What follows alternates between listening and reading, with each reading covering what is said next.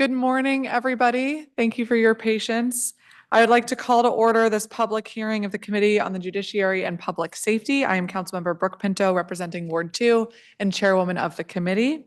The time is now 10 a.m. on Wednesday, April 23rd, 2025, and we are conducting this public hearing in person in room 500 of the John A. Wilson Building and streaming on the DC Council's website and YouTube and X at @CM Brooke Pinto.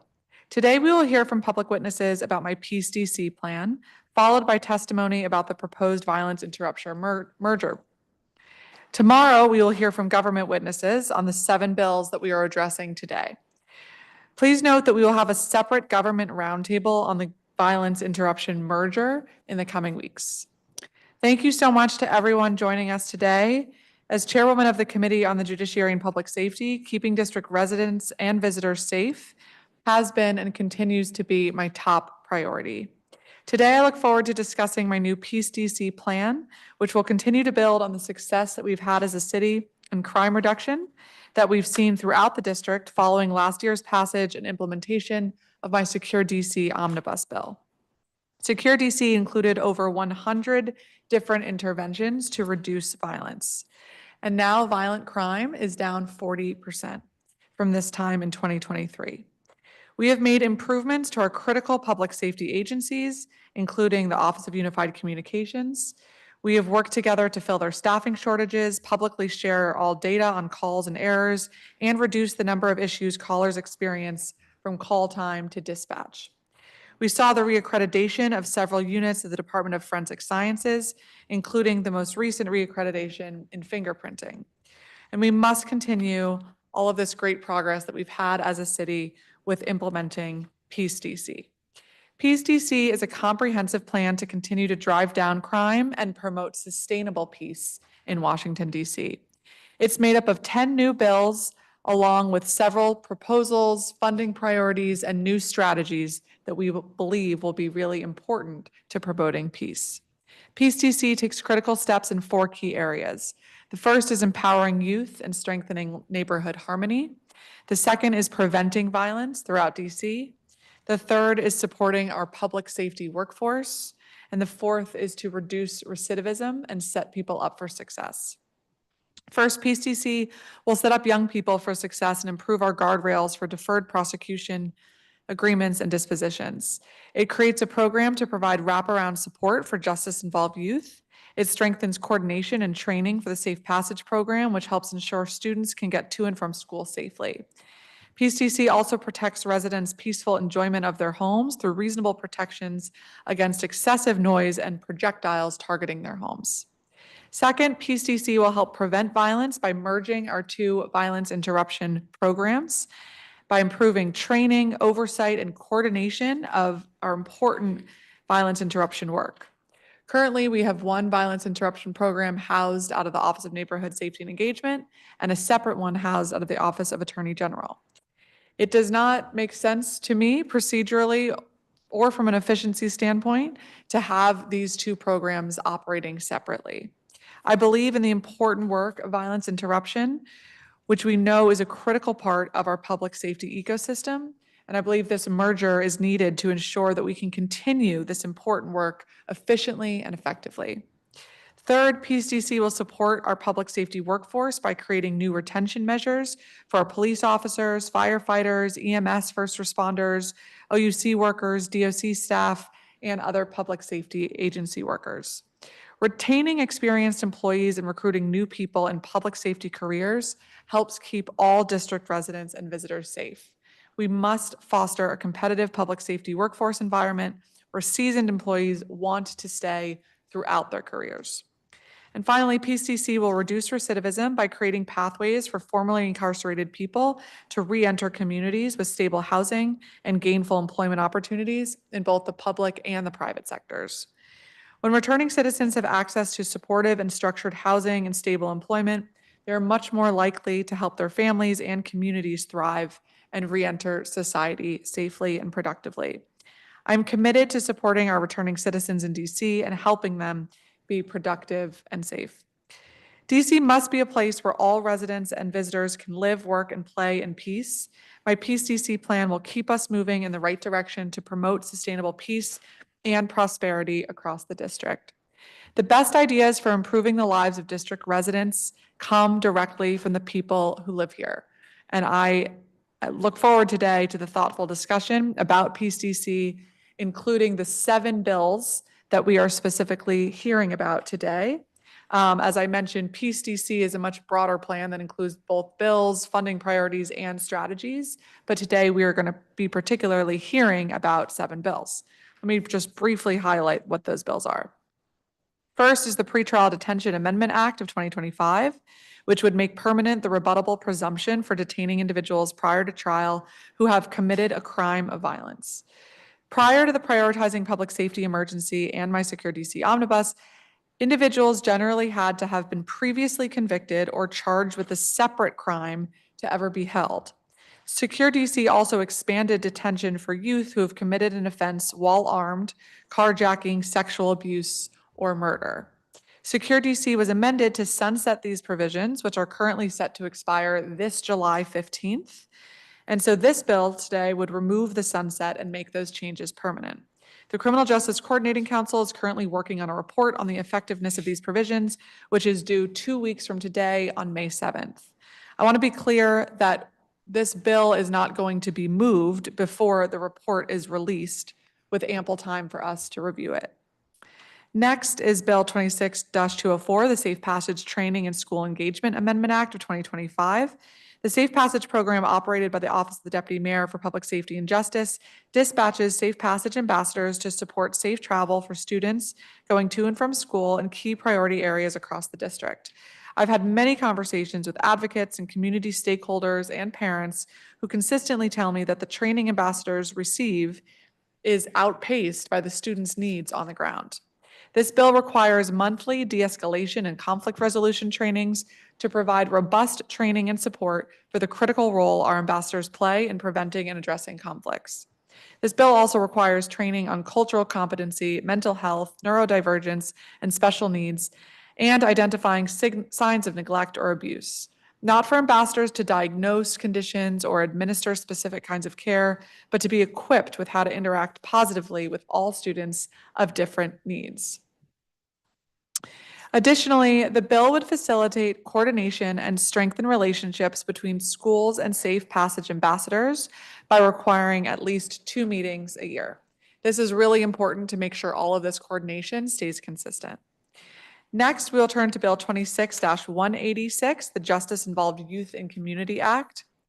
In 2023, there were 443 active deferred disposition agreements, deferred prosecution agreements, and consent decrees, including 171 for violent offenses and 118 for dangerous offenses.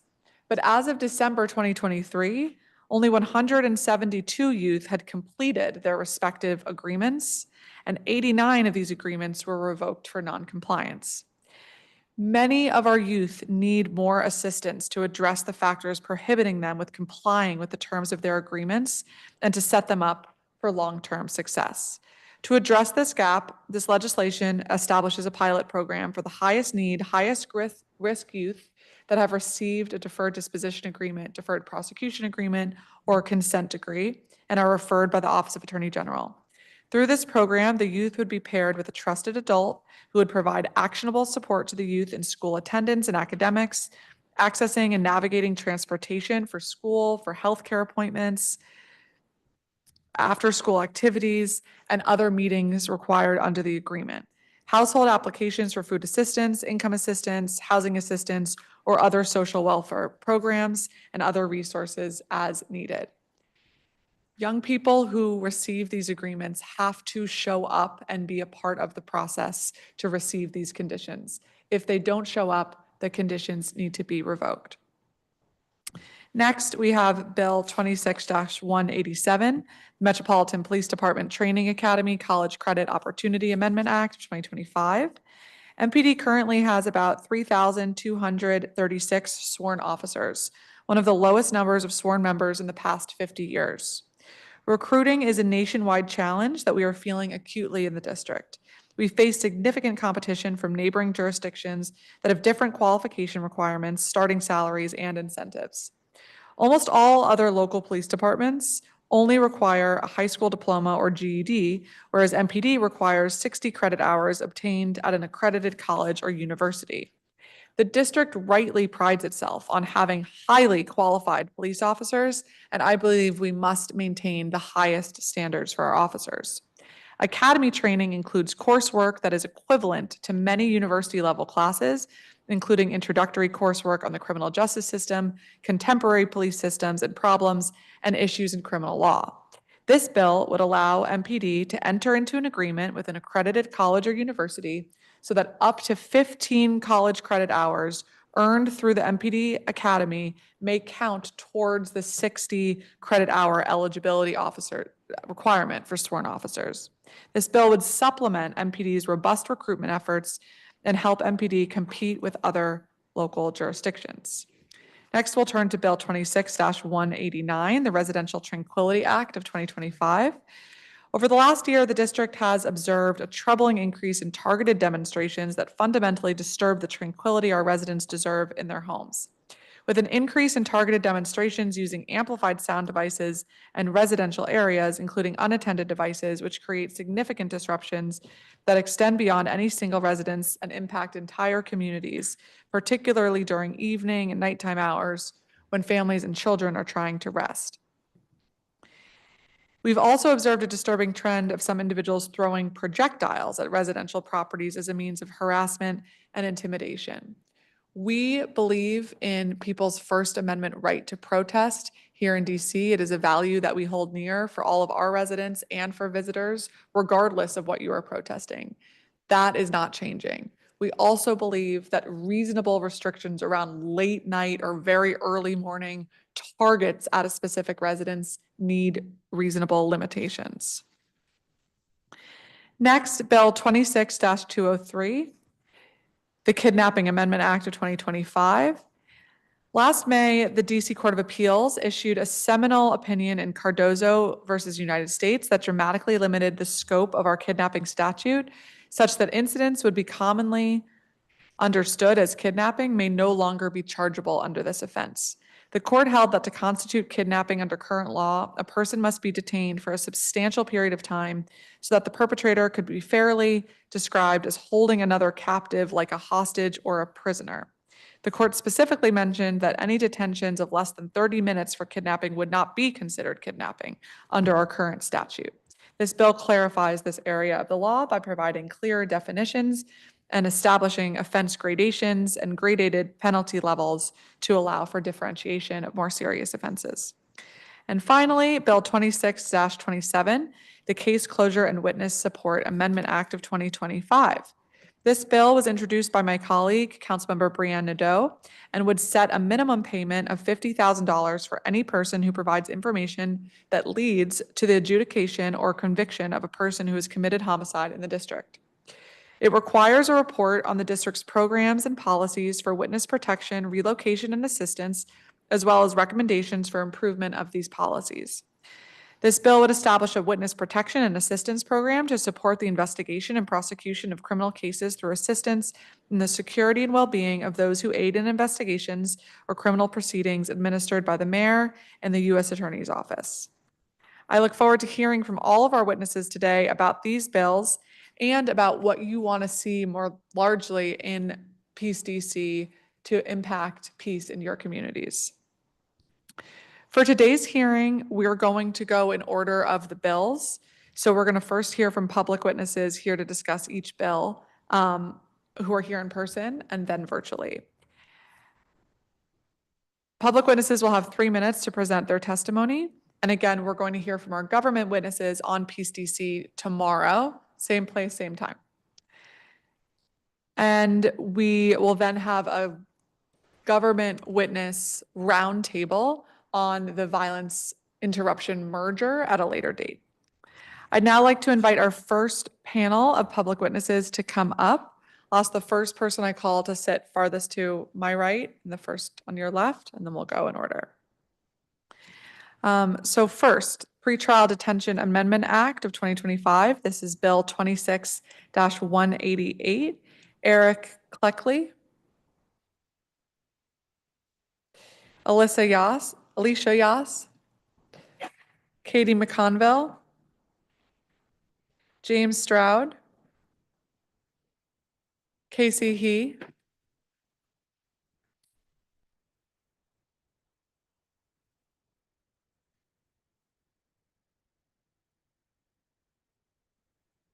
Welcome to you all. And as a reminder to please turn on your microphone when you are speaking.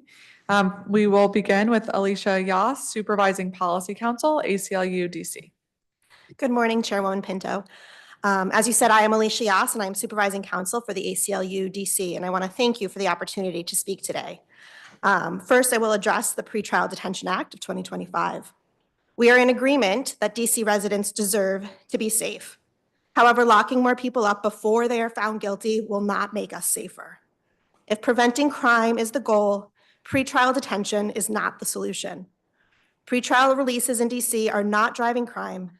92% of people released pretrial are not rearrested, and only 1% are rearrested for a violent offense while awaiting trial. Locking more people up can have a negative effect on public safety by separating people from their support networks, jobs, and housing. It is also a constitutional right to be presumed innocent until proven guilty, and pretrial detention does the opposite.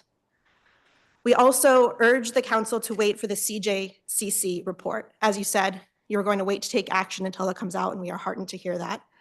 However, there should also be time for the public to comment on that report once it comes out, and we hope that there would be another opportunity to do so, as it might bring new evidence to light. So until that CJCC report is available and able to be commented on, we recommend that no action be taken on this legislation. Turning to the Residential Tranquility Amendment Act of 2025, we understand that people have a reasonable expectation of peace in their homes, and it is our position that any bill that seeks to restrict people's First Amendment rights must thoughtfully balance these rights together. The noise in residential neighborhoods that this bill seeks to curtail is already prohibited by several rules and regulations in DC. The council should urge the chief of police to enforce current noise control laws. Under existing law, it is declared public policy of the district that every person is entitled to ambient noise levels that are not detrimental to life, health, and enjoyment of their property. Further, the provisions in this bill are not only duplicative, but they also restrict speech in a way that causes concern. The bill could be interpreted to prohibit demonstration noise when the same level of non-demonstration noise might be allowed. Specifically, A1 reads, "It is unlawful for a person to use a sound amplifying device to target a residence for purposes of a demonstration." But the same activity that is not for the purpose of a demonstration could continue.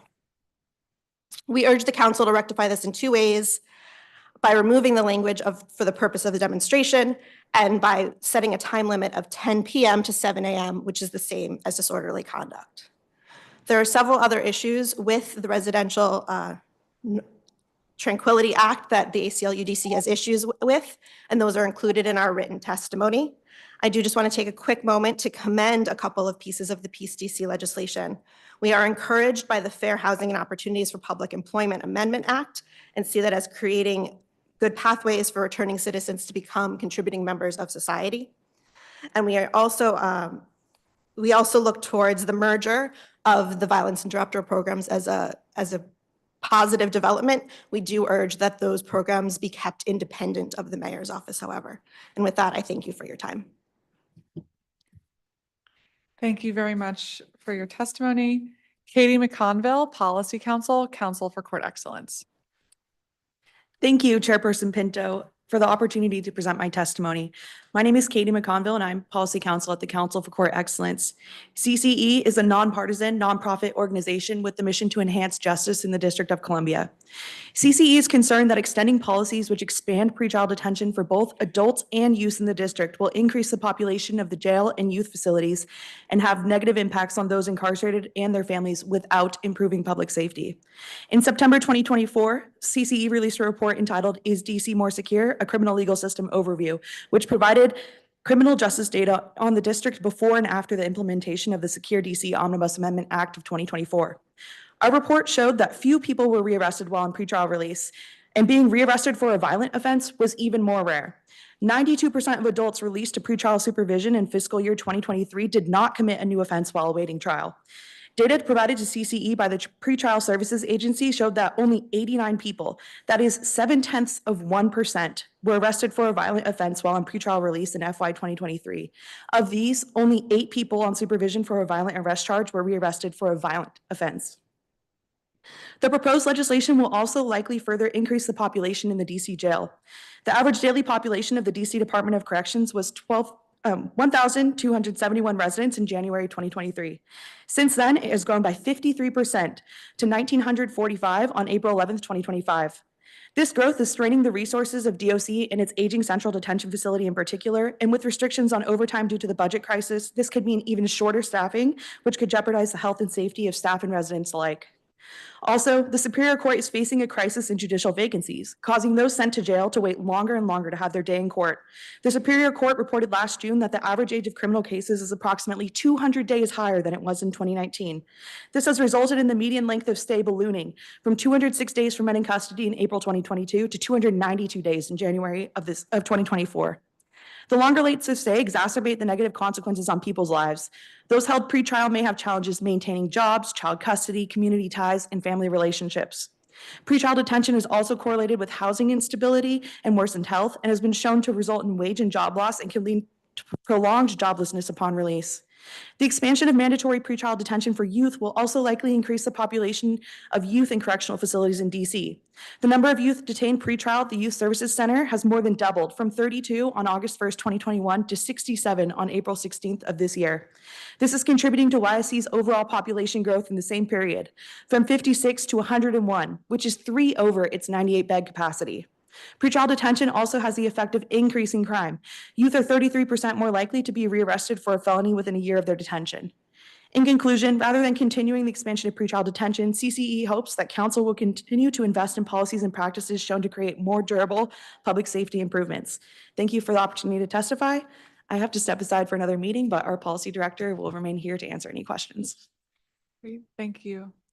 James Stroud, public witness.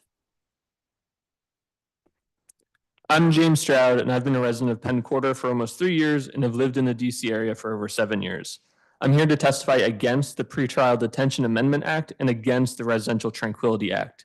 Neither of these acts makes me feel any safer as a resident, and they only make me and my neighbors feel more at the mercy of the violent and unaccountable MPD. Releasing people pre-trial is incredibly safe. Well over 90% of pre-trial releases have no additional arrest before trial, and only about 1% of them have violent arrests. So the benefits of pretrial detention are fairly limited. What about the negatives? You detain someone who is still innocent for weeks or even months, separating them from their family and likely causing them to lose their job. That does not promote peace. Destabilizing people's lives and families leads to crime. Not only that, but they're being detained in absolutely wretched conditions. I help out with jail support, where we wait by the courthouse and give free snacks and water to people being released. People are so appreciative because they're coming out of a hellhole. The bologna sandwiches are barely edible, and a common strategy is not to eat the sandwiches, but to use them as bait to keep the cockroaches away. Nobody should be subjected to these inhumane conditions, much less people who are technically innocent by the letter of our law. We should be looking for ways to minimize pretrial detention. Considering the political landscape, the Residential Tranquility Act is laughably out of touch. Our country is currently being run by an authoritarian regime that is cracking down on political activism and free speech, and the thought here is to further limit and criminalize protesting.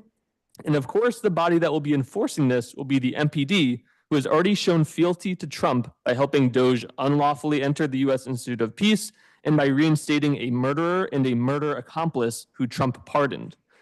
This act does not make anyone safe. It gives the MPD more latitude to crack down on peaceful protests. It puts protesters in danger at a time when we desperately need to hold public officials accountable. Not only would passing this act be an embarrassment, but proposing this act is an embarrassment as well. Thank you. Thank you. Cassie He, public witness. Good morning, Councilmember Pinto and members of the committee. I'm Cassie He with the Save Chinatown Solidarity Network. We're a grassroots organization working to support residents and small business owners living and working in Chinatown and Ward 2. Chinatown has been ground zero for many of the harmful policies that B26-188 and B26-189 are a part of. Chinatown has been the testing ground of noise control bills, drug-free bills, and pretrial detention bills over the last year. And what these bills have shown us is that the city's solutions to quote unquote public safety have focused on criminalization of poverty rather than prioritizing true community safety through equitable treatment and provision of resources for vulnerable neighborhoods. Consistently, studies, many cited today, including those done by the DC's own Office of Racial Equity, find that interventions that exacerbate pretrial detentions only increase perceptions of safety and are ineffective at improving actual levels of safety. MPD claims that violence has gone down in Chinatown when the reality is that MPD itself perpetuates violence. Illegal evictions carried out by slumlords for the sake of protecting property, evictions of homeless encampments continue, and families face increased threats of separation by police and immigration officials. Small business owners that we talk to consistently tell us that there are increased police around Chinatown, but that they don't do anything. They hang around, but they don't answer calls when they're made. They don't have cultural competencies to respond to residents or business owners appropriately, and that safety has not improved despite increased investments. Rather, residents and small business owners of Ward 2 have consistently asked for root causes to be addressed. They've asked for investments to the community, resources for the unhoused, and protection of immigrant communities. We urge the committee today to reject carceral strategies that have failed the community, but rather invest in addressing the root causes of crime. For example, HIPS DC received funding to address community health. That funding, which in Chinatown actually went to increase policing, and HIPS used those funding to hire community health and outreach workers. And within 3 months of the program, calls for potential overdoses were down 37% and down 51% from the year prior. The program hired folks from the area, made 166 referrals or linkages to social service programs, arrested nobody, held 4 meetings with residents and businesses, all of whom are much happier, and supported 49 referrals to treatment services. Over the past 2 years of increased investment in policing and testing of pretrial detentions and noise control bills in Chinatown should teach everyone here a lesson that these measures do nothing to create safety or create peace. Instead, police are loitering around Chinatown, creating hostile spaces for residents, tourists, and small business owners, and in fact, perpetuating violence against our community members. Noise control bills are just a facade for increased policing, and those investments would be far better spent on addressing root causes, and pretrial detentions have done nothing to increase the safety in Chinatown. Councilmember Pinto, we urge you to listen to the voices and experiences of your constituents in Ward 2 and these exact measures you're proposing today to end the Pretrial Detention Amendment Act and the Resident Tranquility Act. Thank you for your time. Thank you, Ms. He, and thank you all for your testimony. I hear the passion in your voices. I do want to say about the Residential Tranquility Act, it would not be applied to Chinatown or Penn Quarter. This is just for residentially zoned neighborhoods overnight. When there are targeted demonstrations at a house, that was already part of the law. That was around the targeted demonstration. That's been the law of the land in the District of Columbia. We changed the hours to include the very early morning hours. Since we made this change on an emergency and temporary basis last fall, MPD has been able to tell people that, you can't engage in this behavior, but there have been 0 arrests made. And so that's something that we continue to track that gives me some hope that this is a necessary tool, but it is not being overly utilized, and that's led to 0 arrests. When it comes to pretrial detention, I want to ask you, Ms. Yas, is there any circumstance where you think pretrial detention would be appropriate? The presumption should not be for pre-trial detention. Of course, judges are making a consideration in individualized cases, but the presumption should not be for pre-trial detention. But without this change, judges were not authorized to make that recommendation. They weren't able to hold someone for committing a crime of violence, for being charged with a crime of violence. That should not be the only reason it shouldn't be based on just the crime that they are accused of. As we have all said, there is a presumption of innocence. Of course, other factors may be at play if somebody is presumed a flight risk or other determinations, or if the possibilities are endless. The point is it needs to be an individualized determination, and the presumption should not be that they are held. So I absolutely agree. It should be an individualized determination. This is not a mandatory hold. This is not a requirement. This is an allowance for a judge to make that presumption. They didn't have that tool before this, so that they can consider the facts and circumstances. They can consider if someone is a flight risk, if someone is a danger to the community, if someone has been victimized or lost a child to homicide, or had their home burned down, or was sexually assaulted, and for the judge to make that consideration if it is safer for the victim and for the community to have that person be held. They absolutely have a rebuttable opportunity, which is why the language is written that way. And I understand that interpretation, but we've seen the large numbers of increase in pretrial detention based on this, and that shows that the presumption is just making it easier for people to be held because it's easier, and that shouldn't be the default. Thank you. Thank you all very much. We're going to call our next panel Mary Zenger, Frankie Seaborn, Frankie Seabron, Jillian Burford,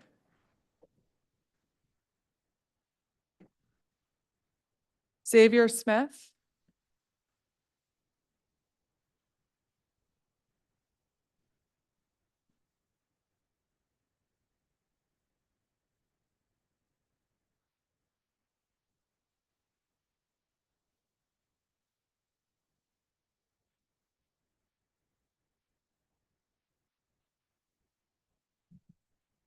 Mary Zenger, Fellow DC Justice Lab. Dear Chairwoman Pinto and members of the Committee on the Judiciary and Public Safety, my name is Mary Zenger and I am a fellow at the DC Justice Lab. My testimony today will center the risks that pretrial detention and the proposed kidnapping provisions pose to public safety and justice in our community. The Pretrial Detention Amendment Act does not make DC safer. Instead, it sacrifices the actual safety of DC's Black population for an illusion of safety.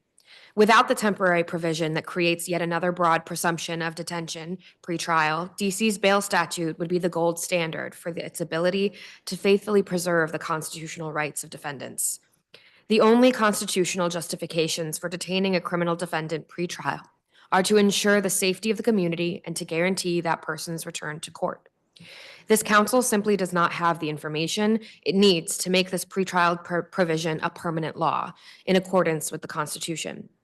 Tomorrow, when the government witnesses testify as to the implementation of this bill's temporary counterpart, the council must ask, 1, how many people were detained under the new presumption who could not have been detained under any of the other already existing provisions? And 2, how many people being presumptively detained for a crime of violence are being convicted of that crime?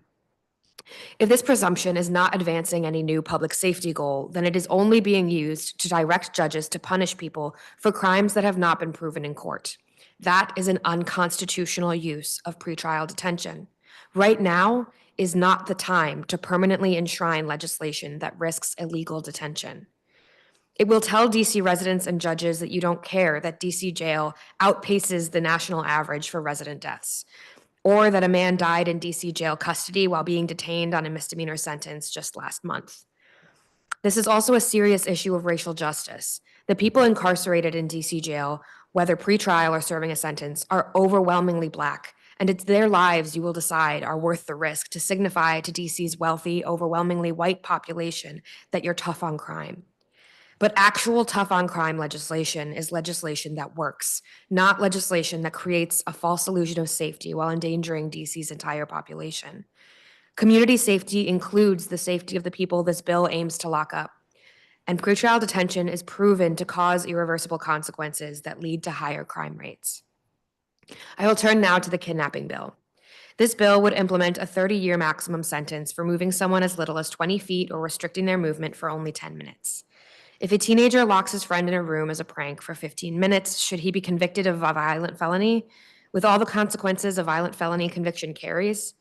This council voted twice to enshrine a version of the DC Code incorporating recommendations painstakingly prepared by the Criminal Code Reform Commission. It is easily achievable to create a kidnapping statute based on the CCRC's past and present recommendations that clarifies the ambiguity that you noted in Cardozo. As a final note, DC Justice Lab also values civic participation, and we want to discourage this committee from preventing the public from tailoring our testimony to that of the government witnesses. That strategy is counterproductive to the democratic ideal. Thank you.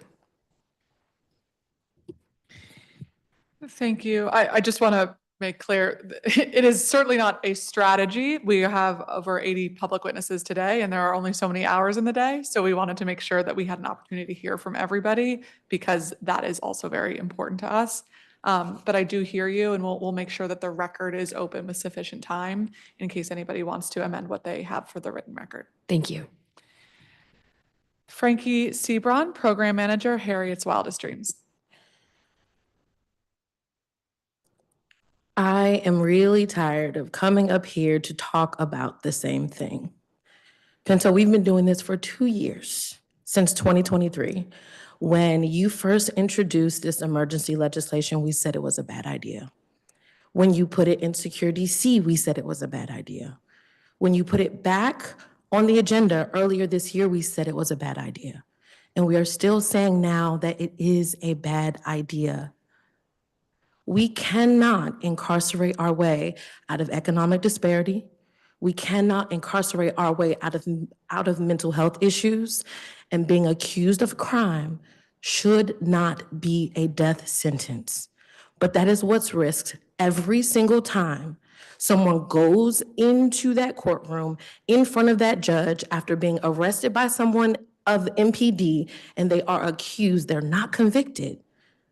They're not convicted. They have not had their day in court. And yet we say, let's just continue to lock people up, and I'm tired. I'm tired because it does not work. If policing was going to work, if prisons were going to work, it would have worked already, and it's not working. 90% of the people who are locked up at DC jail are Black, and that's not by mistake. 90% of the people who go before those judges are Black. Court Watch DC, we watch these courts every single week, day in and day out. It's a conveyor belt. People go in there, they see the judge, the threshold for probable cause is already so low that they're locked up anyway. And then they go to DC jail and they die. And you want to give people more opportunity to die, because that is what this expansion does. 2 years we've been fighting this. Where's the report? CJCC has had a year and then some. Where is the report? We're saying the same things again and again and again. And I'm frustrated. I'm frustrated. And then there's the double standard. When a police officer is arrested, when a wealthy person, when those folks are arrested, they don't get held pretrial. Sutton wasn't held pretrial, and he killed a man. He was allowed to be with his barbecue buddies for all of that time. And you talk about peace. Peace is not the same thing as liberation.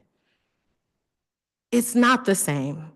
And what you'll continue to do is funnel mass incarceration with any expansion of pretrial. What you'll continue to do, whether that's your intent or not, is just continue to lock poor people and Black people up. This is not a solution. You have to legislate based on facts, not on feelings, and y'all don't have no facts because you don't have a report.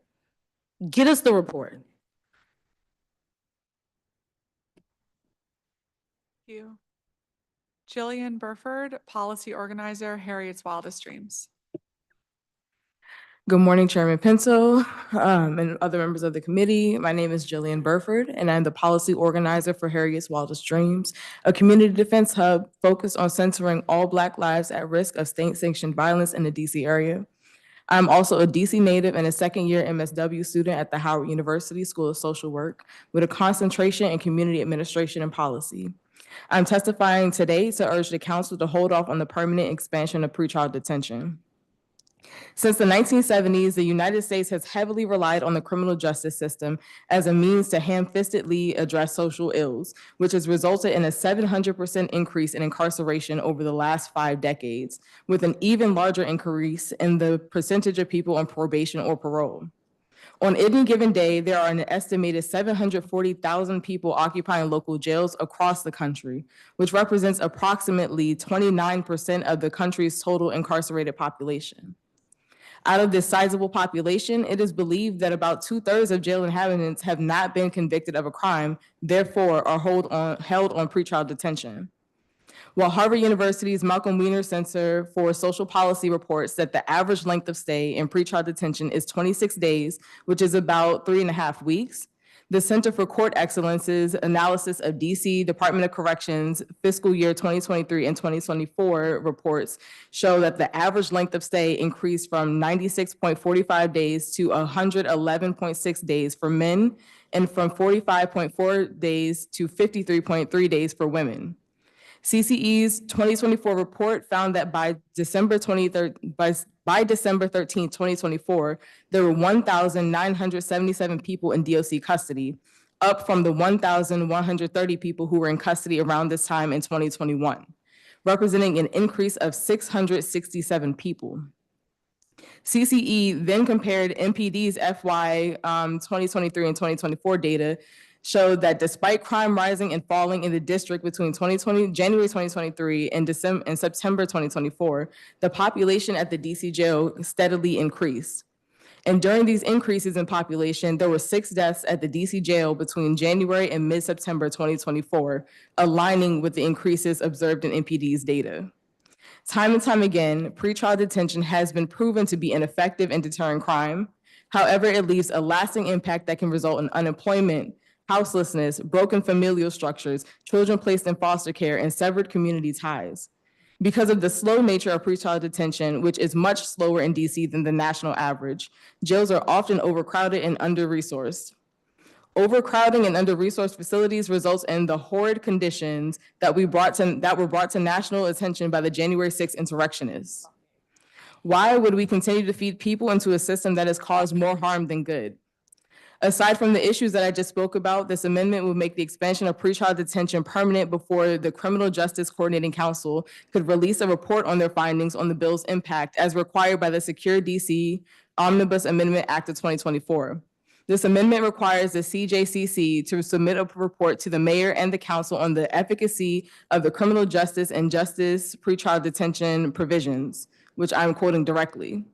Before this expansion is made permanent, this amendment says that modifications must be made to, quote, ensure the CJCC report covers the appropriate data for effective analysis of these policies.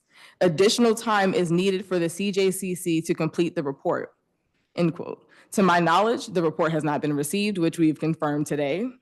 So how can the council comfortably move forward with the expansion without a full understanding of its impact? The permanent expansion of pretrial detention may lead to irreparable damages for individuals and their families and further harm our DC community. I'm urging the council to wait for the CJCC's report before haphazardly moving forward. Thank you for your time and consideration. I invite any questions you may have. Thank you for your testimony. And I do just want to say again, for the record, as I talked a little bit about in my opening statement, we are not moving forward with this provision before we get the report. The report is due to the council on May 7th. And we will make sure we have time to review it, that the public has time to review it. But we thought it was important to have a hearing to hear from folks today. But I agree with you that we are not moving forward with permanent changes before we get the report. Xavier Smith, Safety Organizer, Harriet's Wildest Dreams.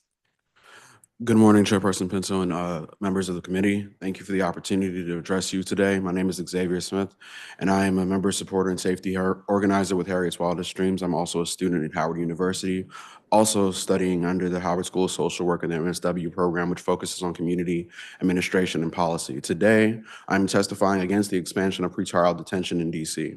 The expansion of pretrial detention in the District of Columbia poses significant adverse implications, undermining the frequently lauded American principles of justice and equity.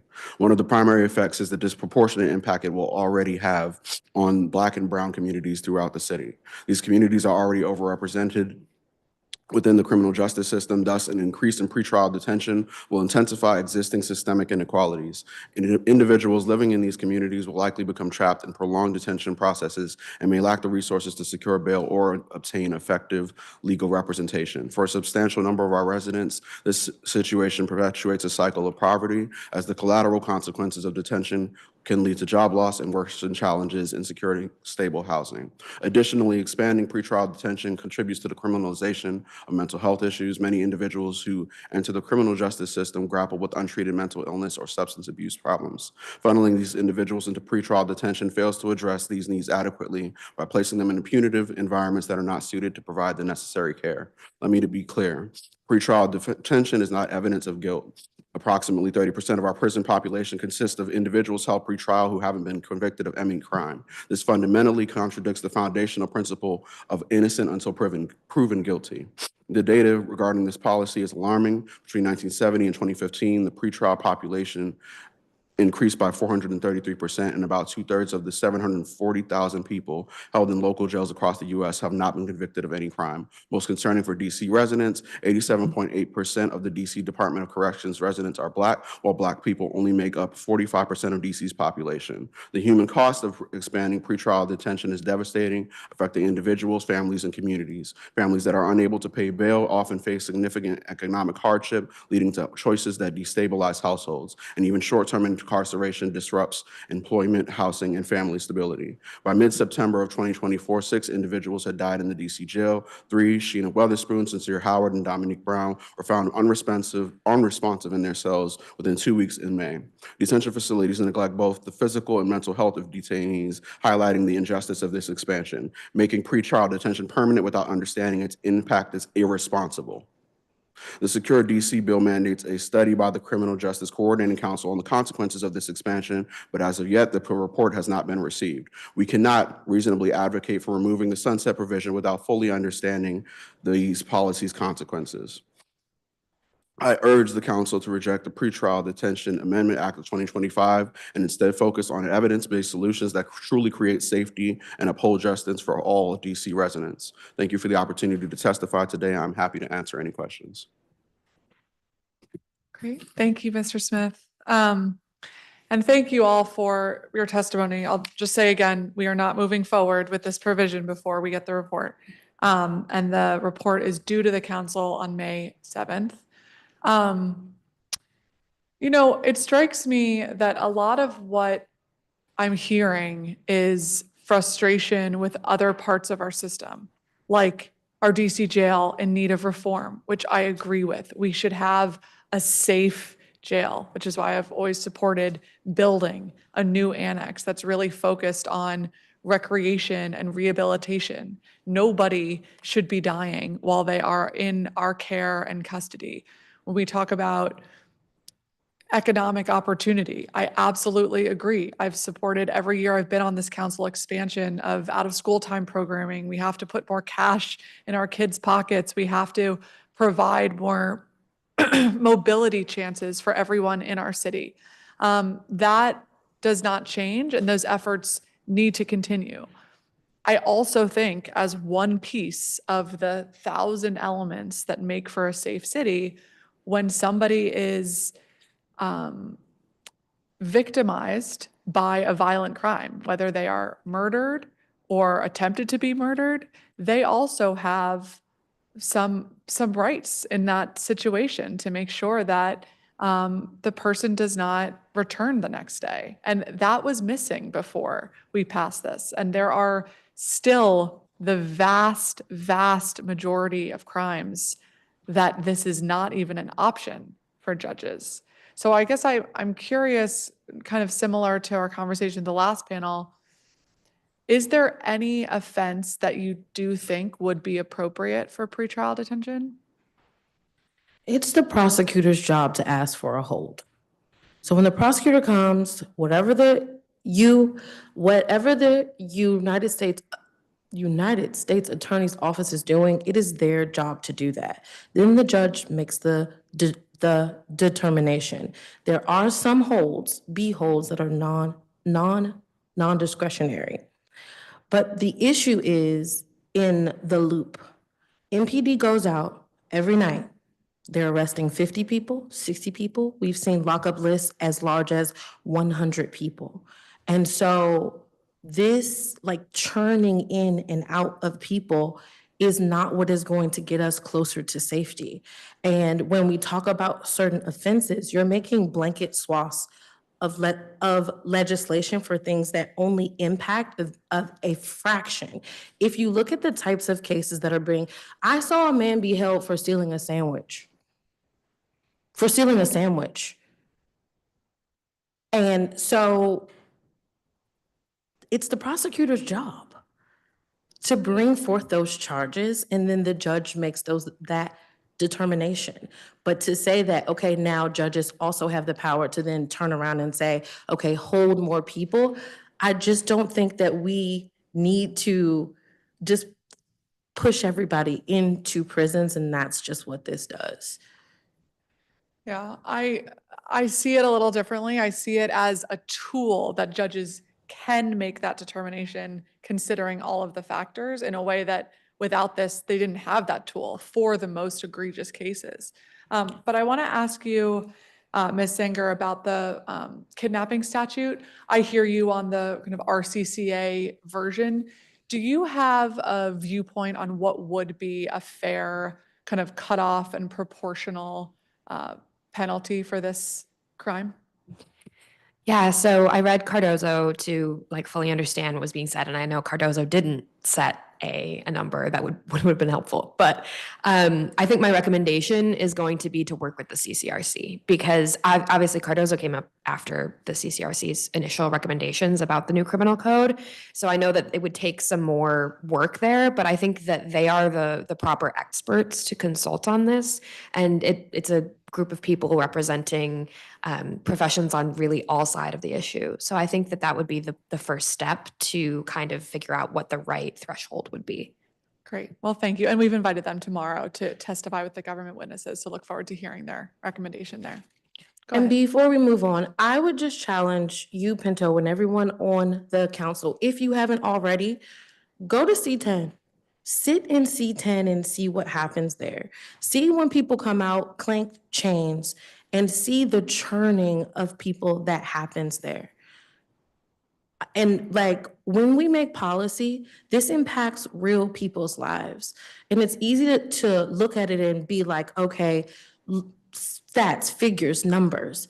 But behind every single one of these numbers, every single person that's on that lockup list is an actual human being. And so we have to also bring in the human element. When people are well-resourced, when people have access to the things that they need, there is no need for things like criminalization. There's a very small percentage, but not this blanketed mass incarceration BS. We can't keep doing it this way, because again, it would have already worked. Sure, go ahead. I just wanted to reflect on something.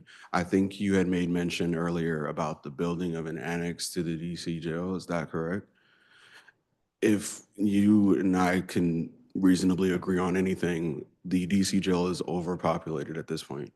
There's an extreme lack of resources. There should not be any number of deaths occurring in the jail under any circumstance, but this is the reality that we are in. If you continue to expand, or if the measure is expanded, you are, by translation, funneling more people into an already overcrowded, under-resourced space to die. And that's not your intention based off of what you have said, but that is the reality of the situation. So as you all continue to hear from different witnesses, different groups of people, I strongly encourage you to consider the human cost of continuing to do that. It's almost summer.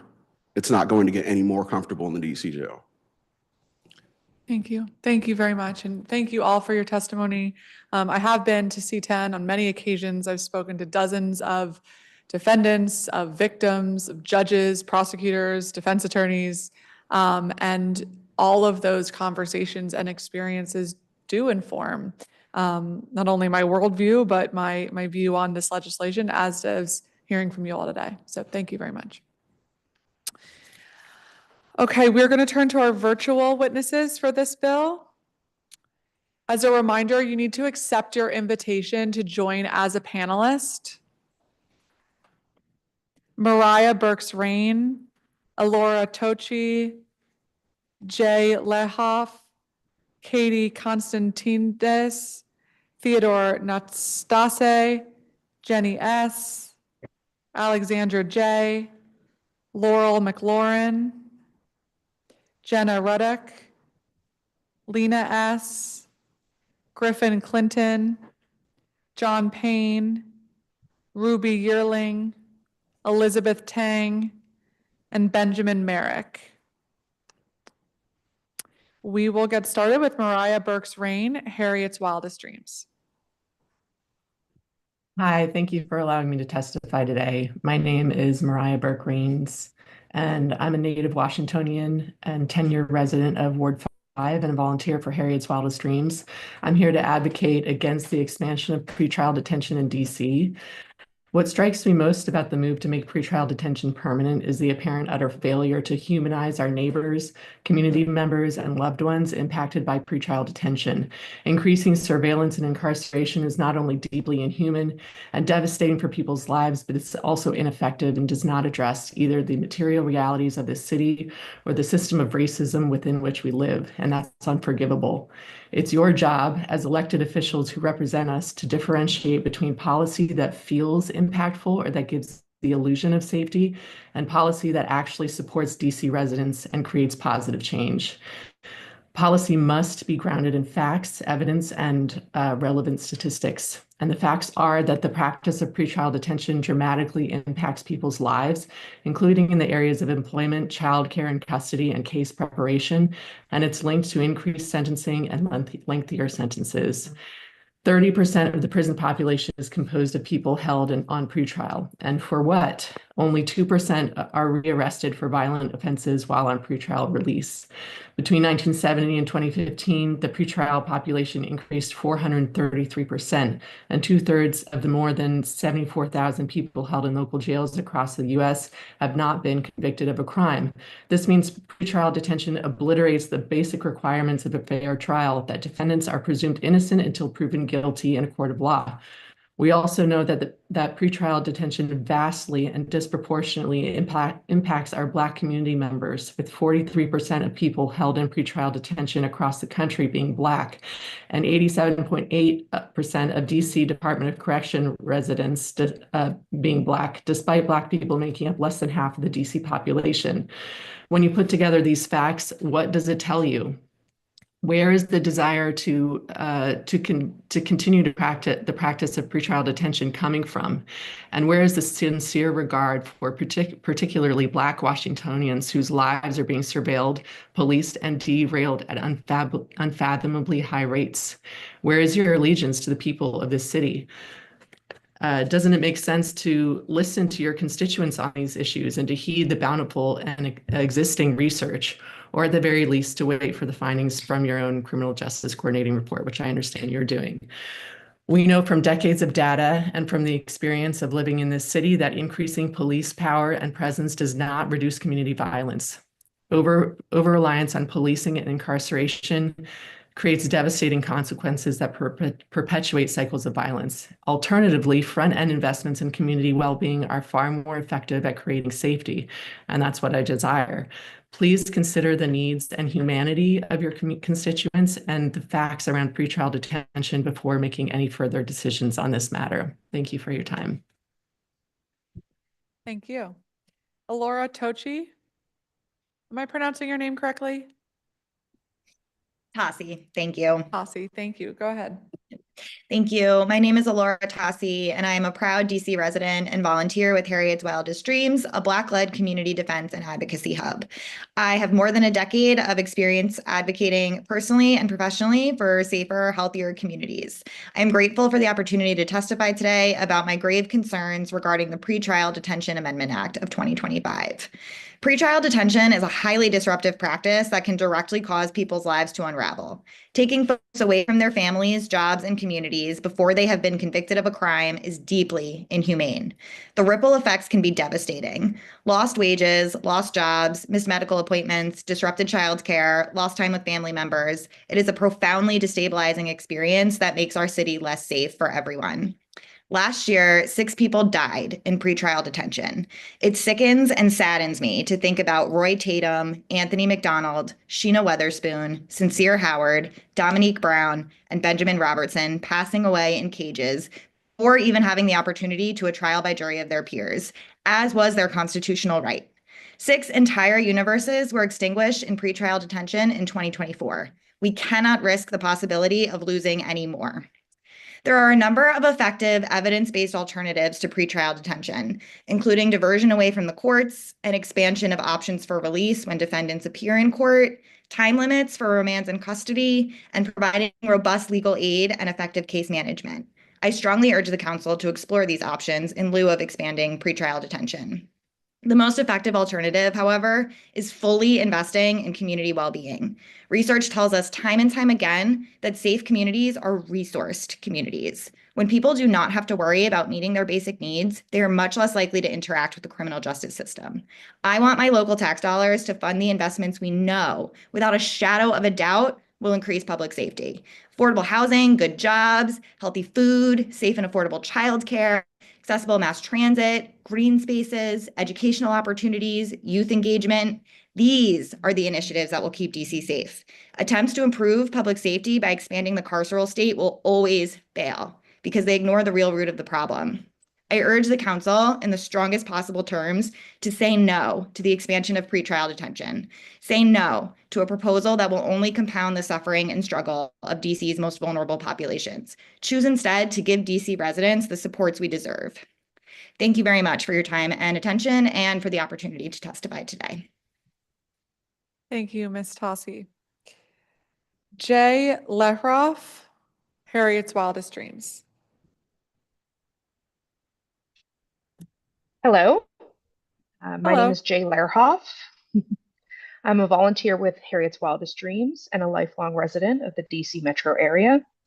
I feel compelled to support my fellow community members by testifying today because it is important to do everything in my and our collective power to promote safety, justice for our communities, specifically through an anti-racist lens, especially for our most vulnerable and marginalized populations. The crux of my testimony today is that there is no proof that pretrial detention makes anyone safer, and at least it is highly disruptive, especially and specifically to our Black loved ones who are overrepresented within the Department of Corrections, making up 88.72% of DOC residents, while they are only 45% of DC's entire population, who are supposed to be innocent until proven guilty, yet are locked up at the whims of police officers who easily and ongoingly evade accountability at every turn for their violence on and off duty. Detention is not prevention, but I would like to share my understanding of detention. It is disruption to families and entire communities. Detention is missed days of work, unpaid bills, and unplanned late fees. Detention is scared and confused children. Detention is unfed pets. Detention is missed doses of medication. Detention is a stop sign in the middle of a highway whose speed limit is 65 miles per hour. It causes traffic, it causes accidents, it causes deaths that are all preventable. Detention is harm and trauma for what? Research has shown that pretrial detention is not effective at keeping our communities safer, and I have yet to see any demonstrations, locally or globally for that matter, for an expansion of the carceral system. From whom do you get the directive to even consider such an amendment? Which of your DC residents are emailing you and calling you and showing up to meetings demanding more jail time for people who have yet to have a fair trial? I hear you say you agree that buildings should be safer and that you support building new annexes. I want to point out that it is not the buildings themselves that are the cause of these people's deaths. And this is another instance of you not addressing root causes, but throwing precious resources at what? Shiny new buildings. Do the buildings feed the people? Do the buildings protect the people? Do the buildings hurt the people? This is not the issue. The people of DC need support, they need resources, they need compassion, not threats and pressure from police, judges, and elected officials. Thank you for your consideration and thank you for your time. Thank you for your testimony. Katie Constantinidis, Harriet's Wildest Dreams. Hi, everyone. My name is Katie Constantinides, and I am a resident of Ward 2.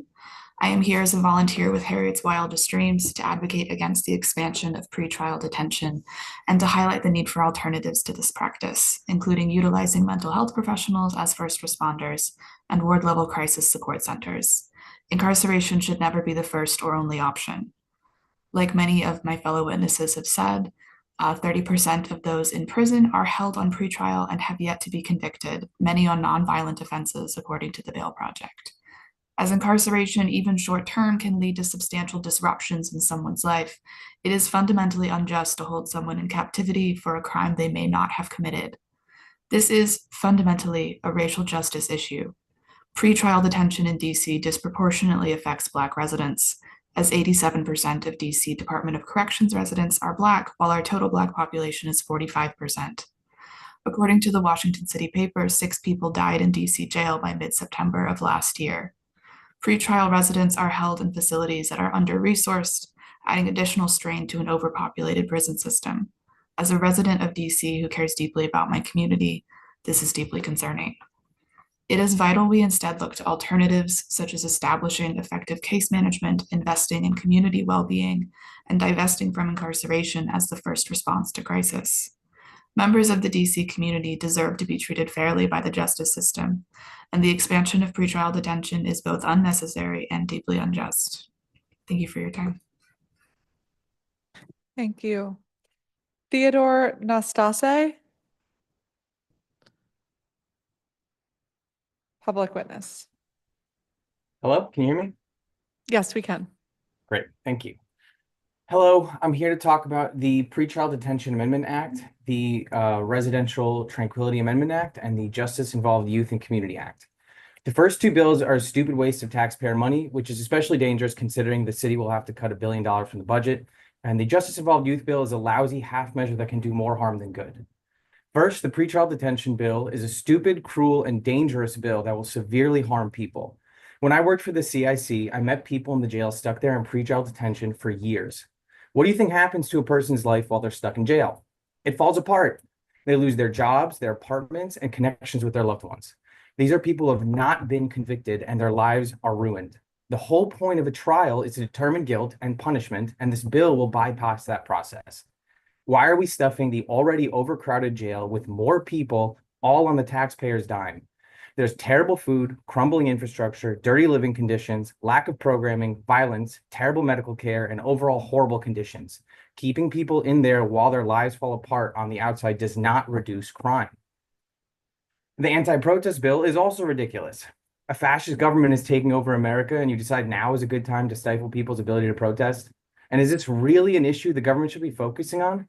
When the public schools are crumbling, there are food deserts in the city, underfunded neighborhoods, but the neighborhoods of neo-Nazis need to have their peace and quiet by 7 p.m. so they can get their beauty rest?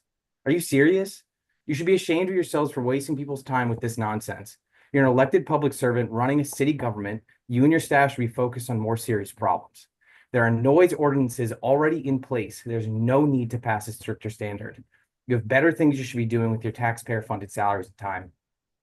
Finally, why does this justice-involved youth bill take away the discretion of the OAG to decide what to do when a deferral agreement is breached? Non-white collar crime is a matter of resources, affordable housing, green spaces, education, public transportation. This is criminal justice reform. You spend $500 million on a stadium, pay no mind to poor neighborhoods, then 50 eligible participants are forced to have a mentor they've never met before. If they fail, the OAG must move forward with prosecution, and you call that criminal justice reform? I'm certain if I were to ask ChatGPT to put together a bill written by a politician pretending to give a shit about kids in the criminal justice system, this is the bill I'd get. All three of these bills are horrible. I'm shocked by this. Do better with your time in position of power. You should be ashamed of yourselves for putting this together and making us take time out of our lives to lecture you on how dangerous what you're doing is. Thank you. Thank you. You know, I have pretty wide latitude with what I will put up with or accept people saying, but I expect that I will treat every person who comes here with respect. And I'd appreciate people not using profane language when they're testifying before our committee. Jenny S., Court Watch, DC.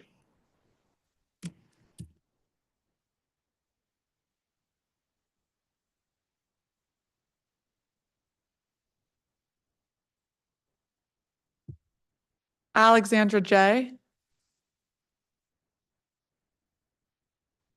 Laurel McLaurin. I'm here. I'm Alejandra J. Oh, great. Alexandra J., Court Watch, DC. Go ahead. Thank you. Hello, my name is Dr. Alejandra Jolodowski, and I am a longtime Ward 3 resident and volunteer of Saturday Child Support, a group that provides supplies and resources to folks coming from arraignment at the courthouse. Today, I'm here to express my concern with the Pretrial Detention Amendment Act of 2025 and speak against the expansion of pretrial detention in the city. A U.S. Supreme Court case law has declared that detaining a person in jail before trial must be the carefully limited exception, and that liberty should be the norm. However, this is not the reality we live in, as 2/3 of people detained in local jails are in pretrial detention, with almost half consisting of Black folks. While doing child support for almost 2 years, I have witnessed from many conversations I've had with affected folks how the criminal justice system does not abide by the Supreme Court law and instead unfairly detains numerous people. I've heard stories of people calling the police to report abuse only for them to be arrested, people being in the wrong place at the wrong time, and most ridiculously, a case where the person detained was charged for trespassing when all they were trying to do is to get their dog out of someone's yard. The interactions I've had with folks released from CCB through jail support has affirmed the various negative impacts of pretrial detention that have been outlined by various studies. For example, studies that have shown that just 1 day of pretrial detention can affect someone's livelihood.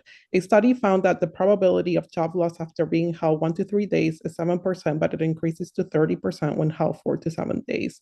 Many of the folks I talked to would tell me how stressed and worried they were because they had missed their shift at work while being detained. Others were afraid that their vehicle was seized and what that would mean for their financial and family responsibilities. And to emphasize, these are folks that are only held for 1 to 2 days, but just that little amount of time was enough to leave a permanent scar on their physical and psychological well-being. The effects of employment are interconnected with other major findings by various studies, such as higher likelihoods of pleading guilty and re-entering the criminal system. Pretrial detention is stressful and disruptive, so people feel pressure to plead guilty to quickly be released. If people plead guilty, regardless of their innocence or guilt, they can be convicted, which in turn makes finding employment challenging. As a result, the lack of employment can cause people to look for other means of financial security to only lead them back to being detained. Once detained, the chances that a persecutor or charges the person with criminal offense is higher than someone without a criminal record. This feels like a catch-22 that people cannot escape. As a data scientist, I'm actually a bit offended by the council conducting this hearing without waiting until after reviewing the CJCC's report, which I would like to review as well. I urge the council to take a pause, read the report, and review all the available data. Although to me, the conclusion is really clear. We must stop the expansion of pretrial detention and consider alternatives to focus on the safety and well-being of everyone in our community. Thank you. Thank you. Laurel McLaurin.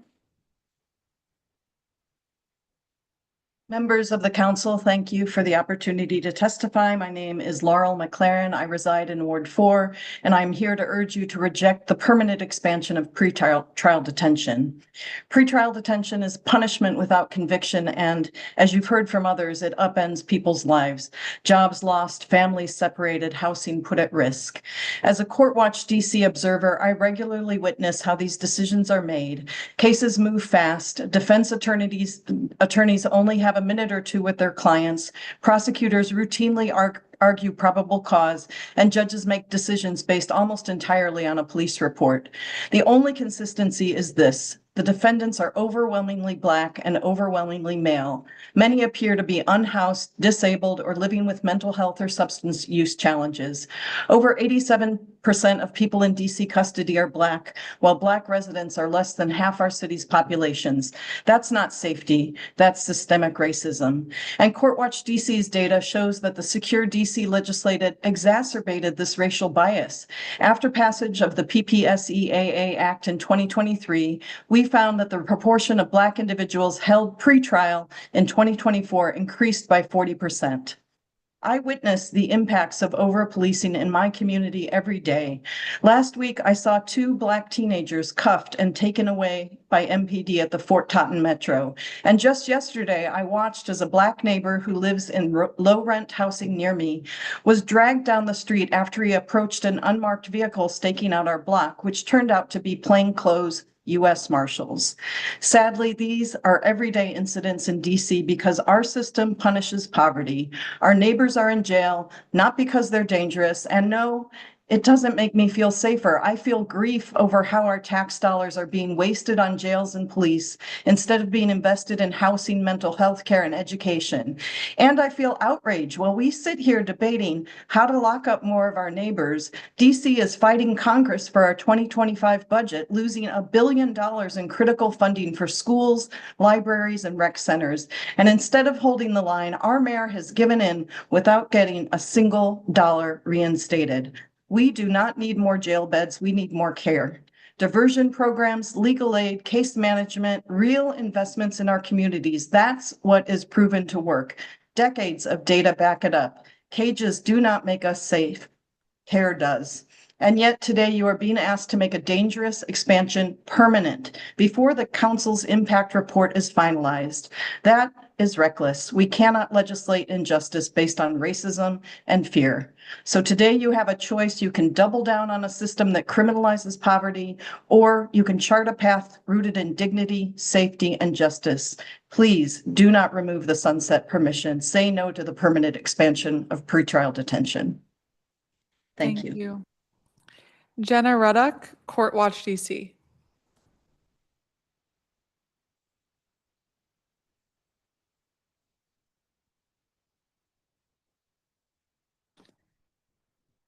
Jenna Ruddock. Lena S. Griffin Clinton. I'm here. Oh, I'm sorry. Yeah, Go ahead, yes, Lena S. Courtwatch DC. Thank you for allowing me to testify today. My name is Lena, and I'm a resident of Ward 4, as well as a volunteer for Courtwatch DC. Courtwatch observes judicial proceedings at the DC Superior Court several times a week in order to document the effects of courts on our communities and bring transparency and accountability to the judicial system.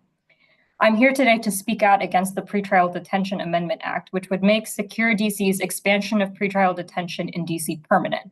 Pretrial detention was expanded last year based on a single claim that it would protect our communities from crime and violence. However, this claim has simply not been supported with any evidence, and continuing to expand pretrial detention blatantly ignores the devastation it causes for individuals and families, especially in Black communities.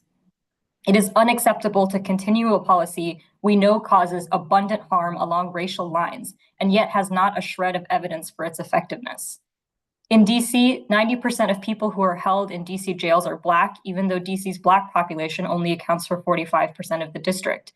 These stark racial disparities alone indicate what is true of our country's entire system of mass incarceration, which is that we spend huge sums of public money to police and cage Black people that we could use to invest in historically under-resourced Black communities so that they can address the root causes of violence and crime. Instead of investing this money in schools, jobs, housing, and healthcare, we spend it on the slow, expensive, destructive, and systemically racist process of caging people who have not yet been convicted of a crime. Pretrial detention was expanded on the basis of a single unsupported claim made by the council that pretrial detention keeps communities safer. In fact, the scientific literature shows that it is unclear whether pretrial detention improves court appearance rates at all, and even short periods of detention actually increase recidivism.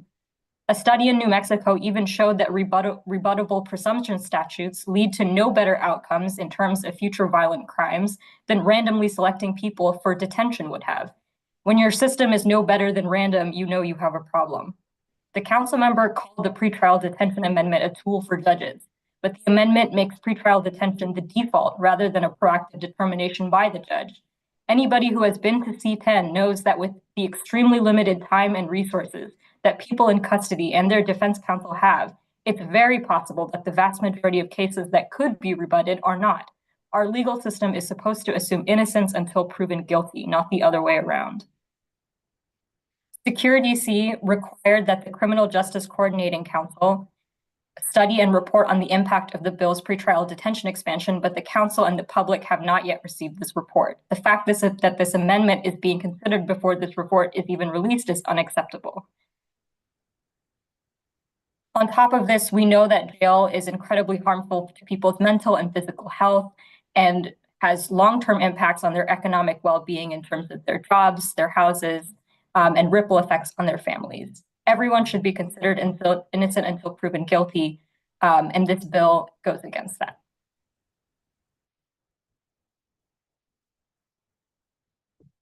Thank you very much. And I do want to note, I saw a note in the chat that Jenna Ruddock hasn't been invited as a panelist. On our end, it looks like you are declining panelists, so we'll try again, but just flagging that to look at your screen and accept the invitation. Griffin Clinton, public witness.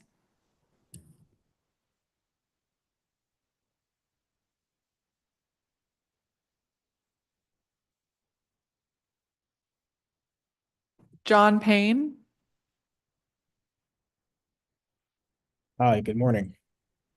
Hi, John Payne, public witness. Please go ahead.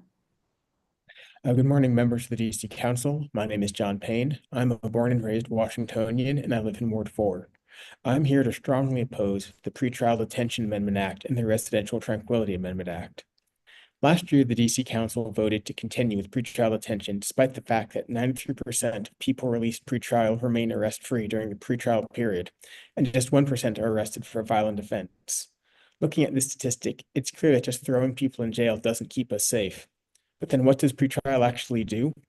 Pretrial detention separates people merely accused of a crime from their children and their families, and makes it more likely they will lose their home and their job. This is absolutely cruel and disgusting. How can we call locking someone up for merely being accused of a crime justice, especially when it threatens their ability to survive and take care of their loved ones? DC jail is a notoriously dangerous place, infested with roaches, smelling of slime, and where people have repeatedly been denied medical care, and where 6 people have died in the last year alone. No one should be exposed to these conditions, and we should be doing everything in our power to prevent our neighbors from winding up in jail, not pushing an increasingly number of them into it. Additionally, I'm glad to hear that the council will be looking at the Criminal Justice Coordinating Council report on pretrial detention that was mandated by the Secure DC last year. But why are we having this hearing now? I hope that we will be given time to give public comment on this report after it's released in early May, and the council will give us that opportunity. Regarding the Tranquility Amendment Act, I have many concerns about this bill. Most important to me is the provision saying that wearing a mask means police can intervene in a protest. I wear a mask anytime I go outside, ride in a car, or in a building with open doors or windows. If I don't, I will get a splitting headache from any number of allergies or wake up the next day barely being able to function. This is the mask that I wore this weekend when I attended Easter services when I went to the grocery store last night. Does wearing this mean I should lose my First Amendment rights? This bill is a direct attack against me and anyone else with similar medical needs. It says I cannot exercise my constitutional right to free speech and assembly without being in constant pain. It says that my medical needs justify attacks and interference from police. This will not actually make me safer. This will not make anyone safer. It will only limit my rights and limits the rights of people like me, while making it easier for police to crack down on protests and demonstrations at the exact time when we need those demonstrations the most to speak truth to power and prevent a fascist takeover of our country. With so many Washingtonians out of work, we need to invest in programs that actually create jobs and reduce harms in our community, like creating a violence intervention academy that can train outreach workers and violence interrupters. We passed the Green New Deal for housing that will improve public safety and help many of our unhoused or housing endangered neighbors get into new homes. To sum it up, members of the council, look at where we are now as a city. Do not continue to expand police powers that will eventually be turned against us, and do not keep us safe. Vote no on pretrial detention and the Residential Tranquility Act. Thank you. Thank you. I'm sorry. Jenna Ruddock, Court Watch DC. Good morning, and apologies for the technical issues on my end. My name is Jenna Ruddock. I hope you can hear me. I'm here today as a member of Court Watch DC. I'm also a legal scholar with an expertise in civil liberties and human rights law. So I appreciate the opportunity to speak with you this morning about the Pretrial Detention Act of 2025. But at this point, I suspect I don't have much to say this morning about the ineffectiveness of pretrial detention that the council does not already know, having heard the testimony before me, and also knowing the work community members have already done to raise these issues with the council. It is our constitutional right to be presumed innocent until proven guilty, and it is not accurate to say that judges do not have the tools to detain people pretrial under the hypotheticals put forward here today. Beyond that, there is little evidence, as we've heard over and over again, to suggest that pretrial detention has any measurable impact on crime rates in DC or any other major city. Instead, there is ample data showing that pretrial detention causes measurable harm. As we've heard today, it makes people more likely to lose jobs and housing. Those things are public safety. It also makes people more likely to plead guilty and, yes, be arrested again. If the council has evidence, not hypotheticals, that pretrial detention has made DC safer, your constituents deserve to see that and to have the opportunity to speak on it. In fact, I know we are all still waiting on the Criminal Justice Coordinating Council's report on pretrial detention data. So I am encouraged to hear that the council will not be taking any further action on this provision and moving forward before that report is released. And I expect that the council will have another hearing following that report release. Thank you.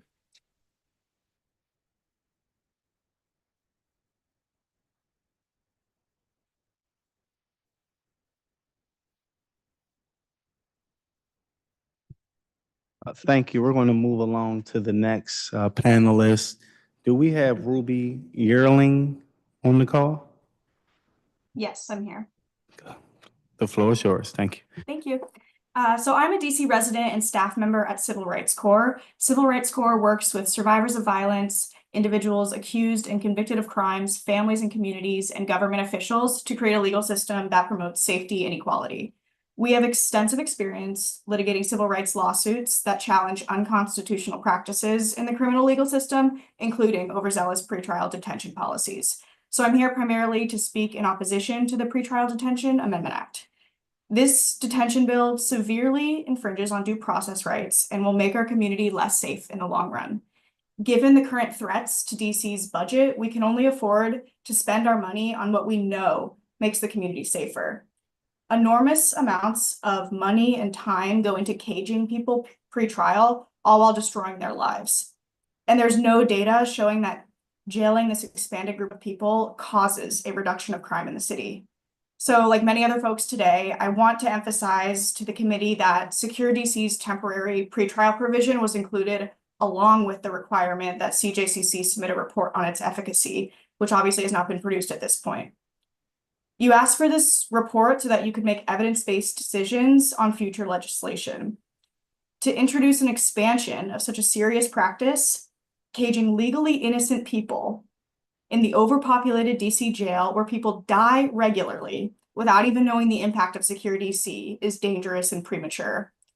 And while the CJCC report is important for transparency reasons, the well-established harms of pretrial detention are just as important to consider.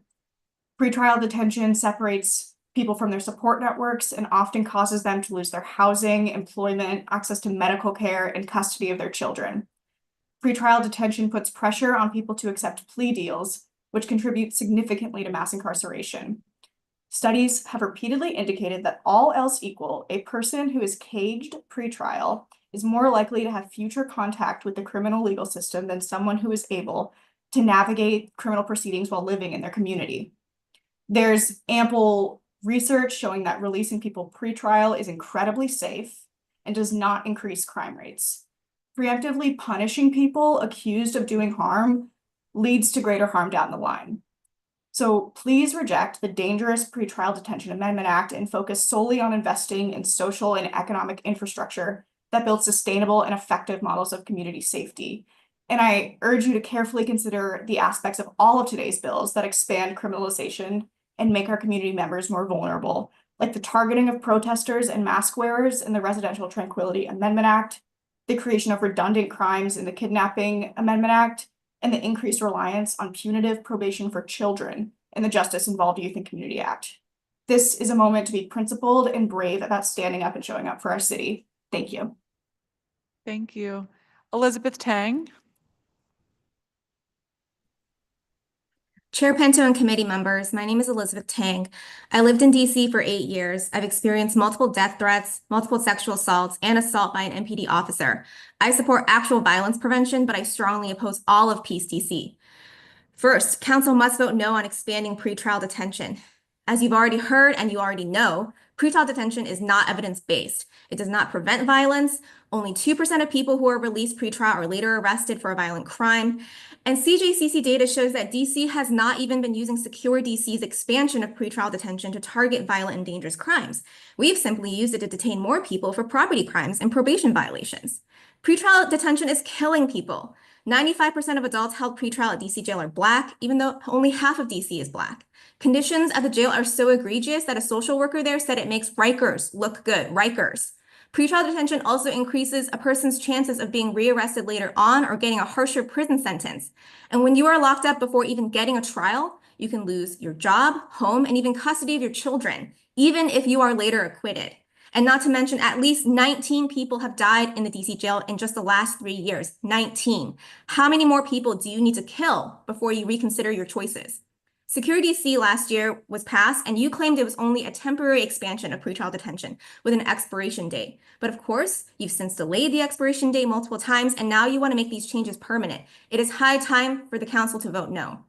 Second, you must vote no on the so-called Residential Tranquility Amendment Act. Why are you further criminalizing protests when DC is in the crosshairs of Trump's fascist agenda? Why do you want to help Trump lock up DC protesters and enable the MPD, which already showed its true colors when it raided the Institute of Peace on Trump's orders? This bill would lock more people up for the crime of being loud. Harsher noise restrictions would start at 7 p.m. when DC already criminalizes noise after 10 p.m. This bill would illegally regulate speech based on content and viewpoint. Harsher sound restrictions would apply only to nighttime protests, but not nighttime parties. Throwing something on a person's lawn would be illegal if you were protesting their war crimes, but not if you're celebrating their war crimes. This bill would continue to criminalize protesters for masking. Like many vulnerable people in DC, I wear a mask in public because I am both disabled and pregnant. This bill would let cops arrest me at a protest because I'm trying to protect myself and my fetus. What is peaceful about that? Third, you must vote no on the Justice Involved Youth and Community Act. Under the guise of assigning adult mentors to children, this bill would restrict the Attorney General's discretion to divert children from the criminal legal system. These so-called mentors would act as yet another probation officer in a child's life with the power to get them locked up. And that is the last thing a child needs to be safe. Fourth, you must vote no on the bill to miscount MPD college credits. This bill would drastically lower MPD's hiring standards in order to increase recruitment. Why? The DC auditor already said last year that DC does not need to hire any more patrol officers. Vote no on Peace DC and start addressing the root causes of violence instead. Invest in children, families, workers, housing, schools, harm reduction, etc. You already know this and we're sick of saying it.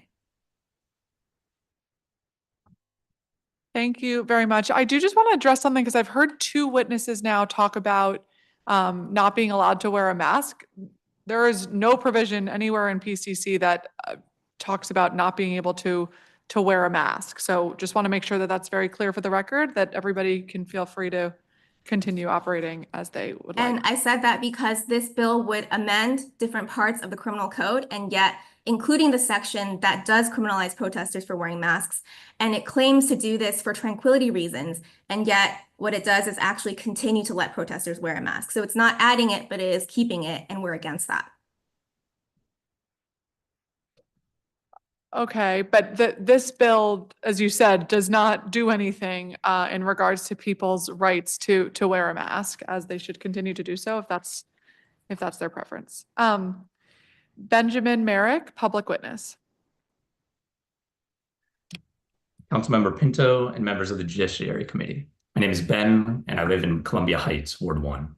As a DC resident who cares deeply about my community, I am once again incredibly dismayed by several bills under consideration. Perhaps you've recently heard the refrain regarding the fascism on the rise around us, to not comply in advance. Unfortunately, many parts of the so-called Peace DC package, especially the Pretrial Detention Amendment Act and the Residential Tranquility Amendment Act, are not just ways of complying in advance, but in fact would hand a box of matches to Trump's arsonists. Let me explain via analogy. In the 1930s in Germany, as the Nazi Party rose to power and sought to ramp up their repression of socialists, communists, queer and trans people, disabled people, and Jewish and Romani people, they turned to the armed agents that already existed in most German communities, the police, who then happily carried out Nazi orders. The party installed its members as police chiefs and expanded police powers.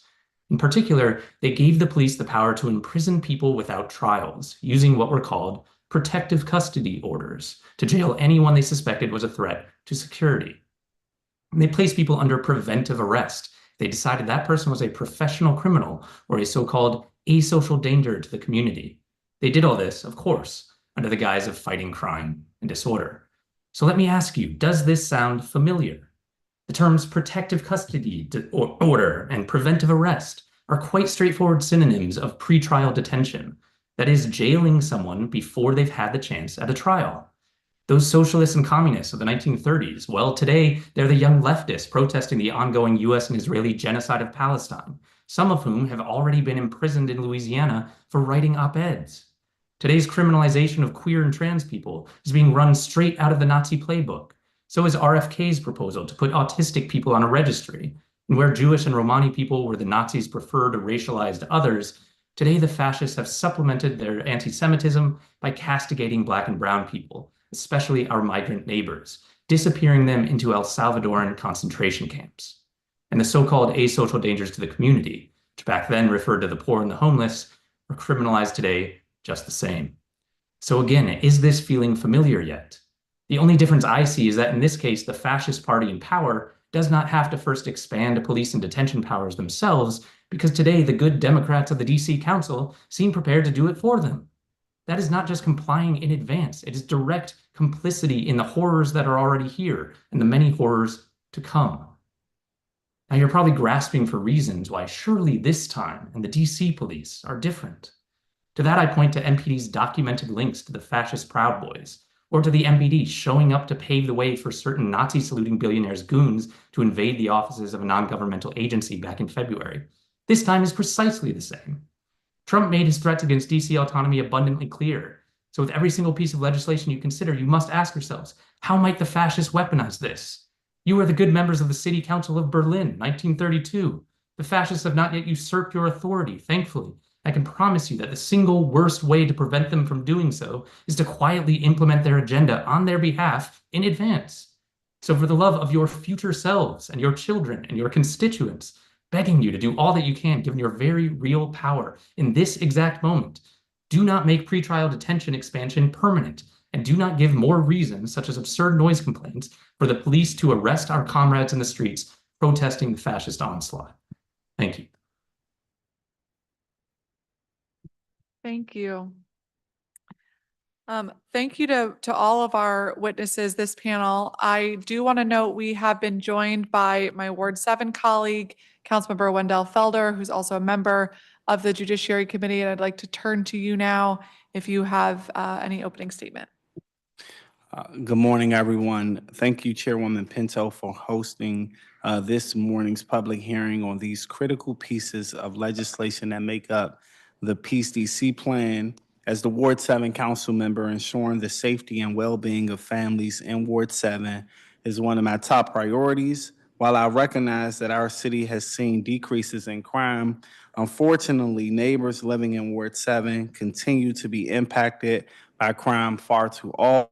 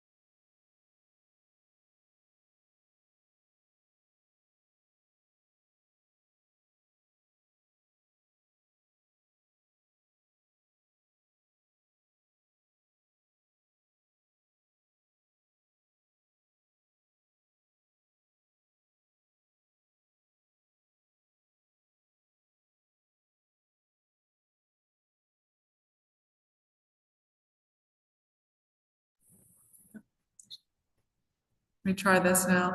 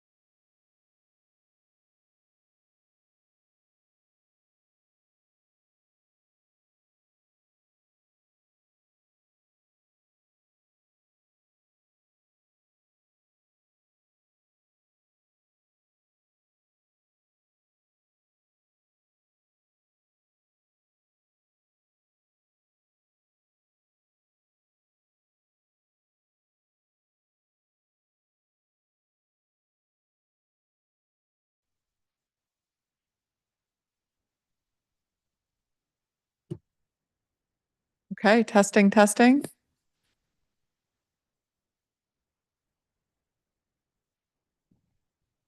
Can folks hear us? Okay, we're back live. Thank you, everybody, for your patience. So we have our first panel of public witnesses for Bill 26-204, the Safe Passage Training and School Engagement Amendment Act of 2025. And we will begin with Maya Martin Cadogan, founder and executive director of PAVE, Parents Amplifying Voices in Education. Good afternoon, Chairperson Pinto, Councilmember Felder, and members of the committee and committee staff. My name is Maya Martin Cadogan. I'm a Ward 4 resident, the founder and executive director of PAVE, which stands for Parents Amplifying Voices in Education, and the parent of a 7th-generation Washingtonian. I'm here today to testify about the Safe Passage Training and School Engagement Act of 2025. I was heartened to see the language from the component of Councilmember Pinto's Peace DC plan drawn from the Safe Passage Statements of Beliefs and Policy Solutions crafted by PAVE parent leaders alongside our coalition partners. In total, 82 members of our PLE boards collaborated to develop those solutions. Parents on the PLA boards are mostly Black, many are Native Washingtonians, and most come from under-resourced communities, including those east of the river and east of Rock Creek Park. As they did this work, they also engaged with school leaders from all parts of the district, community-based organizations that are in conversation with kids and families every day, and directly with students, modeling the table we hope that every policymaker curates when they make decisions. I am thrilled that these brilliant community-driven solutions are reflected in the proposed legislation. The bill addresses two key components of PAVE parent leaders policy solutions to improve training and coordination within the Safe Passage program.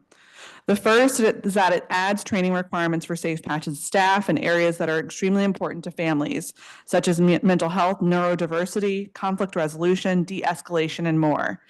Second is that it ensures stronger collaboration by requiring biannual meetings between Safe Passage personnel with the school administrators whose school safe routes are served by Safe Passage ambassadors.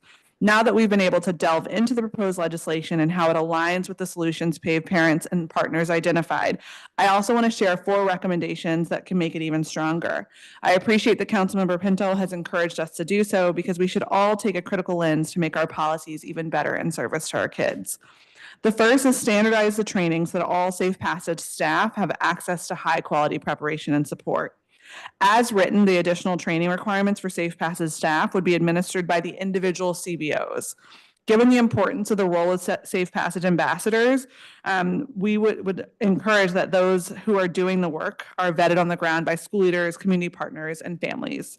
The second is clarify the cadence of the training.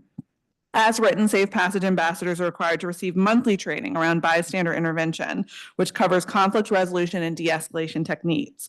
For the other required trainings like cultural competency, working with students with special needs, recognizing the signs of abuse, neglect, or domestic violence, it isn't clear how often the training would be provided. We support high-quality uniform training in each of these areas and recommending making the structure and dosage requirements of those clear so that they can effectively support the intended goal. The third is ensure school leaders co-create the agenda in addition to having a seat at the table. We were thrilled to see the provisions in the bill that require coordination with school leaders. This was named as one of the most essential components of success. To maximize the effectiveness, we just hope that school leaders can help co-create that agenda. And the fourth is establish clear and consistent structures for providing continuous feedback and evaluating the Safe Passage program, and through annual surveys, feedback and listening sessions, and peer review opportunities. Thank you so much for allowing us to testify on the bill, and we really appreciate the way in which Councilmember Pinto has worked with parent leaders and partners to develop these solutions. Thank you very much. And I'm also going to ask Nike Sylvain to join this panel when you get a moment. But we will turn to Caroline Pryor, lead organizer for Empower Ed. Good morning still. Chairwoman Pinto, Councilmember Felder, and staff. My name is Caroline Pryor, and I'm the lead organizer at Empower Ed. Today, I'm testifying on behalf of our educators and as a member of the Police Free Schools Coalition regarding the Safe Passage Training and School Engagement Bill and the Justice Involved Youth and Community Bill. I want to begin with Safe Passage and thank you in your office for your work to close the gap between school and program communication. We hear repeatedly from our educators that they, in their schools, would appreciate closer coordination and communication with Safe Passage ambassadors, and this bill implements steps towards that end. We're also pleased to see requirements of specialized training, in particular cultural competency training and positive interactions with neurodivergent and special needs students. Again, we're grateful for these investments. We also know that they're not enough. Our educators have put together a proposal to thoughtfully expand Safe Passage. This plan includes training and regular contact with schools, which have been incorporated into this bill. But it also recognizes the need for explicit designation of Safe Passage programming as restorative, community-based violence interruption work. In your introductory letter, you describe the purpose of Safe Passage as, quote, supporting community building and ensuring secure and safe school travel for students. We hear frequently from our educators that though many Safe Passage workers are effective community builders, they are not empowered to actually intervene in the ways that students and educators want. As one educator, an adamant supporter of restorative and non-punitive intervention put it, if it's not violence interruption, what's the point? This need is simple. Rather than ineffectively consolidating our violence intervention programs, we should expand a restorative infrastructure in a way that supports rather than penalizes our youth.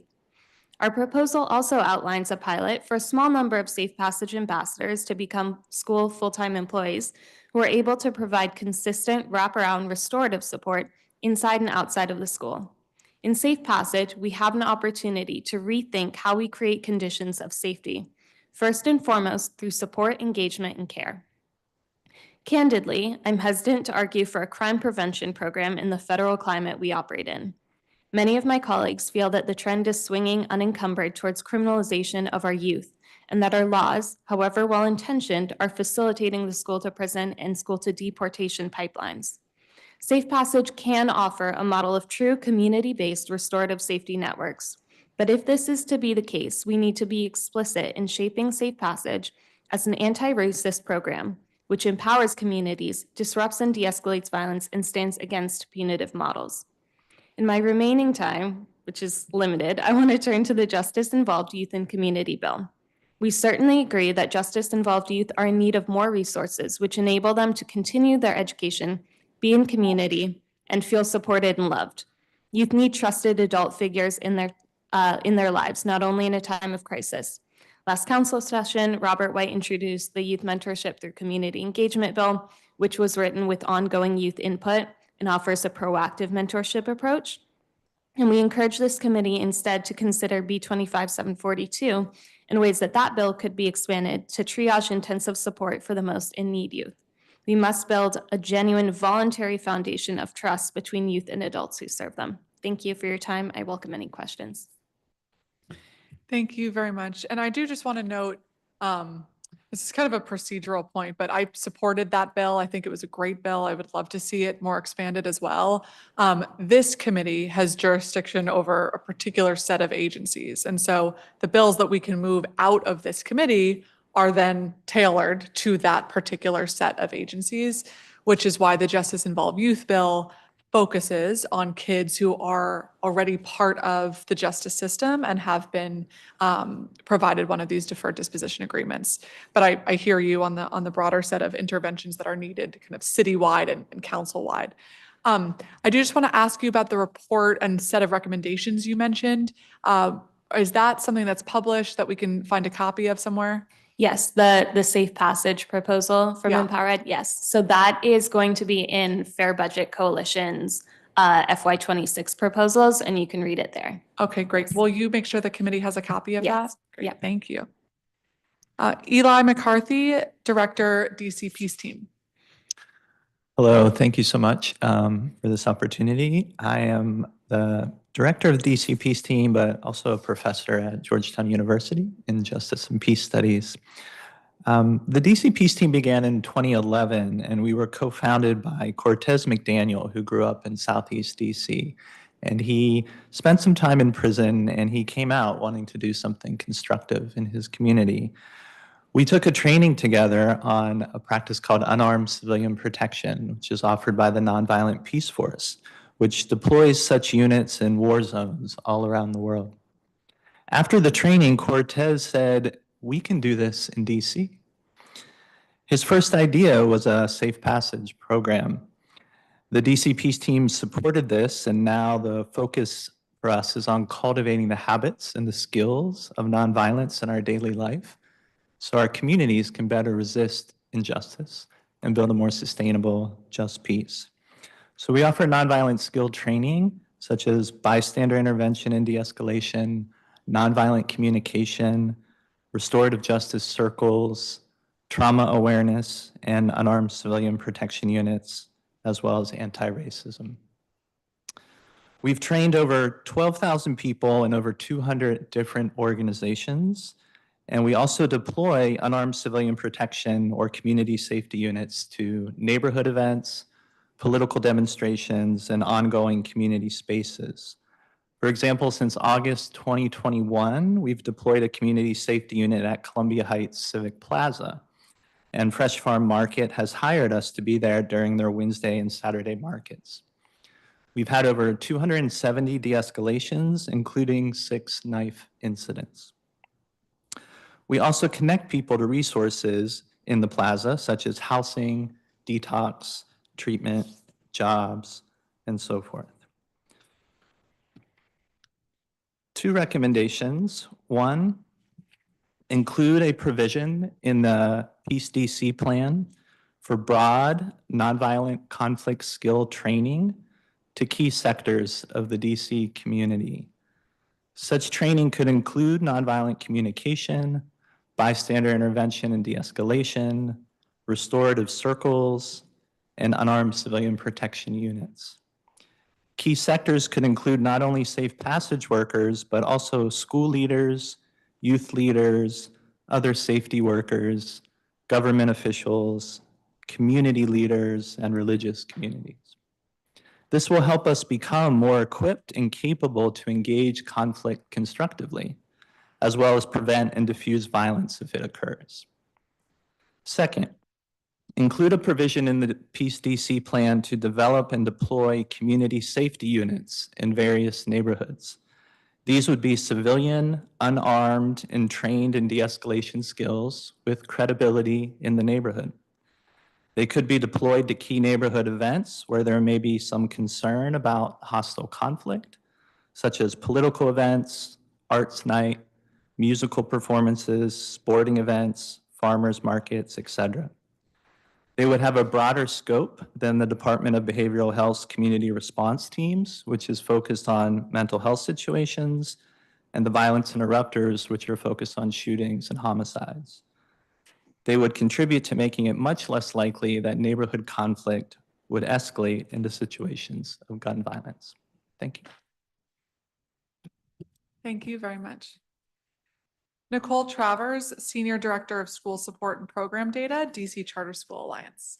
Good morning, at least for the next 2 minutes, members of the committee, and thank you, Councilmember Pinto and Councilmember Felder, for your leadership on public safety. My name is Nicole Travers, and I'm the Senior Director of School Support and Program Data at the DC Charter School Alliance.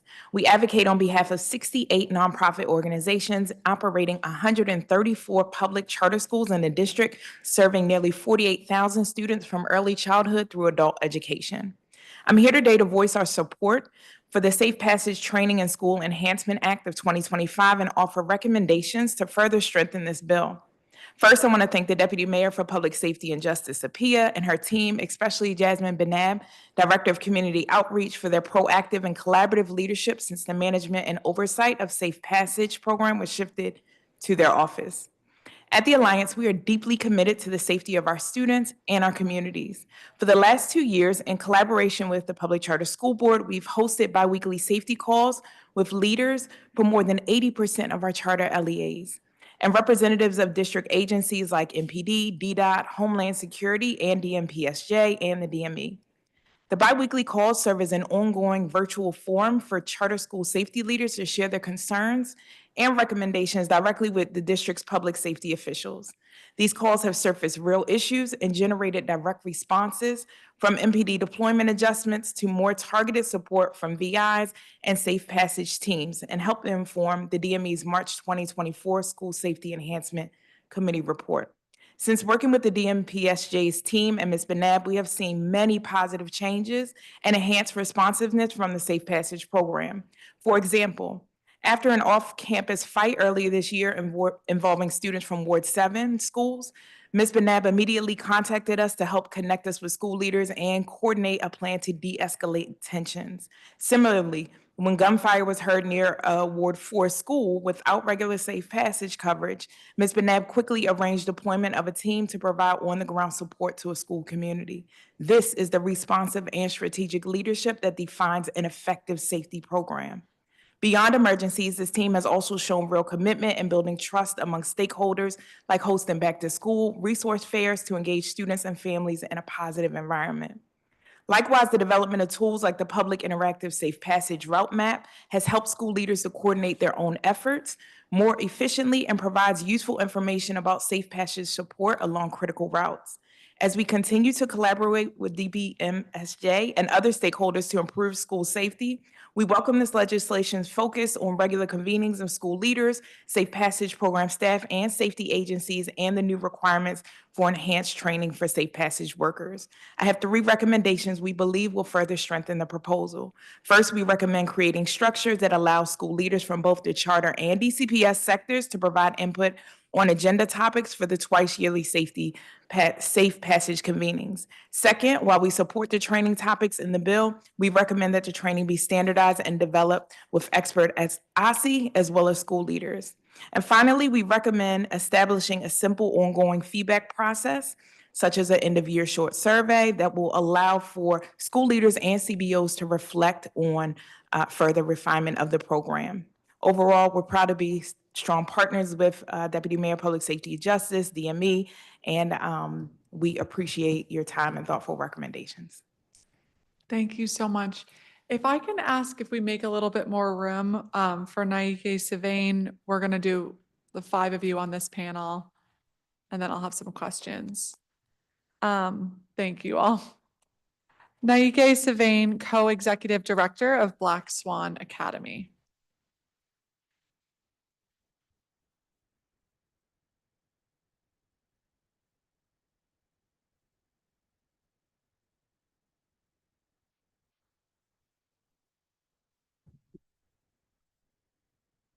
Good afternoon, Chairperson Pinto and Councilmember Felder. My name is Naike Savain. I'm the Co-Executive Director for Black Swan Academy and a longtime resident of the district. Black Swan Academy advocates alongside and on behalf of middle and high school aged youth at the margins, Black youth, LGBT youth, youth living at or below the poverty line, youth who've been underserved and over-policed in the district and who will suffer the short and long-term consequences of these policies. In combination with the recent launch of MPD's Juvenile Investigative Response Unit and the federal administration's focus on DC, the writing is on the wall. As written, neither of these bills will improve public safety. Instead, within the larger local and federal context, these bills will prolong or worsen the challenges our youth face in maintaining both their safety and their freedom. First, while the training requirements are welcome, the Safe Passage and School Engagement Amendment Act fails to address the main problems youth have raised with the program. BSA youth have reported that they frequently need support beyond the small working areas of safe passage workers. Additionally, our youth have expressed disappointment and confusion because safe passage workers have been present and failed to intervene when fights or other violence have occurred. Our understanding is that these ambassadors are asked to report conflict and/or violence to school personnel and police, but not actually intervene to prevent it, despite clear signs that something's about to happen. The trainings required in this bill do not address either of these issues, though we ask that you amend the bill to expand safe passage coverage areas and require reasonable efforts to intervene and de-escalate conflict so that this program meaningfully contributes to the district's options for community-based violence interruption. Otherwise, this bill will simply create better trained informants who will contribute to the increased criminalization of youth.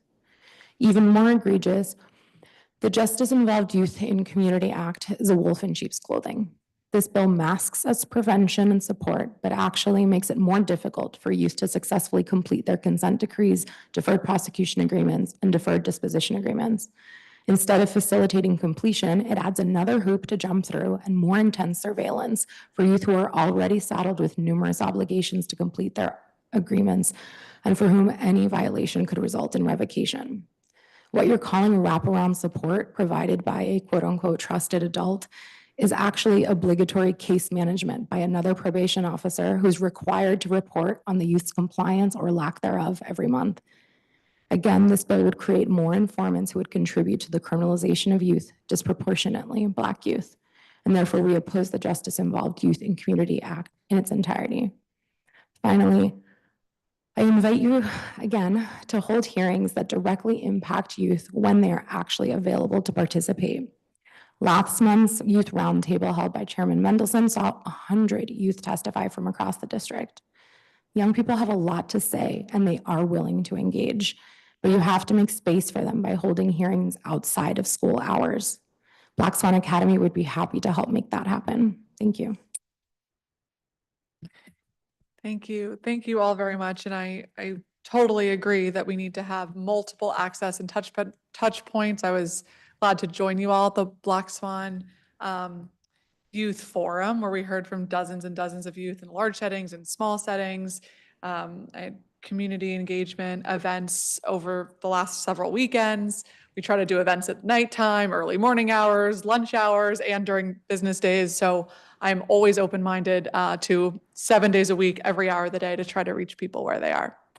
I want to start with the conversation about some of the training. So when we think about how to make improvements to this bill to better equip the safe passage workers with what they're really seeing, how do you think we should balance, on one hand, the need for consistent training, so everyone's going off of the same information, versus recognizing that different school communities are facing kind of a different set of challenges sometimes from neighborhood to neighborhood, and making sure that each safe passage worker is responding to those challenges youth are facing?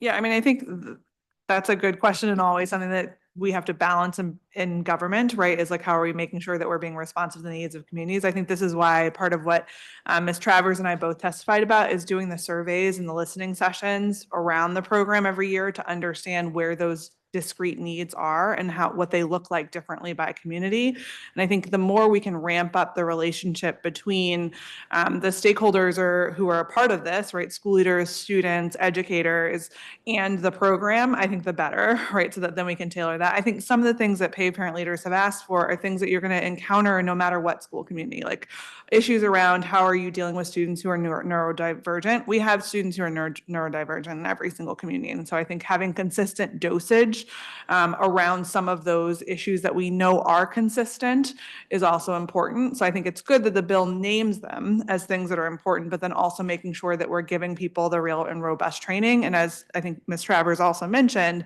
making sure it's informed by stakeholders who are experts in those fields, right? And so that we're doing this back and forth, not just that it's about safe passage, but also that schools are informing safe passage, that safe passage are informing back to schools, and that there's a continuous feedback loop to identify where needs are. Okay, thank you. If that makes very sense. much. I'd like to add Definitely. on to that if I Sure. can. Councilmember Pinto, I think in addition to what Maya was saying, is also having the refresher trainings along the way throughout the year, right? You can have a training at the start of the year, but then information can get lost and people need to be reminded. And if there are quarterly checkpoints, at least it allows for those safe passage members to be able to share the real on-the-job experience and situations and scenarios that are happening. And then they can reinforce and just see where their training can be shifted or adjusted. Okay, thank you for that. And when we think about the de-escalation, this bill does specifically talk about the importance of training for de-escalation, because that's also something I've heard from several young people. I guess from the perspective of either like educators or parents or school leaders or students, how do you think we address these boundary problems? Because obviously, in theory, it would be great if there were safe passage workers, everywhere throughout the city, and there was natural communication between what they're seeing between home and on the way to school and in school. But in the reality of what we're dealing with and trying to make sure that kids have what they need on their way to and from school, and the current structure where most safe passage workers don't go inside the school, how do we, in your view, make sure that that information flow is most effective between what's happening outside of school and in the home and in school so that we're truly meeting the kids where they are?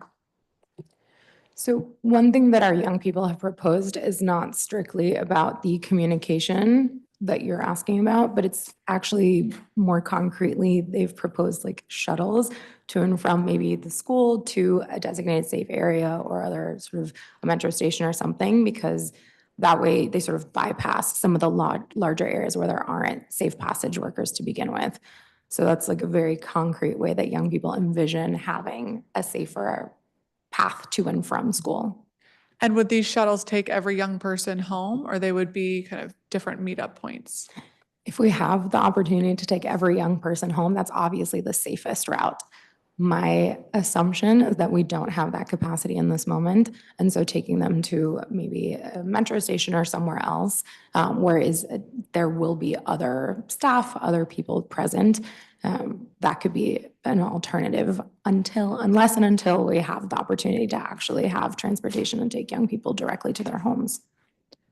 Okay, and so just trying to picture this, if we have shuttles take kids after school from their school to another location, couldn't there still be kind of conflicts that arise at that second location? There could, but there are typically more people at the metro stations. There's other employees there as well. And that might be another area where if we have safe passage workers there, what happens is you bypass the walk where young people are by themselves or in small groups, pairs, or like I said, individually walking potentially several blocks by themselves unaccompanied. And then a larger group. Okay, thank you. Councilmember Pinto, that's also in the safe passage statements of belief that parents put together. So we've talked to Department of For-Hire Vehicles Director Rogers about DC School Connect, which our parents would love to see, not just individual routes, but micro transit routes that are taking kids from school communities to metro stations.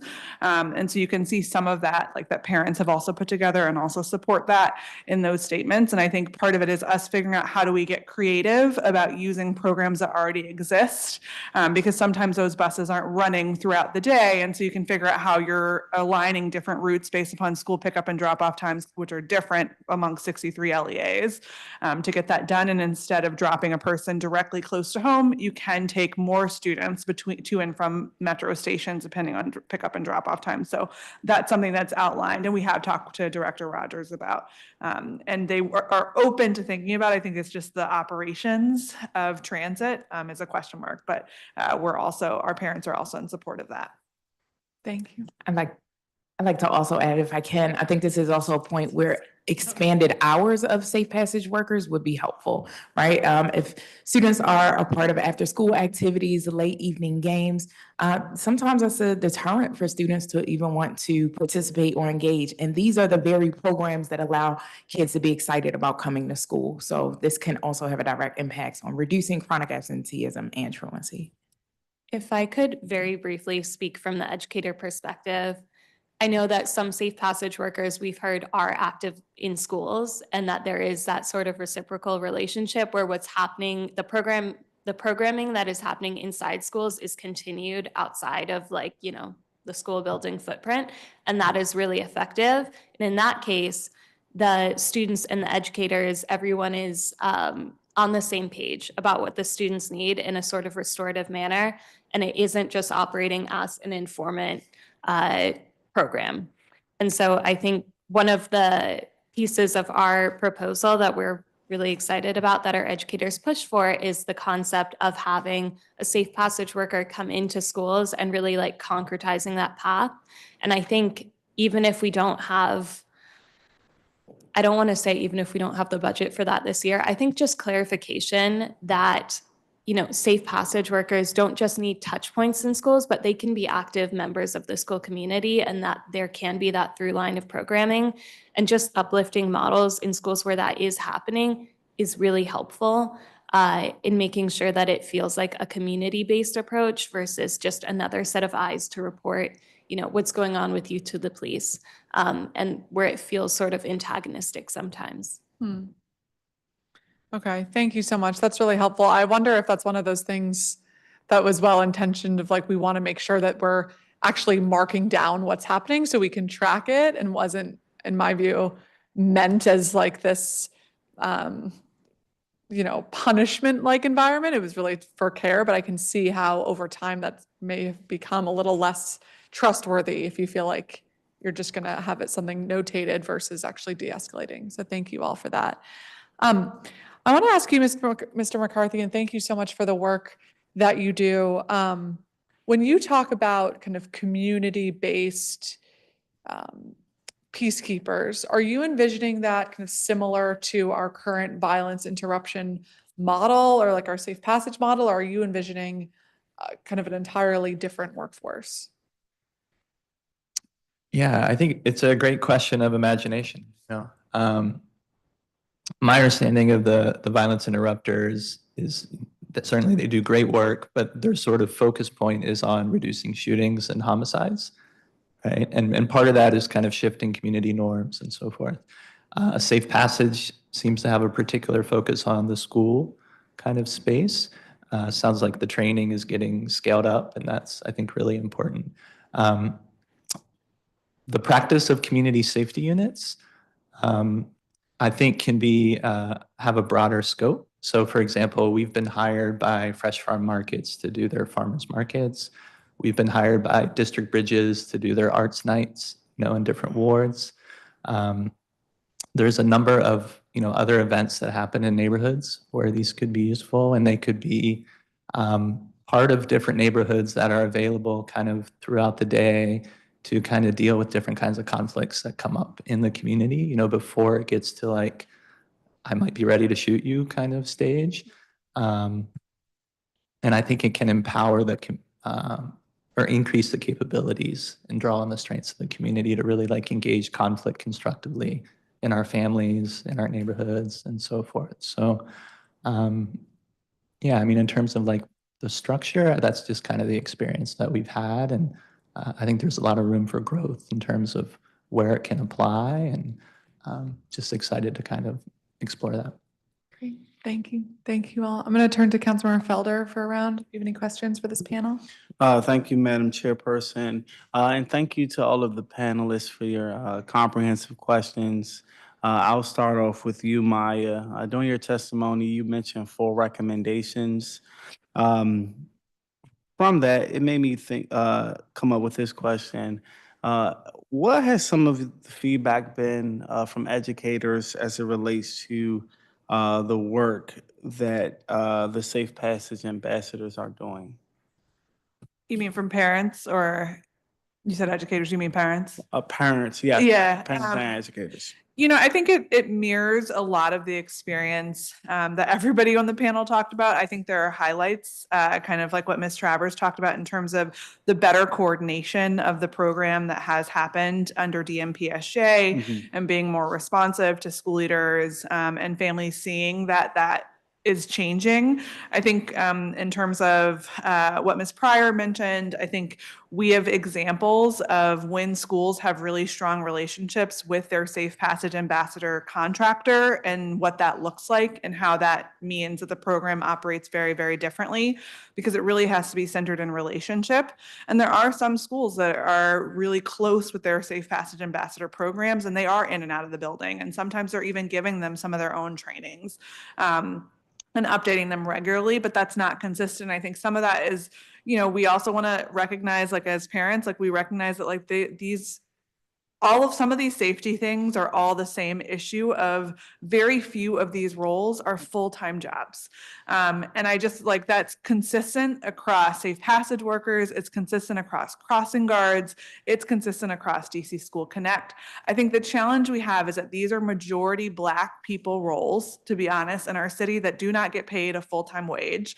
And so we have this challenge of if they're not able to be full-time, fully a part of the building all day long, they're kind of going in and out, but they're doing really great. Some of them are doing really great work in the part-time hours that they're operating, but that's not always consistent because they're not always getting the full span of training, the full span of support, the full span of relationship building that only comes when you do something full-time. And I think we are, as parents, one of the things we believe is like we have to marry the need for that and the need for like a city budget that can only take on so many additional positions. And we're trying to figure out how do we take care of our kids inside of that, and how do you operate a city that should be a state effectively in order to get that done. And so I think a lot of what our parents see are a lot of positives. We've seen a lot of growth from both Chairperson Pinto and J&PS APIA in terms of working more closely together with folks. This is an issue our parents have been working on for going on 3 years. And they're going to do it again next year, right? I think there's another side of it that when you're trying to fill, unfortunately, because of the challenge we have in the budget, trying to fill a safety gap with a bunch of part-time positions that are run by people that look like me, who are from this city for a long time, who have the strongest relationships, it doesn't give you the consistency inside of the system in the long term. But I also understand what we butt up against in terms of a budget. And so I think we need to like kind of understand that parents see that too. Yeah. And that parents are figuring out how do we get to the best pace that we can for our kids, because that's what everybody cares about, number one. Copy. And that's a good segue to my question for Caroline. You mentioned a pilot program where ambassadors transition to staffers at schools and provide wraparound services. Could you speak to how many ambassadors per school would you allocate should this recommendation be taken into consideration? Yes. And I want to also echo Maya's points that there is so much hard work that is being done in the city, and many of our educators are also talking with safe passage workers and just are blown away by the commitment that they have in a, part-time job is really incredible. And so this particular proposal, which is, as I mentioned to Councilmember Pinto, outlined in our fair budget FY26 proposal, is limited in scope. It's a pilot. And we are asking for basically in 10 high need schools, one safe passage worker would transition into one of those schools and really operate in a manner that is, sort of co-designed by the safe passage ambassador and also by the school. But we want this to be a restorative and non-punitive role. So really tailoring it to what the school needs. But, using this pilot program as a way to explore sort of full-time opportunities for these safe passage ambassadors, and also ways that we can be contiguous with our programming. Well, I recognize that DCPS has a program where they provide wraparound services to certain schools called the Community Schools Initiative. How would that program be different from this pilot program? That's an excellent question, and thank you so much. Yes, so there is the Aussie Community Schools Program and the DCPS Connected Schools Program. And those are wraparound services in the, the full span of the phrase. So that could be health, that could be, a lot of community schools bring in, vision care. So ensuring that students get glasses, things that are really sort of outside of the scope and training of a safe passage ambassador. And so for these wraparound services, these would be restorative services that we're advocating for safe passage employees to really take part in through this pilot. So it would be really limited to restorative work. Thank you. Yes. While I recognize that the role of this committee, as well as each of you testifying, is to improve our safe passage program, we do recognize that you have DC government agencies where it's the Mayor's Office of Community Relations and Services. You mentioned the work that Jasmine does within the Office of PSJ. You have ANC commissioners, you have educators, you have public safety ambassadors. I say that to say there's an increase in coordination. How do we balance the need to improve coordination, but at the same time make sure that we don't duplicate services? Councilmember Felder, thank you for that question. I have the honor and the privilege of convening twice a month with the Public Charter School Board, our public safety calls. Jasmine also has a call with the Deputy Mayor of Public Safety and Justice that happens once a month. And so I think to answer that question, there has to be a systematic way in which that information is feeding into each one of those calls that allow for it to be a cycle cycled flow of information sharing, okay, from both not just the charter sector, but also with DCPS as well. And I know that that was one of the priorities that was listed in the safety committee report, just around communication and effectiveness of getting information, especially with high safety occurrences that occur. And timing is everything when it comes to safety, especially as a school leader. Thank you. And Nicole, you'll wrap up my time here with this final question. You mentioned the desire to strengthen the coordination between DC public schools and DC charter schools. So if I'm a public school and I'm on one side of the street and there's a public charter school on the other side of the street, there's no coordination that currently exists from your understanding along our safe passage routes? Well, the safe passage teams are now zone-based, so Right. that is a positive. And this is where I think the calls with Jasmine, those monthly calls, it allows for charter school leaders and DCPS school leaders to join that as well. But I think it's more of the relationship building and just the flow in addition to adding agenda items so that there's parity on each side. I look forward to continuing the conversation, Madam Chair. And we invite you to join anytime. Thank you, Councilmember. Thank you all very much. I'm gonna ask Scott Goldstein to come up. You all can be excused if you'd like, or you're welcome to stay. To kind of wrap up this panel, although Mr. Goldstein, we've already kind of done our rounds, but welcome back. Scott Goldstein, Executive Director of Empower Ed. Thank you, and apologies as I finished up a meeting. Thank you for the time. Good morning. I'm here to speak today about several pieces of the Peace DC plan and how they would affect students, educators, and education advocacy in the district. I strongly believe we'll only achieve a sustainable peace in DC by addressing poverty and its effects with proactive, human-centered solutions. First, we welcome and support the Safe Passage Training and School Engagement Act of 2025. We've long heard from educators about the lack of training of safe passage workers to de-escalate conflict and their separation from what's actually happening in nearby school communities. We strongly support the required training provision here. And as you've heard, we also have a proposal around taking this a little bit further and making sure that they are well integrated. We hope that this will receive clarification as well. While we support and are glad you added this legislation requirements for safe passage to meet with school officials twice a year, we think this could and should go further with our recommendation to make sure that they are full-time employees, at least 10 throughout the city, and able to work in nearby schools within safe passage zones. This would allow them to build relationships embedded in the school to strengthen their safe passage work and build continuity between restorative and conflict resolution work before, during, and after the school day.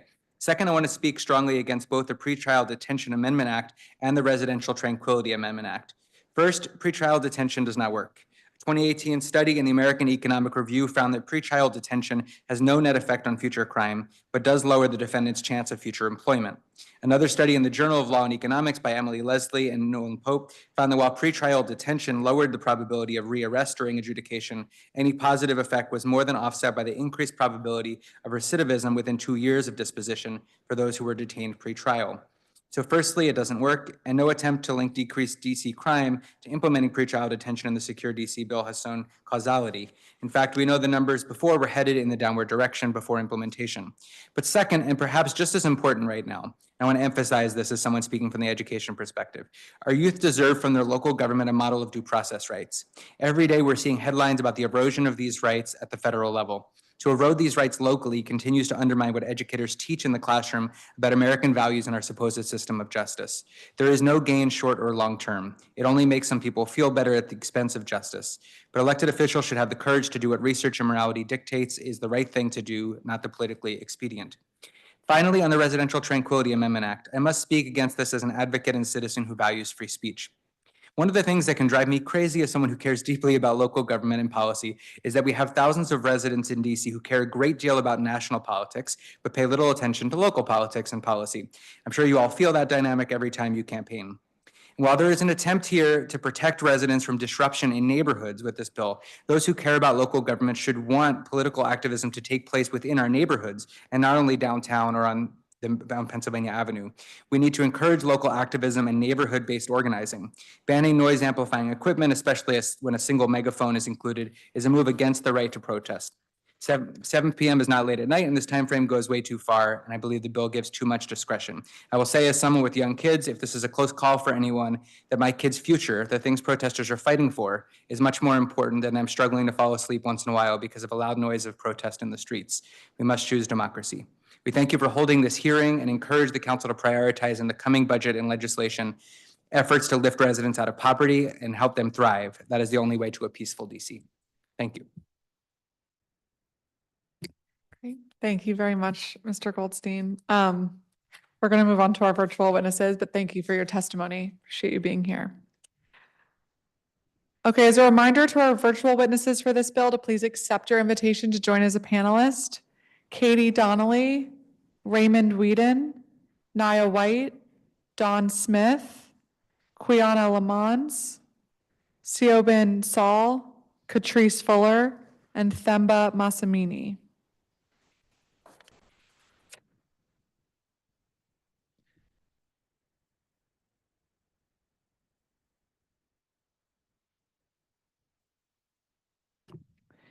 Katie Donnelly, Medical Director, Youth Violence Intervention Program, Children's National Hospital. Good afternoon, Chairperson Pinto, members of the committee.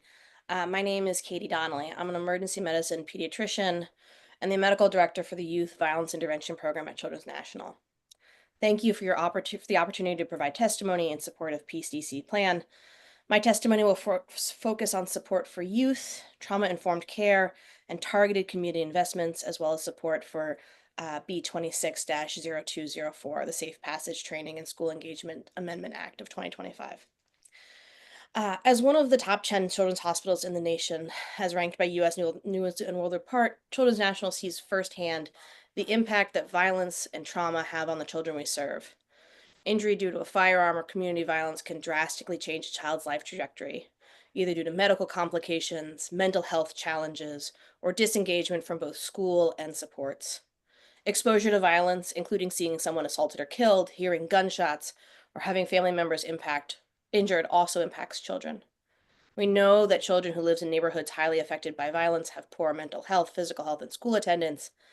To ensure the best possible future for the children of the District of Columbia, we must focus on decreasing their exposure to violence and supporting them when violence does occur. Therefore, we support key components of Peace DC as a critical step towards achieving a safer, more peaceful city for all residents, especially for our children and youth. The plan's emphasis on youth, trauma-informed care, and targeted community investments aligns with our commitments to upstream solutions. We are particularly encouraged by investments in violence interruption and trauma-informed care, which can reduce retaliatory violence and promote health. Support for hospital-based violence intervention programs. Children's National operates the only youth-focused violence intervention program that's hospital-based in the region. We meet young people injured by community violence, provide trauma-informed care, case management, and connections to mental health and social services. For highly impacted participants, we also provide direct mentorship and safety planning. We strongly support increasing funding for ATRIPS as evidence-based interventions that reduce re-injury, retaliation, and long-term trauma.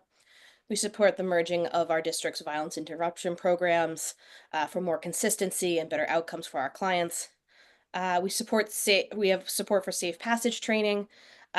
We know that safe passage ambassadors will be trained on de-escalation and conflict resolution, as well as training on cultural competency, mental health, and neurodivergence and special needs.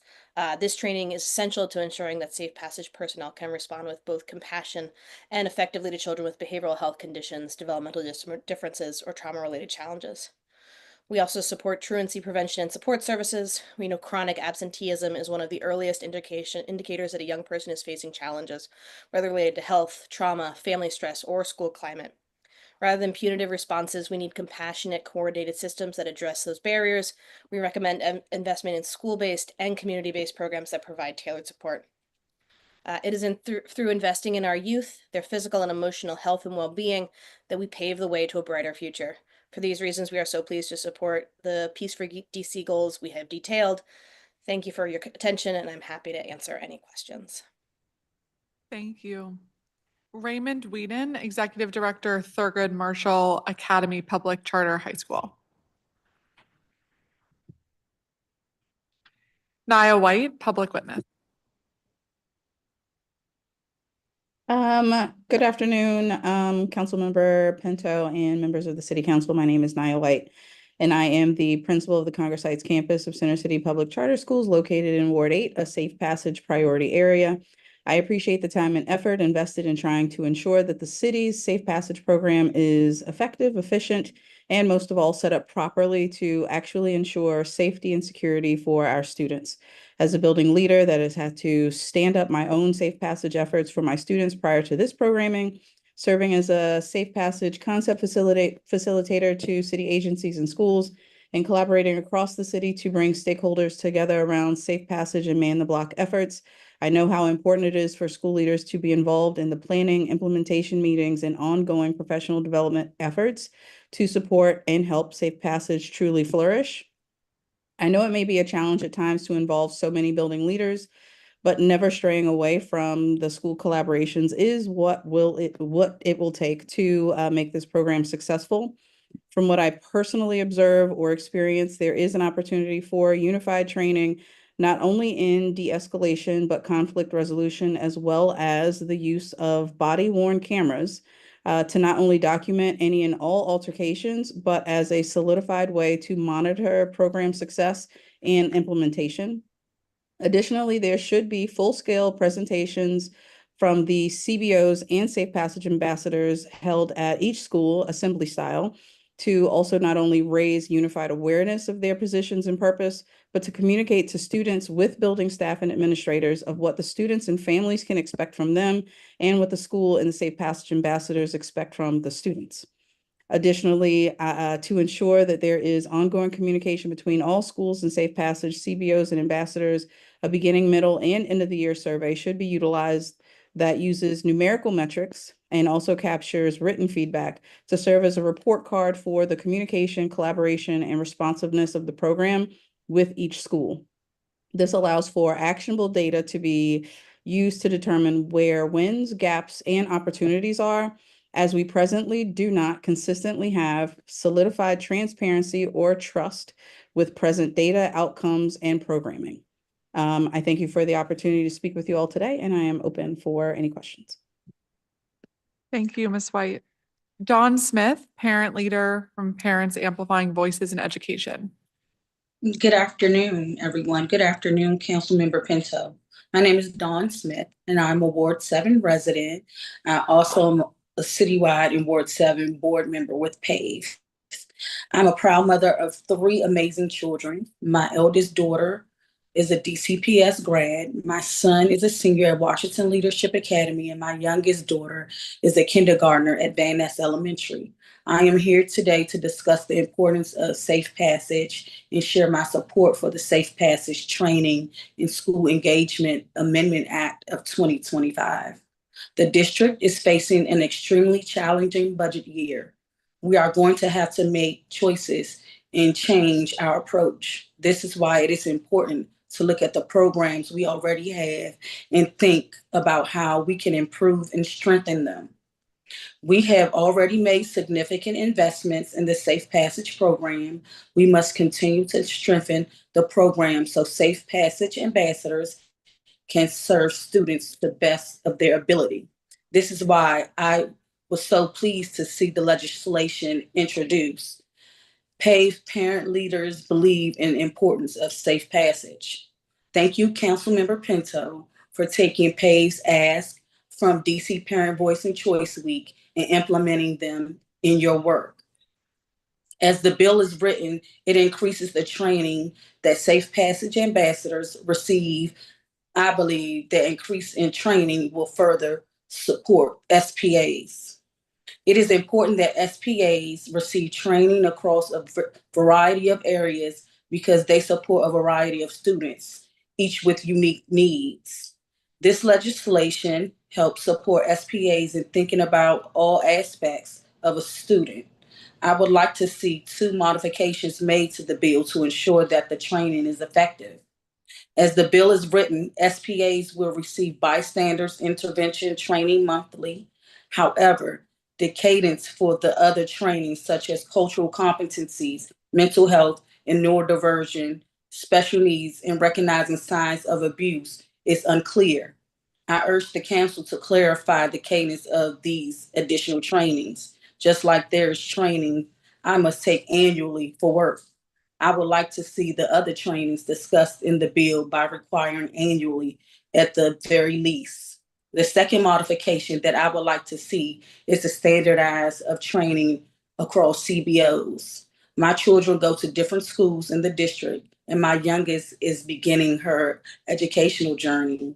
I would like to make sure that no matter how or where my faith goes to school, that any safe passage ambassador she interacts with has received the same training. This helps to make sure everyone is on the same page, strengthening their ability to support students in safety. The green vests our children see each day should serve as a sign of peace. I want DC students to feel calm and safe when they see a green vest on their route to and from school. I have seen the positive impact that Safe Passage ambassadors can bring on safety. I urge the council to move forward with this legislation, including the modifications I shared today, so the Safe Passage program can continue to grow. Councilmember Pinto, thank you for your time and continued partnership. I look forward to answering any questions you may have. Thank you. Thank you very much, Ms. Smith. Quiana Lamons, parent leader, Parents Amplifying Voices in Education. Good afternoon, Councilman Pinto. My name is Quiana Lamont. I am a proud Ward 7 resident and a paid parent leader. All my children attend DC Public Schools. As an advocate for safe passage, I am excited for the opportunity to testify on the Safe Passage Training and School Engagement Amendment Act of 2025. Thank you, Councilman Pinto, for proposing some of the recommendation Paige shared with you during the DC Voice and Choice Week meeting in January. As a parent of children with special needs, I'm excited that the legislation specifically includes training on topics such as special needs and neurodiversity. Oftentimes, students with special needs can be misunderstood. Equipping our Safe Passage ambassadors with the training to support and interact positively with our students with a diverse set of needs helps our entire community. I was also pleased to see that the bystander intervention training includes conflict resolution and de-escalation training, was named in the bill as a training to occur monthly. Children may be taught conflict resolution skills at home or may not be taught resolution skills at home or at school. Ensuring that the SPAs are trained on conflict resolution can help make them role models for our children. While I'm excited by the training named in the bill, I will push the councilman to ensure the cadence of these trainings is clear. While bystander intervention is required monthly in the bill, it is not clear how often other trainings should occur. You cannot teach someone something once and walk away. We have to offer training repeatedly. This can also serve as a chance to see which training are most effective and what may need to be changed or added to support the Safe Passage team. Safe Passage touches every part of a student experience. A student goal each day is to be educated at school. Students must feel safe in their environment in order to focus on their goal. You can't focus on the goal if you are worried about how you're going to get home safely or if you are traumatized from your journey to school that morning. The worry and stress about safety can prevent students from learning to the best of their ability, which ultimately impacts their academic achievement. Although this is not in my testimony, I would like to touch on the fact of pretrial services. I have a child that's 18 years old with special needs, and he is a victim of pretrial services as I speak right now. He's been incarcerated in Upper Marlboro. He was captured in DC and transferred to Upper Marlboro Jail. And he phoned me yesterday how 7 inmates came to his cell and tried to stab him up. And my child is innocent and on the road to graduate from high school next year. So thank you, Councilman, for the chance to testify today. Thank you. Thank you so much, Ms. Lamons, and I'm so sorry to hear about the incident with your son. If you want to send us a note on our committee so we can follow up to try to make sure he's safe. Thank you for flagging that. Siobhan Saul, parent leader, Parents Amplifying Voices in Education. Good afternoon, Councilmember Pinto and members of the Judiciary and Public Safety Committee. My name is Saban Saul. I'm a proud board parent, Ward 6 parent of a middle schooler at Capitol Hill Montessori, a member of PAVE Ward 6 Parent Leaders in Education Board, and a bilingual educator in K-12 public charter schools. Thank you for the opportunity to testify today. I'm excited to share my voice about Bill B26-204, Safe Passage Training and School Engagement Amendment Act of 2025. I believe the bill is an important step toward ensuring that every child can travel to and from school safely. All students in the District of Columbia deserve to arrive at school ready to learn, not recovering from something they may have witnessed on their way there. I value the emphasis on training and the potential for deeper collaboration between Safe Passage ambassadors and school leaders. Many schools face challenges with conflict resolution and de-escalation, and with the right training, SPAs can be powerful partners in supporting students, connecting with families, and helping schools build stronger, safer communities. This work supports the whole child and keeps the door open for success. I believe Bill B26-204 could be even stronger if it ensures that school leaders are actively involved, not just informed. While the bill would require biannual meetings between Safe Passage personnel and school leaders, specifying that school leaders should co-create the agenda would ensure school leaders are actively involved. We need consistent communication and action and solutions-oriented collaboration where school voices are heard and data is shared. School leaders are on the ground and have been intentional in building relationships anchored in trust and can offer direct insight into the daily realities our students face. Bringing school leaders and Safe Passage personnel together can serve as a powerful tool to make our kids safer. Educator involvement is essential for identifying real-time needs and driving effective solutions. Currently, the school where I work does not have Safe Passage ambassadors, and I believe our surrounding area would greatly benefit from their presence. I hope this bill will strengthen the Safe Passage program and ultimately help expand its reach into more neighborhoods where students and families would benefit. Safe Passage ambassadors play a critical role because every student deserves a safe journey to a place they go on purpose, to learn, grow, and thrive. Thank you for investing in that vision and your commitment to partnering with educators and families. I look forward to answering any questions you may have. Thank you. Great. Thanks so much, Ms. Saul. Catrice Fuller, parent leader, Parents Amplifying Voices in Education. Good afternoon, Councilmember Pinto, Councilmember Felder, and those of the committee. Pleasure to see you all again as always. My name is Catrice Fuller. I'm a native Washingtonian and current Ward 5 resident, but also a bonus resident of Ward 7 as I oversee a boarding program at Monument Academy. I'm here today as a paid parent leader and also as the Chief of Family and Community Engagement at Monument Academy to talk about the Safe Passage Training and School Engagement Amendment Act of 2025. This bill is so important and its passage is overly important to us. So I want to first thank you for your work on this, Councilmember Pinto. This bill does two key things to strengthen the Safe Passage program: require a variety of different trainings to equip our SPAs with the skills they need to successfully serve our students, and require biannual meetings between Safe Passage personnel and school leaders to strengthen communication. Implementing trainings on topics such as cultural competency, conflict resolution and de-escalation, mental health, and neurodiversity especially will help SPAs to better serve our students. I appreciate that the legislation names that training on de-escalation and conflict resolution will occur monthly. As it is written, the cadence of other trainings listed in the bill, I urge the council to clarify the frequency of the other trainings so that we can form a more standardized and universal language across the city. Not only is cadence important, but the standardization of the training is crucial. We want to make sure that all organizations serving in a Safe Passage role are receiving the same information.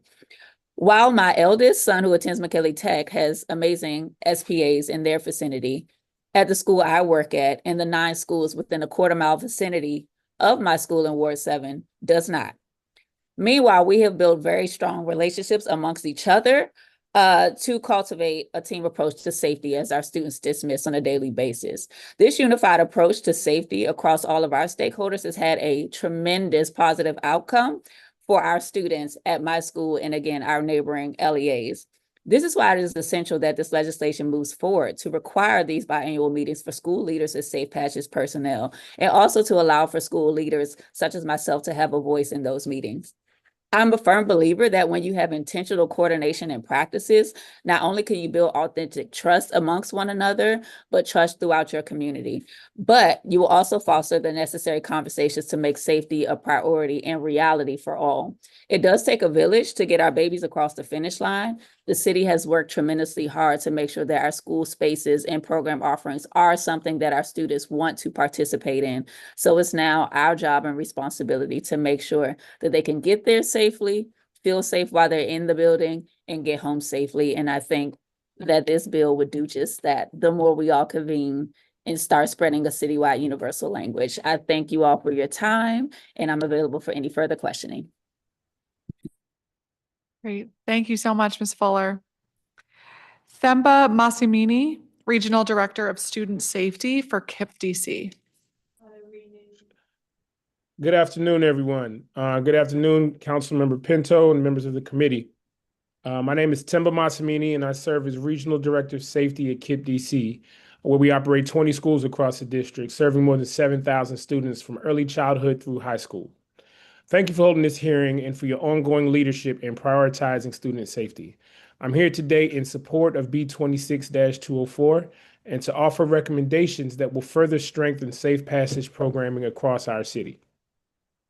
At KIPP DC, we have seen firsthand that safe passage ambassadors can make a real difference. Our students and families travel across neighborhoods to attend school, and the journey to and from campus can unfortunately be fraught with risk. When implemented well, safe passage programming builds trust, deters conflicts, and increases students' sense of security. But too often, the program's reach and consistency fall short of what's needed. That's why I'm encouraged by this legislation's focus on standardized, high-quality training, including monthly refreshers on de-escalation and conflict resolution, and targeted sessions on cultural competence, neurodivergence, and abuse recognition. These are the very skills that allow ambassadors to support our most vulnerable students with care, awareness, and dignity. I also want to elevate 3 urgent recommendations from the school safety perspective. Number 1, increased on-the-ground support at dismissal. We need more robust safe passage present during critical windows, particularly dismissal, when students are most vulnerable to community conflict. In several neighborhoods, we have requested increased MPD presence due to known safety concerns, but the support is inconsistent. Safe passage ambassadors and MPD officers working in tandem, especially near metro stops, can be a powerful deterrent and a visible reassurance to students and families alike. Number 2, improved real-time communication during crises. When violent incidents occur in the community, schools are often the last to know. We recommend clearer lines of communication from public safety agencies and to school-based safety leaders, ideally aligned with a common communication protocol. At KIPP DC, we adopted the I Love You Guys Foundation's standard response protocol for our emergency procedures, and we encourage the city to adopt it system-wide. This would ensure that first responders, schools, and safe passage partners are all speaking the same language in moments that require urgent coordination. School leadership, and 3, school leadership must have a seat at the table. Schools know their communities best. Mandated biannual meetings are a great start, but we urge the council to ensure school leaders are not just invited, but meaningfully included in shaping safe passage training, evaluating program impact, and identifying priority areas. Continuous feedback loops through surveys, roundtables, and open lines of communication will help ensure the programs evolves to meet changing neighborhood dynamics. In closing, we're deeply grateful to Councilmember Pinto for introducing this bill and to the committee for your attention to this issue. Students deserve to feel safe from the moment they leave their front door to the moment they return home. With thoughtful improvements to training, coordination, and communication, we can make Safe Passage a truly transformative program for youth across the district. Thank you for the opportunity to testify, and I'm happy to answer any questions. Great. Well, thank you so much, Mr. Massimini, and thank you to all of our witnesses this panel. I'm really glad you talked about the communication issues because there is an understandable concern about when there is a incident either within a school or around a school in real time, right away. All of those families and teachers and staff need to be notified. And that's something we've been working on with HCMA, is providing kind of similar to our Alerts DC system, but so that school communities can have access to that information right away. And so we'll continue to stay on top of that. I want to ask you, Mr. Bassamini, as you have the experience in thinking about multiple school communities and therefore an understanding of kind of what may work best in certain environments, what are you finding in school communities as the most effective means of communication and follow-up for incidents that happen outside of a school, but that school leadership and staff need to be aware of so that if a conflict between two students at the same school, doesn't just end at the school doors, that we're helping intervene earlier? So for us, one of the things that we have really adopted is just the idea of over communicating. We do our best to, so at our high schools, we have partnerships with violence interrupters who are now placed throughout the community. So as they find out, because of the way our partnership works, they're a little bit more able to intervene. So they communicate directly with us. We'll communicate it directly out to the school leaders, who in turn will push it out to our staff. If it is a situation where students are involved and it is a larger situation, we are comfortable communicating out to our parent community as well, just to make sure everyone is aware of whatever situation occurs. We want to make sure that we are as transparent as possible. We want folks to be able to help create safe plans for their students as they are traveling back and forth. So for us, it has been just the over communication. We have worked very, very hard on expanding our coordination with other LEAs as well. I know Nicole talked a little earlier about the safety calls with the rest of the charter LEAs. We've also been very aggressive with trying to partner with DCPS and specifically the schools that are adjacent to our buildings to make sure that, one, we have point person relationships and that we can reach out very, very quickly if there are conflicts that happen, not just between our students, but between other students as well. Great. Thank you so much. I like that as a general phrase for this work, over communication. It's very, very important for our kids and our families. So thank you. And thank you all for the work that you do. I want to give a special shout out to our PAVE parent leaders who are really instrumental in this legislation and bringing to us some of the gaps in the system as we have them now. And so thank you for continuing to make your voices heard and being such effective advocates on behalf of our school communities so we can keep striving for safer environments for everybody. So thank you all. Appreciate your testimony. We are going to turn now to our next bill for today, Bill 26-186, the Justice Involved Youth and Community Act of 2025. We have some in-person witnesses. First, Whitney Lockheim, Eduardo Ferrer, Eric Levy, Marcus Ellis, Salim Adolfo. Okay, and joining us virtually, Magdalena Siongas.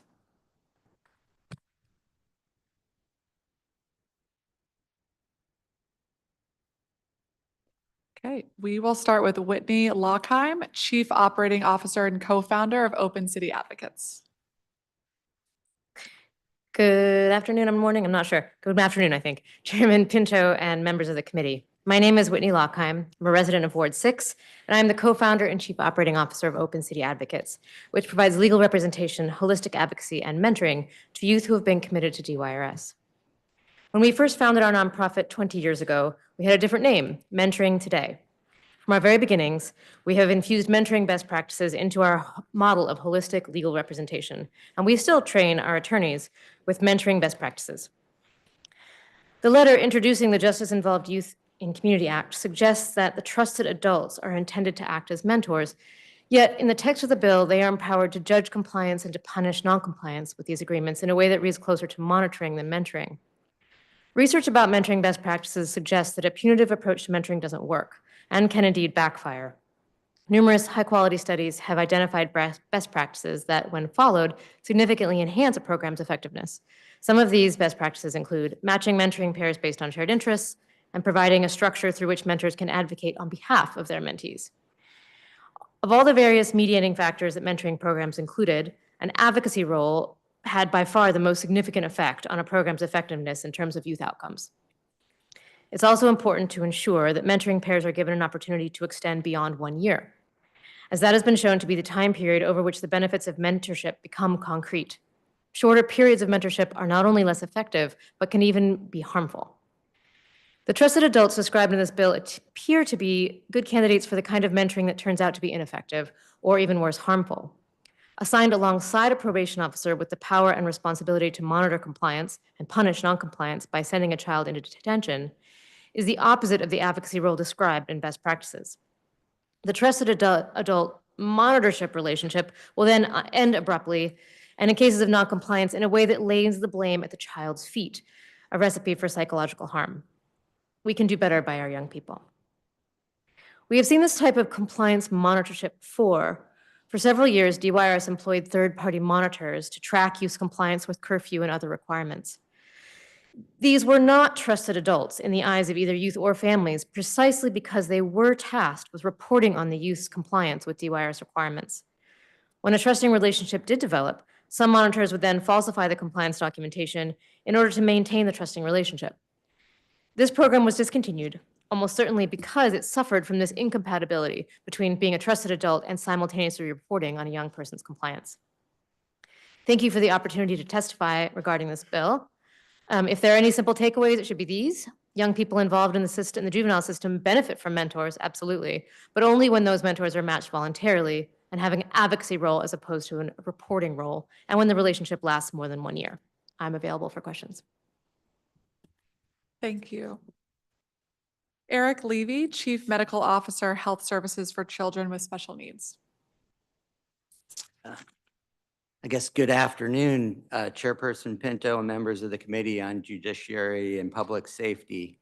My name is Eric Levy. I'm the Chief Medical Officer at Health Services for Children with Special Needs, or otherwise known as HSCSN. Thank you for the opportunity to provide testimony in support of B260186, Justice Involved Youth and Community Act of 2025. At HSCSN, we believe that every child deserves the opportunity to thrive, regardless of their circumstances. We are a health plan dedicated to serving children in DC with special health care needs, including those involved in the juvenile justice system. Many of the youth we serve face complex and overlapping challenges, behavioral health needs, trauma, systemic barriers, and lack of community-based supports. Unfortunately, under current policy, individuals who are incarcerated cannot remain enrolled in a managed care plan and must be disenrolled at the time of incarceration. This results in sudden change and often harmful interruption to medical and behavioral health treatment and does not allow for the continuity of support that our care managers often provide. Our care managers, particularly those working with the DYRS population, witness firsthand the challenges these young people face. They often lack the necessary resources to comply with the terms of their agreements and to address the underlying issues that contribute to their involvement in the juvenile justice system. From January 1st, 2024 to present, HSCSN has disenrolled 45 youth due to incarceration. We firmly believe that the outcomes for many of these individuals could have been different if they had received stronger, more consistent support during the critical periods of involvement with the juvenile justice system. The bill B 260186, Juvenile Justice Involved Youth in the Community Act of 2025, represents a critical step toward addressing these challenges. This legislation aligns with our commitment to supporting vulnerable youth by addressing the root causes of their involvement in the justice system and providing them with the necessary resources to succeed. Additionally, this bill recognizes that compliance with disposition agreements, deferred prosecution agreements, or consent decrees are far more likely when youth are paired with a trusted adult and offered services that meet their unique behavioral, medical, and social needs. HSCSN applauds Councilmember Pinto's leadership in advancing this important legislation. We urge the Council to pass the bill and ensure its implementation is grounded in trauma-informed care, cross-system coordination, and the voices of the youth and families it seeks to serve.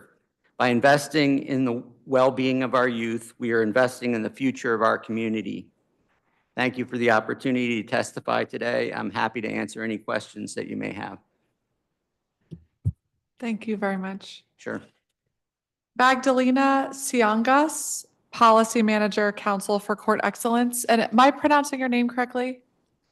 It's Chungus, Magdalena Chungus. Chungus. Okay, thank you very much. Go ahead. Thank you, Chairperson Pinto and members of the committee for the opportunity to testify. My name is Magdalena Chungus, and I am a policy manager at the Council for Court Excellence. The successful use of a variety of the current diversionary programs for youth is a positive indicator that diversion is a worthwhile investment that does not necessarily impact public safety. The juvenile diversion programs currently operating in DC all show low rearrest rates for program participants. And in our 2024 report, Is DC More Secure?, we assessed 2023 data on youth diversion programs, which shows across programs, 86% of youth or more are not rearrested. And of those programs that we assessed, slightly over 800 young people participated in diversion. Because of this, we support the increased use of diversion programs for justice system involved youth in DC, particularly given significant racial disparities that exist in the population of youth under supervision in DC, with Black males making up the vast majority of those on probation, committed, and in detention. However, this bill as written does not include the expansion of existing DDA, DPA, or CD programs to additional youth. Instead, it requires 50 youth who are determined to be high risk to meet with a trusted adult who, per this legislation, would provide them with a variety of case management services. While the introductory letter for this bill states that of the 443 active DDAs, DPAs, and CDs in 2023, 89 agreements were revoked because the youth did not comply with the requirements of this agreement. Surely it is a worthy goal to decrease those revokements, but the letter didn't indicate what the reasons were for these revocations or what share of those youth whose diversion was revoked were assessed as high risk. So we recommend data should be collected and analyzed to understand those underlying reasons. Furthermore, having this trusted adult and meeting with them as a requirement for youth as part of this diversion program could actually increase the likelihood of non-compliance and revocations. And while each child in DC who needs support deserves to have access to these case management services that are ascribed to the trusted adult, we have concerns about tying these much needed services to prosecution. Youth have to plead guilty in order to get these services from the trusted adult. And so accessing these services could mean choosing between fighting the charges and getting needed help. A more effective approach would be to invest in case management services for youth on the front end, with a focus on prevention.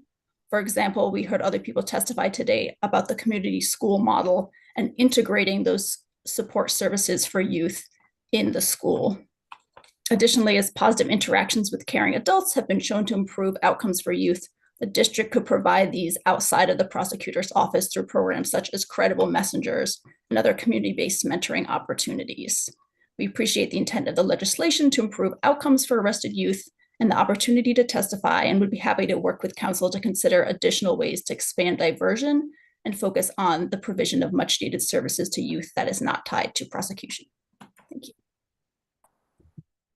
Great. Well, thank you very much, Ms. Chungus, and thank you to all of our witnesses on this bill. As I've kind of said before, I absolutely agree that more needs to be done on the front end to get young people access to needed services. That is absolutely unequivocal needs to happen. I also have a responsibility in chairing this committee that has jurisdiction over our traditional public safety agencies to look at the gaps in the system and try to plug those gaps. So when I see that of the youth who are deferred to ACE, for instance, that 54% of those young people are just not showing up, that's a problem to me. When I look at the deferred prosecution agreements, which in theory are a great avenue for a young person to say, look, you've made a mistake. We're not going to put you in confinement. We're going to have you return home to your families, but there's a set of conditions that you need to meet for that release to be met. Those conditions have to be met. And so what we tried to do with this bill is think about what is it that could really help that young person. I heard from young people that really we don't know what resources are available to us. So that's why we've included language to help young people sign up for after-school activities, to help them with housing insecurity, apply for other resources that the city may have for them, to help make sure that they get to and from school. It's really meant to be an avenue to provide that support. I also believe that young people who are the beneficiaries of these conditional agreements that says, okay, we're not going to confine you, even though you've now pled guilty for a crime, presumably any of these crimes are violent crimes, you have to show up to get the support that we need. We cannot just have a young person commit a violent crime, have no consequence, have a conditions laid out, not meet the conditions, and return to school the next day. That sets a very bad precedent, not only to that young person, but to the message that they are sending to all of their friends in school, to the victims of the crimes that they may have committed, that may have harmed someone else. And so I just lay that out to say that's kind of my vantage point that we're trying to address. Not that this bill is going to solve all juvenile crime in the city, not that this bill is the last step to provide much needed resources earlier, but that as we look at the specific category of young people who are pleading guilty to crimes, getting the benefit of a deferred disposition agreement or deferred prosecution agreement, we've got to make sure that they get those resources. And so that's what I'm trying to solve for. So kind of with that context, Ms. Lockheim, when we think about that landscape, I mean, from your perspective, how would we ensure that a young person actually does show up to these meetings and make sure that they're getting the resources the city has for them if we don't include revocation language? Understood. And I appreciate the framework there. I think there's a couple different options, I think. One is in the letter, it indicated some of the purposes of the trusted adult, and some of the background was really a therapist job, like some therapy. So I think giving access to therapy, I mean, we know a dearth of therapy, community-based therapy, but that would be great to have access to that kind of therapy. But that's a specific role of a therapist. Another was tutoring. And I do think that access to tutoring would be another great way to get the supports that the youth need to be able to succeed. And then a lot of the case management seemed to be, to me, sounded like probation officer duties. So perhaps there's a way to untether the prosecution reporting and leave that in the bailiwick of the probation officer and OAG. And if you're having other people come in like a trusted adult or a mentor or a tutor or a therapist, to not have the reporting aspect on that and let that be voluntary for it to have the beneficial effects that research shows it would have, but it can't have the reporting requirement tied to it. But if the youth are saying that's what they need, then perhaps it could be, it's a matter of offering it as opposed to punishing if they don't. And I understand that you're threading a needle because they have to show up, but there's a probation officer role there, and then there's a different role to me to the resources. And well, the probation officer can provide the access to the resources, but providing the resources themselves, like some of the duties outlined that overlaps with safe passages and other things like that. Does that make sense? It does, but that's the current system. is that a probation officer can report to the prosecutor. So is it your experience and understanding that that current system is working? It's a good question. I work on the deeper end of the juvenile system and the commitments, so I don't have a lot of direct experience with DDAs and DDPs, or I get the acronyms mixed up, the diversion programs. That said, I do know that the credible messengers, who I have had a lot of experience with through GYRS, has had a spectrum of success, and from my point of view, over the last, I don't know, 10 years that they've been in place. In the beginning and in earlier administrations, they were empowered to advocate for the youth and to really be a long-term support even after commitment ended, but also to be able to advocate for what the youth wanted, to sort of be their voice, but also guide them, pick them up to go to school. They do all the things, you know, and they also had a family engagement specialist to help make sure the family had food on the table and that sort of thing. But they were not the care coordinator, the person who was ensuring compliance. They were a resource. And that relationship could really develop that way because the youth knew that they were on their side. Lately, in maybe the last 2 years, approximately, the credible messengers have been specifically told that they're not allowed to advocate for the youth and what they want, that they really have to revert to more of the supervision, compliance role, and the relationships are not what they were. The youth aren't telling them what's really going on in their lives. They aren't letting them in on the things that are actually going to make them maybe go off the rails because they don't trust them, because they just see them as reporters. So I feel like if we could go back to the earlier credible messenger model where there really are advocates for the youth, that could work well. That said, that's for youth in the deep end of the system. I do know there's also research showing that the heavier the touch we have on the early end, the more likely they are to recidivate. So I hear what you're saying, and I don't know the answers to all your questions, but I do know that on the early end, lighter touch is better for recidivism. And so I think what Magdalena was talking about is that the low rearrest rates, that's the outcomes that's based on, is looking to have those low rearrest rates, and a lighter touch gets that as opposed to a heavier touch on the early end. That's what I know about the research. I'm on the deeper end. Yeah, no, I appreciate that context about the trust building. And I agree that that's very, very important. And one of the ways that we tried to thread that needle in this bill is we didn't structure it that you have to monitor, you know, did you go to after school programming? Did you get this resource? Did you go to school every day? It's really attendance to meet with the trusted adult because we're offering this resource for you. And that's why we established it as a pilot to try to see if something like this could work a little bit better, because I don't think it's a good use of resources to set this up and then say, but it's still up to you if you want to meet the conditions of your release. Like, you know, we're very careful at using examples with young people, understandably, for privacy concerns. But to me, it's a very light touch if somebody has committed a violent offense, been prosecuted, pled guilty, received a deferred prosecution agreement that they're not going to be confined at all, and the only conditions of release are that you have to show up to school and meet a 10 p.m. curfew.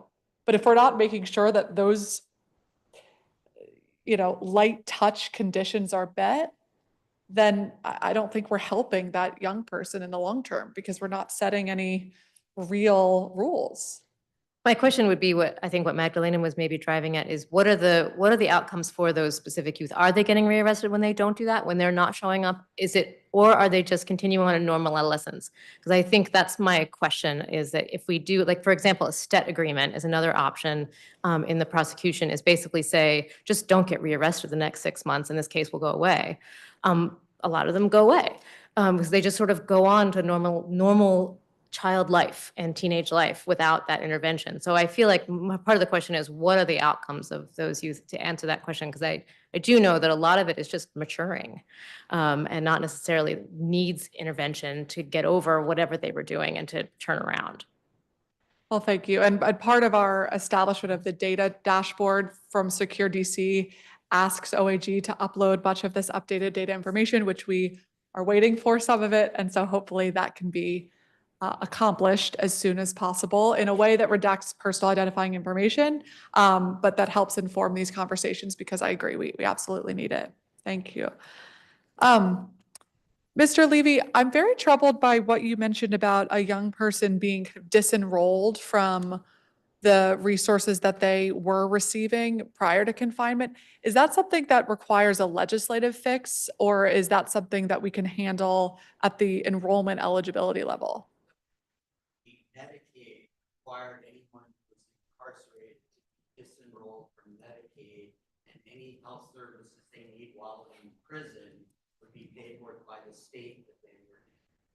Recently, they've made some allowances at the federal level. I don't fully understand them, but I do think there's some wiggle room.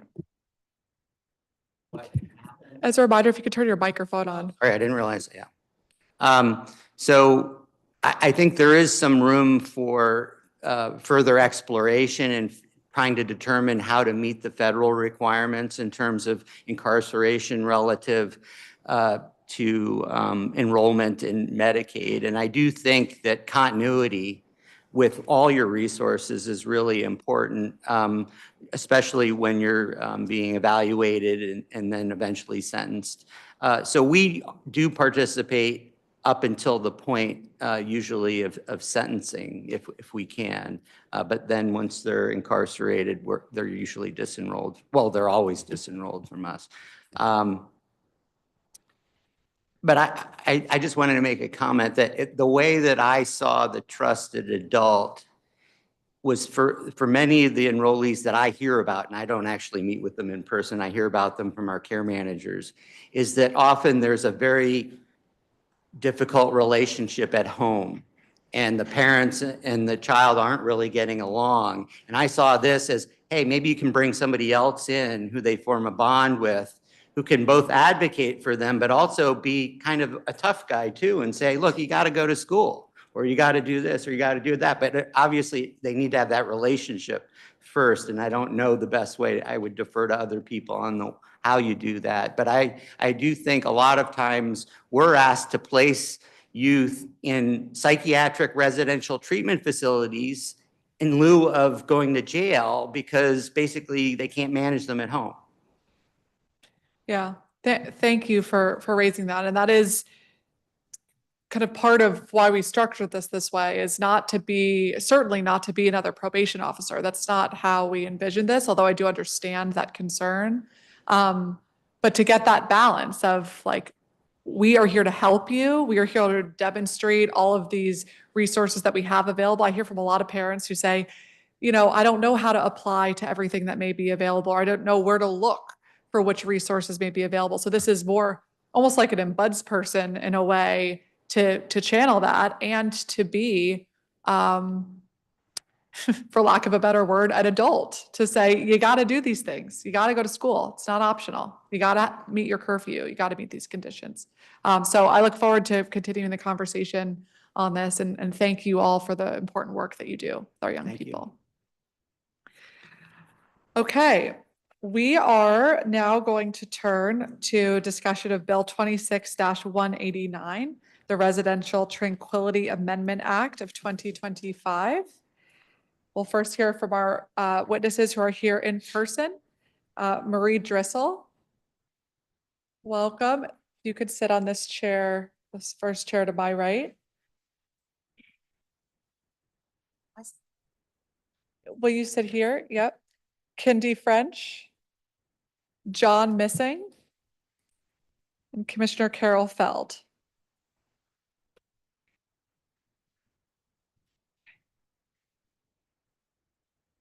All right. As a reminder to please turn your microphone on when you are testifying. We'll begin with Marie Drissel, Secretary, Sheridan-Kalorama Neighborhood Council. Good afternoon, Chairperson Pinto and staff. My name is Marie Drissel, and I'm the Secretary of the Sheridan-Kalorama Neighborhood Council, Ward 2. On September 2024, I testified in person regarding the unbearable noise our neighborhood has endured for 2 years due to demonstrations commencing at 7 a.m. Specifically, I stated in my oral testimony, upon returning from dropping off a relative at National Airport at 7:15 a.m., I observed a single demonstrator utilizing 5 amplified, pre-recorded, remotely controlled megaphones. These megaphones were affixed to trees, public street signs, and a folding chair. The demonstrator was seated across the street, operating all 5 devices remotely. The resulting noise was heard for blocks. At the end of the September 2024 hearing, Chairman Mendelson, in a surprising move, invited all department heads present to join him at 7 a.m. at 2301 S Street to witness firsthand what our A&C Commissioner Carol Feld had also described in her online testimony. During this visit, Chairman Mendelson noted his cell phone registered decibel levels exceeding 125. Existing noise regulations have proved inadequate in addressing this situation, as the responsible staff typically do not begin work until after 7 a.m. and would necessitate gaining access to a private residence closest to the noise source, which in this case would be the Chinese embassy. The emergency legislation has had a partial positive impact. However, demonstrations now commence after 9 a.m., and we have submitted video evidence to the committee legal staff depicting a woman placing her amplified, remotely controlled megaphone on the ground and leaving the area entirely in a vehicle bearing Virginia license plates. Furthermore, we have video documentation of demonstrators operating 5 megaphones after 9 a.m. while seated nearby, making it physically impossible for them to immediately deactivate all 5 devices simultaneously. Therefore, we strongly support banning unattended megaphones at all times in residential neighborhoods only. We recognize that not all individuals can physically hold a megaphone. Consequently, we propose a careful rewording of the term controlled in the current legislation. My written testimony addresses these issues about control by those who cannot hold a megaphone after 9 a.m. and before 7 p.m. But unattended amplified equipment should be prohibited at all times under this revised language. We also have a further concern regarding the proposed permanent legislation. Residentially zoned neighborhoods contain embassy buildings such as the Japanese embassy, which is R3 zoning, and it's situated directly adjacent to private homes, condominiums, and cooperatives. Consequently, we urge the council to amend the language to include a prohibition on targeting specific, quote, non-residents within 300 feet of a residence with amplified sound devices between 9 a.m. and 7 p.m. for attended devices, while maintaining a ban on all unattended devices at all times. Thank you. Thank you, Ms. Dressel. Kindy French, President of Sheridan Calorama Historical Association. Thank you, Councilmember Pinto, for having us all here to testify. And we really appreciate your taking the temporary legislation and making it permanent legislation. And the main thing is that we want to make sure that you understand that we're testifying is for residential neighborhoods. And I'll let everybody else go through their long testimony. Thank you. Thank you, Ms. French. John Missing, public witness. Thank you, Councilwoman, and good afternoon, council members. My name is John Missing, and I'm a member of the board of the Sheridan Calorama Neighborhood Council, but I come before you today as a member of the public. My wife and I are residents of the Sheridan Calorama neighborhood, and I'm a retired lawyer. We live about 500 feet as the sound wave flies from the residence of the Chinese ambassador. We've been assaulted for several hours a day at different times of the day, every day of the week for over 2 years by the incredibly loud amplified noises generated by people airing their personal grievances against the Chinese government. These grievances are not political and they are not religious or ethnic. And the noises themselves are a vile mixture of loud and offensive animal sounds, horn blasting, strange music, and word. My wife and I can do nothing to avoid these incredibly loud noises. Closing all our doors and windows does not prevent them from coming into our condominium home and disrupting our lives. We've been unwilling victims, unwilling captives of these noises for years. After research, it is obvious that this legislation does not violate the First Amendment. In fact, the legislation could be even broader than it currently is. Under an unbroken line of cases from the Supreme Court, if it chose to do so, Washington, D.C. could ban all amplified speech, regardless of time of day, in residential neighborhoods. Many states have done just this. Since the legislation you are considering applies to all expression and merely restricts the time, place, and manner of that expression, it qualifies as content neutral. When legislation is content neutral, there is no violation of the First Amendment if the legislation does two things: if it serves a significant public interest, and if it leaves open alternative channels of expression. So, first question, does this legislation serve a significant public interest? That question has been definitively answered by the Supreme Court in a long line of cases. In a case from 75 years ago, the Supreme Court spoke about unwilling listeners, stating that the, quote, unwilling listener is a captive. The unwilling listener's home is his castle, and he should not be required to give up his privacy merely because the public streets are used for communication, close quotes. In the most recent case on this topic, from 1988, the court held that, quote, the state's interest in protecting the well-being, tranquility, and privacy of the home is certainly of the highest order in a free and civilized society, close quotes. So there can be no doubt that the legislation serves a significant public interest. The only remaining question then is whether the legislation leaves open alternative channels of communication or protest. Since it only applies to amplified noise, no other noise or expressive activity is affected. And I think that has to be emphasized because I gather some people have taken the position that this will shut down all protests of all kinds in residential areas, and that is obviously neither the intent nor the effect of the language of this ordinance. It's only prohibiting amplified protest. If these private grievant complainants want to speak, yell, dance, or sing without amplification, if they want to march, wave placards or signs, or hand out leaflets, if they want to go door to door and ask people to sign a petition, they are free to do so under this legislation. All alternative channels of expression remain available to them. For these reasons, this legislation does not violate the First Amendment, and it's not even close. People will still have a right to protest and, as in this case, to air their distinctly private grievances. They can say whatever they want in public places and do all the things that we usually associate with protest, demonstrations, and free speech. But there is no constitutional right to an amplifier. It's not in the Bill of Rights, and it's not in the cases from any court in the country. And there is unquestionably and emphatically no right to use an amplifier on the streets of a residential neighborhood. My wife and I implore you to send this legislation to the full council. Thank you. Thank you, Mr. Missing. Commissioner Carol Feld, Commissioner, Chair, and Secretary of ANC 2D. I have a noise demonstration. I have to unmute my phone to make sure. Good afternoon, Councilmember Pinto, members of the council, and staff.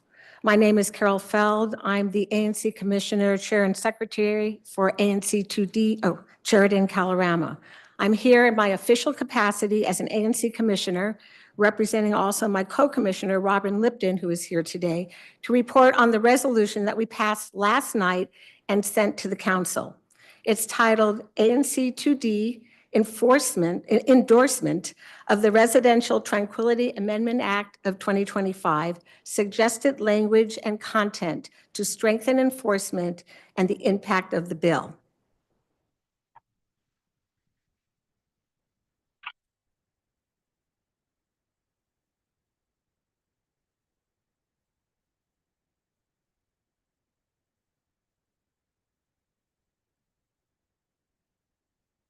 I think you get the gist. Please don't let us nor any residents of DC have to go back to this. The noise is what my neighbors and just John testified, experienced for over 2 years, several hours a day, sometimes on a daily basis, starting at 7 a.m. and again in the early evening before the emergency legislation was passed. The noise was heard blocks away from its target, the Chinese ambassador's residence, across from Mitchell Park, a community gathering place. It was broadcast often from multiple unattended amplified sound devices hanging on trees or placed on sidewalks. Before the emergency legislation, the district, and I'm talking about MPD, the Secret Service, and various city officials, told us that they could do nothing to stop it, as the noise bills on the books at that time were unenforceable. 2 lessons from the emergency legislation. First, the emergency legislation resulted in a drastic improvement to the quality of life, health, and well-being for many residents, but not all.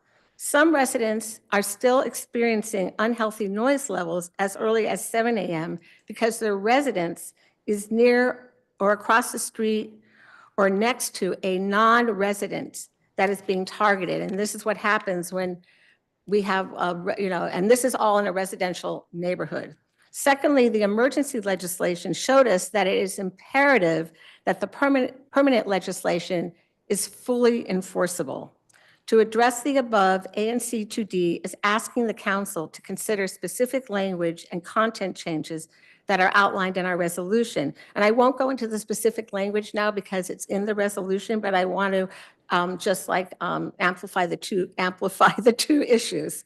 First issue is the definition of unattended. We believe that the bill's definition of the term unattended is vague and therefore not enforceable. Specifically, the term close physical proximity is overtly subjective and fails to sufficiently identify when a device would be considered unattended. And our resolution suggests some language to clarify that, and we also welcome your suggestions.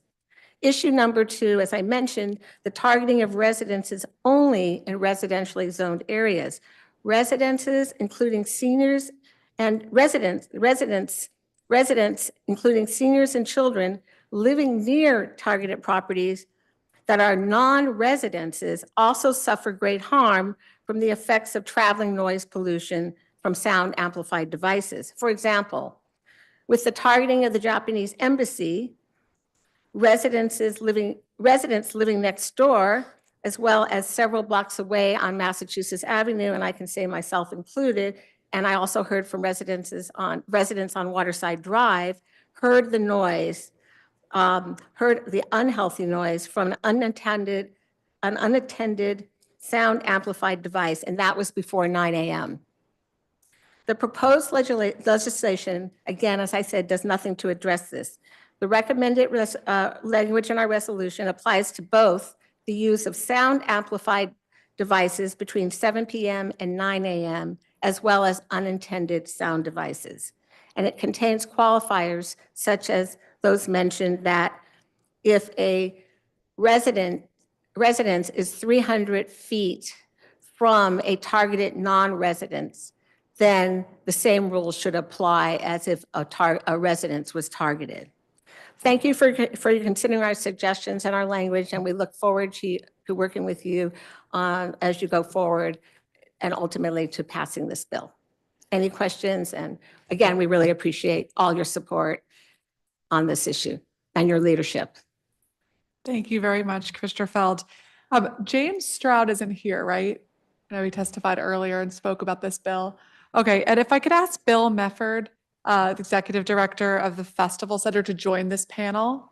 If you all wouldn't mind making room for one more at the table, way we can put that together, that would be great. We could even pull over a chair at the end, whichever works. Great, thank you all.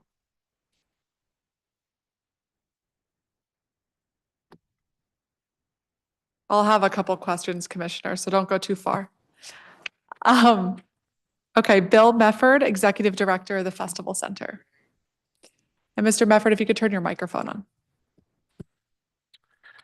So my testimony is actually, I'm going to read from a letter that was signed by 17 groups. Let me read you who the groups are. It includes Black Swan Academy, CARE DC, Chesapeake Climate Action Network Action Fund, the Claudia Jones School for Political Education, DC for Democracy, DC for Palestine, DC Jobs with Justice, DC Justice Lab, District of Columbia, CPUSA, Fair Budget Coalition, the Festival Center, Free DC, Just Future Project, Open Goal Project, Rock DC, Save Chinatown Solidarity Network, and the Task Force for Democracy. I think, I won't read the whole letter. I think the passion that you heard earlier in opposition to this particular part of Peace DC really is anchored in this statement.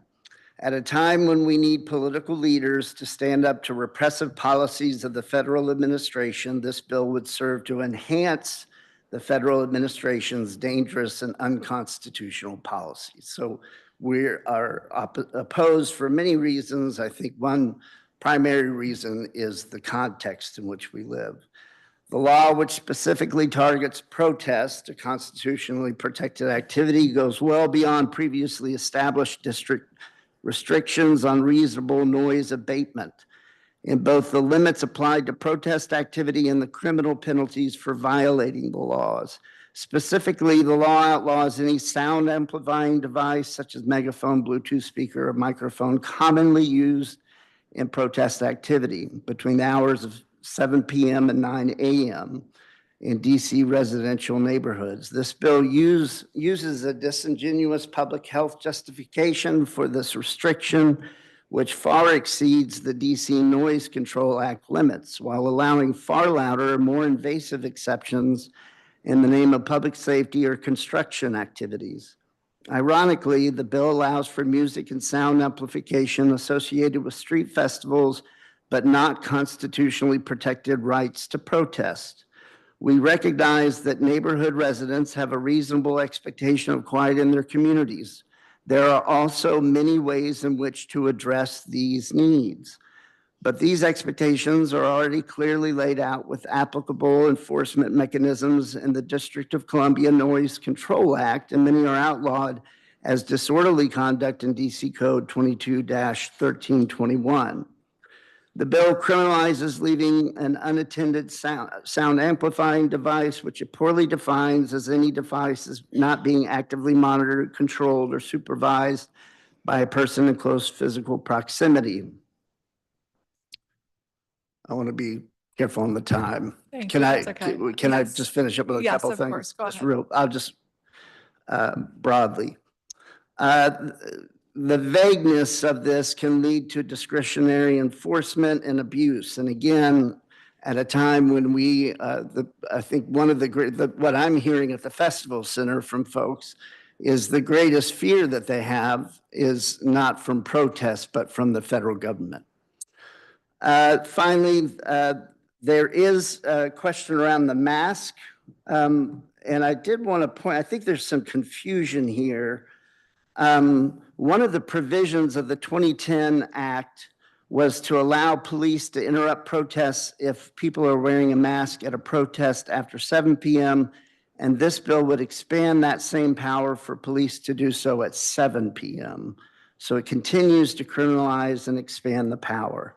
So we would ask that the groups that have signed on would ask that this be fundamentally amended or rejected altogether. Thank you. Well, thank you, Mr. Mefford. And let me just say, kind of in response to that letter, this is not a trope. We are a city that values First Amendment rights to protest, to support, to oppose, to march, to make your view heard. And that is not changing in this bill, nor should it change in this bill. In my view, this is a very targeted, specific way to address a challenge that is not happening every day, that is not happening all over the city, that is happening in a few environments that are purely residential, that are targeting residences for the purpose of a demonstration overnight.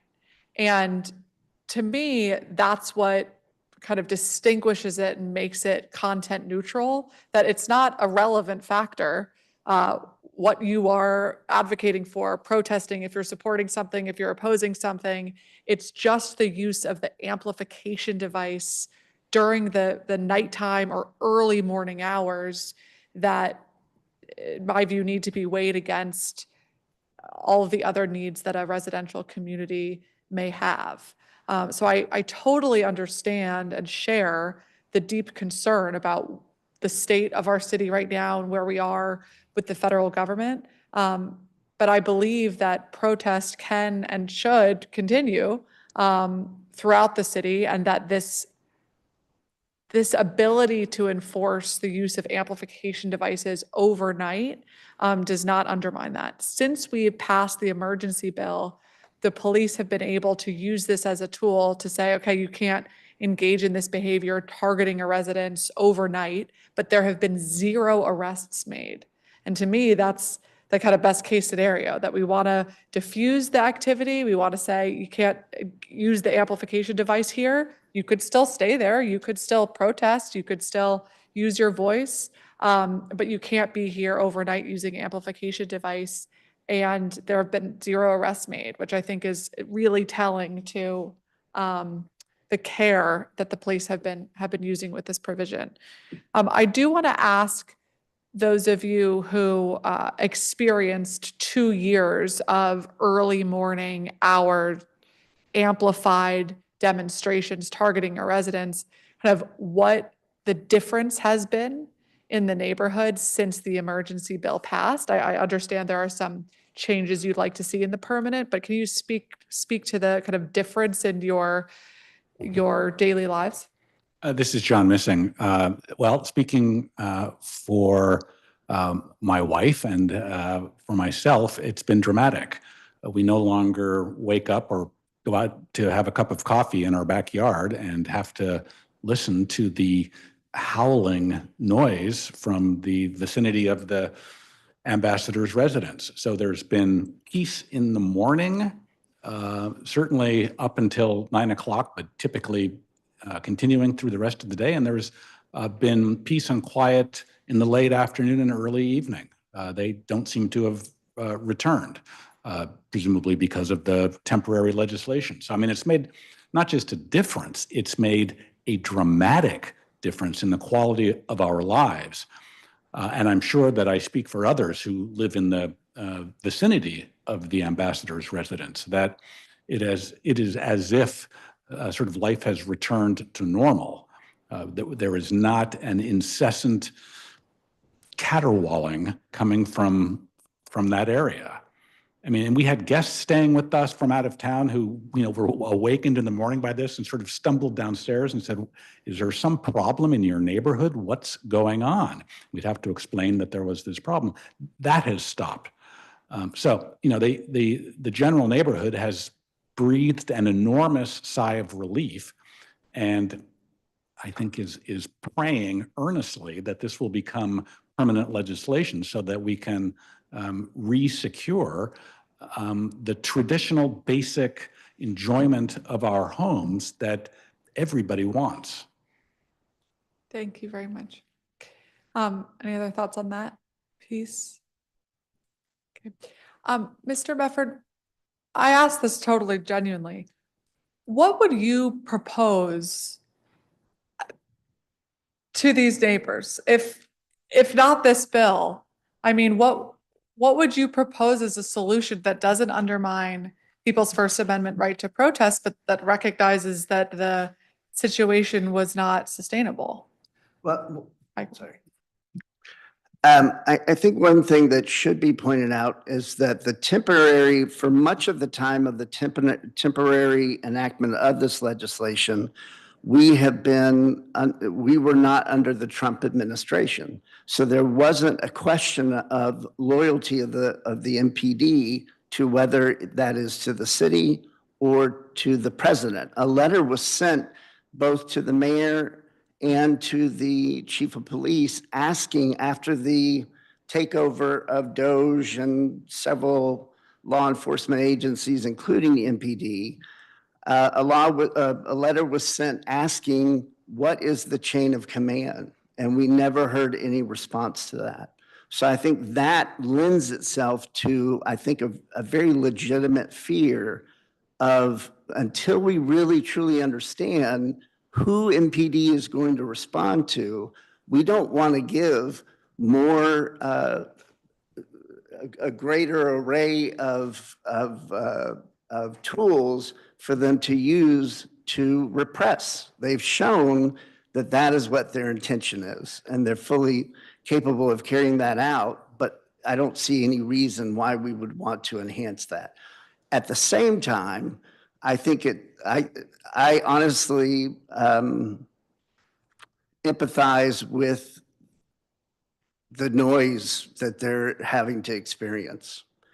I just think that criminalizing people for noise, there might be other ways in which to address that. I know that there are folks, and I don't know the full, and feel free to jump on me because I can feel we're ready to respond. We tried everything. And so if that's the case, I understand, and I want to empathize with that. But I think more times than not, the actions that I've been a part of, one of which took place outside of your home, we had a mariachi band in the back of a truck as part of an excluded worker. It was in the middle of the afternoon. It was not in the evening. They were a very good band too, by the way.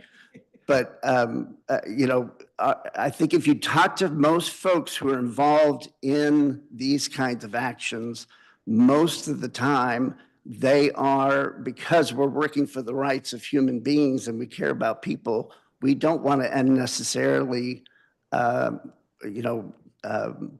hurt people's lives or the standard of their living.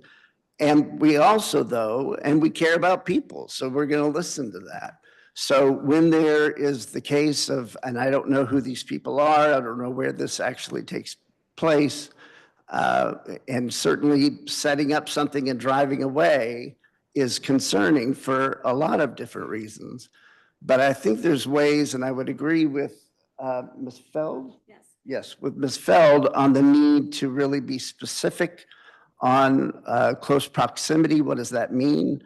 I think as much as we can do to really give definitions to this, then we can limit the amount of openness that outside actors will be able to use to cause repression. So I'm trying not to dance around it. It's a difficult situation. I would certainly be willing, because we've done a lot of mediation work, I would certainly be willing to be involved in this and trying to find out how we can bring about mediation. I don't know anything about the situation. I know it may be beyond mediation, so I'll just put that out there. But I think there's ways in which that we can care for people, that we can allow protest, that we don't have to criminalize people. Yeah, I totally appreciate that in concept, and the example that you raised, and I remember it fondly, the mariachi band. Made your point. It was the middle of the day. That activity will not be affected by this legislation. And I know the difference because the interim period when we passed the emergency bill, but the mayor hadn't signed it yet, protesters did come to my home every morning between 7 and 9 a.m., which, it was their right before the bill was signed.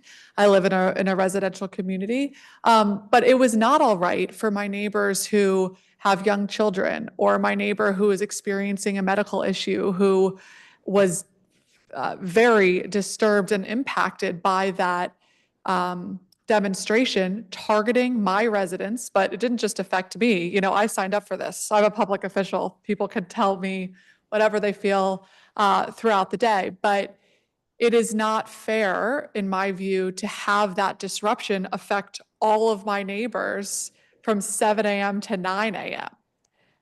using amplification devices, targeting a resident. So the examples that you gave would still be allowable under this. I did try for 2 years to try every other way to be helpful. I looked at dozens of different elements of the code. I went out there all different hours. I spoke to the demonstrators. I tried everything I could possibly think of. And this was the last resort, to be really, really targeted with this early morning, overnight hours, which, as I said, I don't view this as a criminalization because there have been 0 arrests. It's just offered a tool for MPD to say, you can't do this here. Go ahead. Commissioner Lipton reminded me of something, and we even have it on video because this man stated on a news broadcast that was covering this. And they said that nothing is going to stop us. We are here to make noise for us forever, basically. What do you do in a situation like that? And I want to make sure that neighbors, despite any administrative change, that it doesn't become punitive to neighbors, and that they ultimately end up having to be the ones that are punished for some reason and to live with this. Because I have to tell you, we, like you, we tried everything. We talked to the city of so many departments in the city. We talked to the police department. We talked to the Secret Service. And you know what? It was a waste of their resources. We had to have people come out when they could have been police, people from the MPD. They could have been stopping crime or helping someone, an elderly person, but they had to come up to us and basically told us they can't do anything. Same thing with Secret Service. And that's how we we got here. It wasn't just a simple fix, because I know that I speak for the residents in ANC 2D. We believe very strongly in First Amendment rights, but at this point, it just became unbearable. And that's why we actually did a resolution to council and said, help us find a way for us to deal with this. And we appreciate it because it seems like the emergency legislation did that. Well, thank you. I'd like to add something. Sure. I've been demonstrating since I was 16. I'm now 78. I've been involved in thousands of demonstrations. I've never seen anything like this. And just to let you repeat, to understand, they said they're coming forever. They would not deal with anything. There was no way we could deal with them. And we tried everything. And just to let you know, one of them ran and picked up his megaphone, which was not in his control, ran up to a resident walking his dog, stuck it in his ear, turned it on full force, and that person fell over. He was assaulted, and it would have been a felony. He thought he had lost his hearing. He was handcuffed by the Secret Service because they couldn't see what had happened. There was no video that could prove it. So this lawyer in our neighborhood gave up and did not file felony. Besides that, you have to know who these people are. We've done everything to find out who they are. They don't care. They only want to hurt the area and make noise. And it feels like it's freight trains. It feels like 2 straight hours of dying animals. It's impossible. And we invited ACLU, we invited Reverend Hagler, and they would not come. Thank you very much for that additional context. Mr. Missing, you talked about some of the legal standards of getting the balance right between First Amendment protected activity and reasonable restrictions. Are you a lawyer? Yes, Okay. I'm a retired lawyer. Okay. Can I ask you a question about your interpretation? So when we think about, for the purposes of demonstration, without reference to whether you're opposing something or in support of something, how do you analyze whether something is truly content neutral? Or how do you think the courts analyze it? I mean, I think you can come at this from a couple of different directions. One is, of course, to look at ordinances or legislation that has been determined by a court not to be content neutral. So, for instance, legislation that prohibits people protesting in front of an abortion clinic and doesn't prohibit other kinds of protest or demonstration or speech has been held to be or to fail the content neutrality test and to be an effort to restrict a particular kind of speech expressing a specific or particular viewpoint. The legislation in this case doesn't do that. It simply addresses the means by which people are speaking, and it would apply to anybody saying anything. I don't know if there's a better way that I can answer the question really than that. You have to look at what kind of speech is targeted, and the ordinance or the legislation here doesn't target any particular kind of speech. Or speech from a particular kind of person, or speech associated with a particular kind of activity or profession, or philosophy or religion or anything else. It applies to all expression. So if something is inclusive, comprehensive in its scope of application, such as this legislation, I think it is content neutral. That probably doesn't give you the nugget that you were looking for, but it's the best I can do. No, it's certainly helpful, and I think that's right, and that's my reading of the court cases that have analyzed this issue, that have jurisdiction over the district. And so thank you for that. I also want to just note, because I know and feel the consternation in our community and in our city, but I want to be very clear that our Metropolitan Police Department reports to the mayor, and this council has oversight of the Metropolitan Police Department. They are our local police department.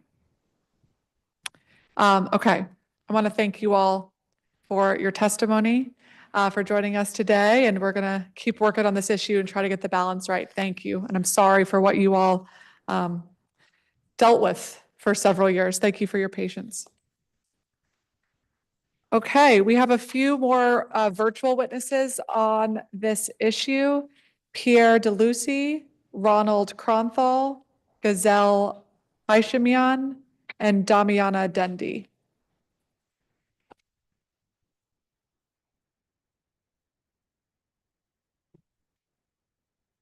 Pierre DeLucy, public witness. Hi, my name is Pierre DeLucy. I live on Bancroft Place, directly catty corner to the Chinese residence. Thank you, Councilmember Pinto, for addressing fundamental issues to your constituents' safety and serenity. I'm confident your resolution will also lead to some common sense and mutual respect.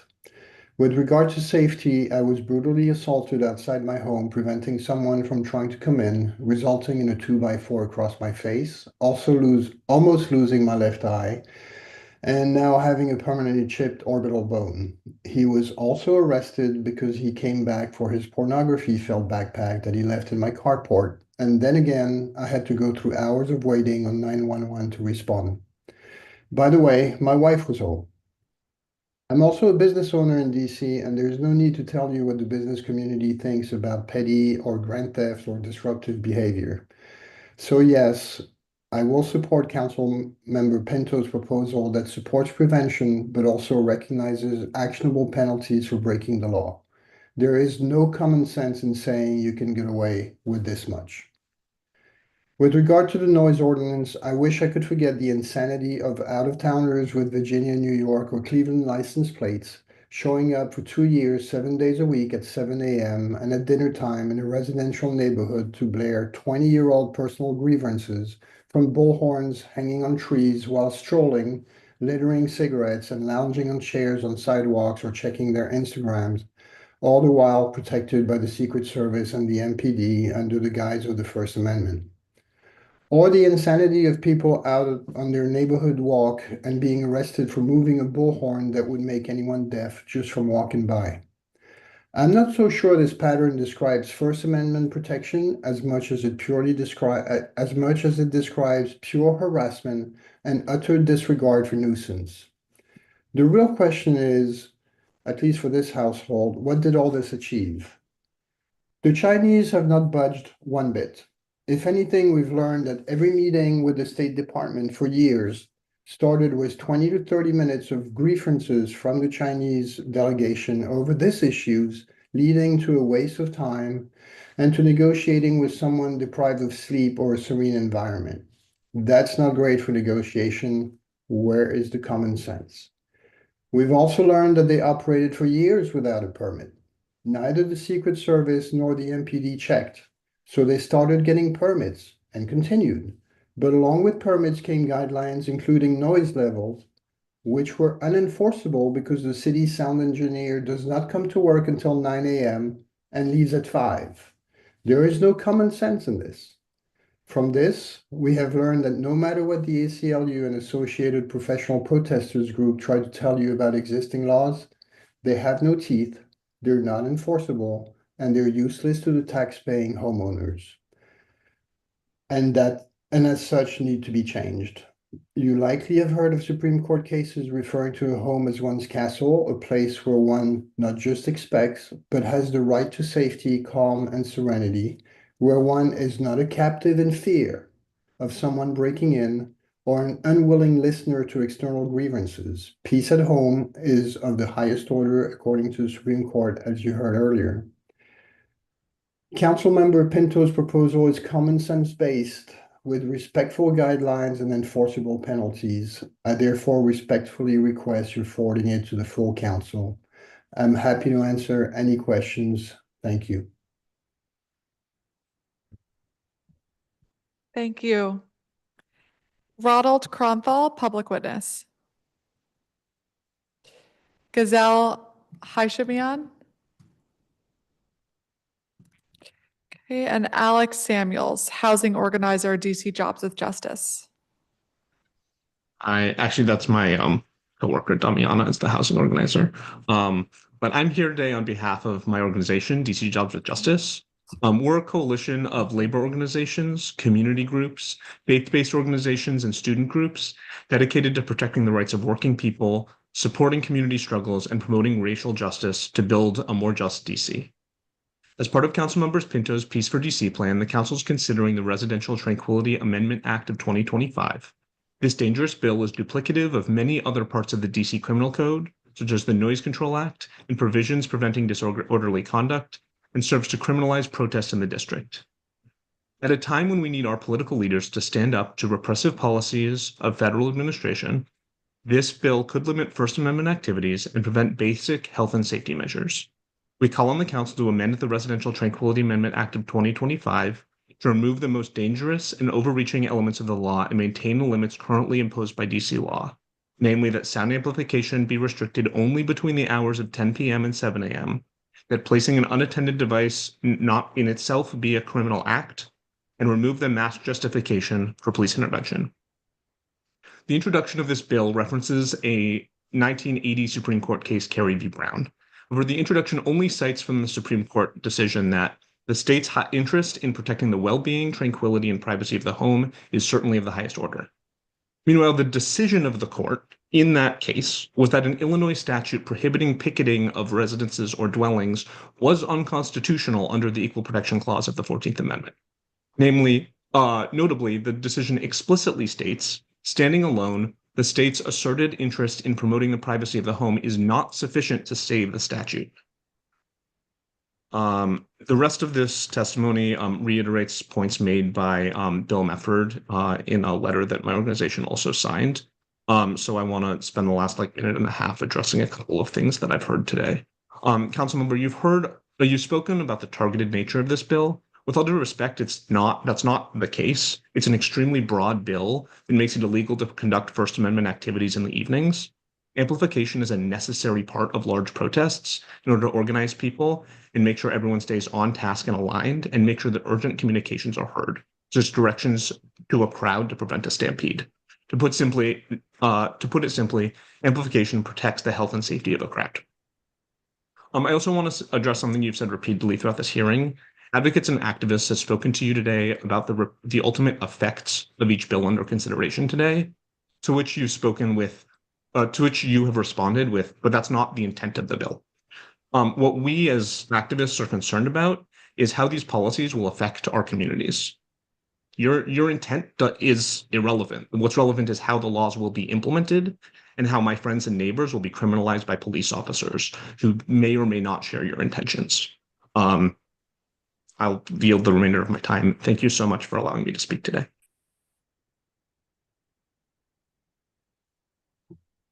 Thank you. Thank you both very much. I do have a couple of questions. Mr. Samuels, the case that you reference where the court analyzed picketing in front of a residence, in that case, were they using amplification devices? Unfortunately, that's from my colleague's part of the testimony, and unfortunately, I don't know off the top of my head. Okay. My recollection is that they were not using amplification devices, which is one of the key distinguishers from a speech-based restriction that is prohibiting kind of all speech versus a targeted one like this one. Your example of organizers using amplification devices to organize, I also don't think would be affected here because this bill is about using amplification devices to target a residence. Whereas if you were to say, all right, we're marching up the street this way, I don't believe that would be implicated by this either.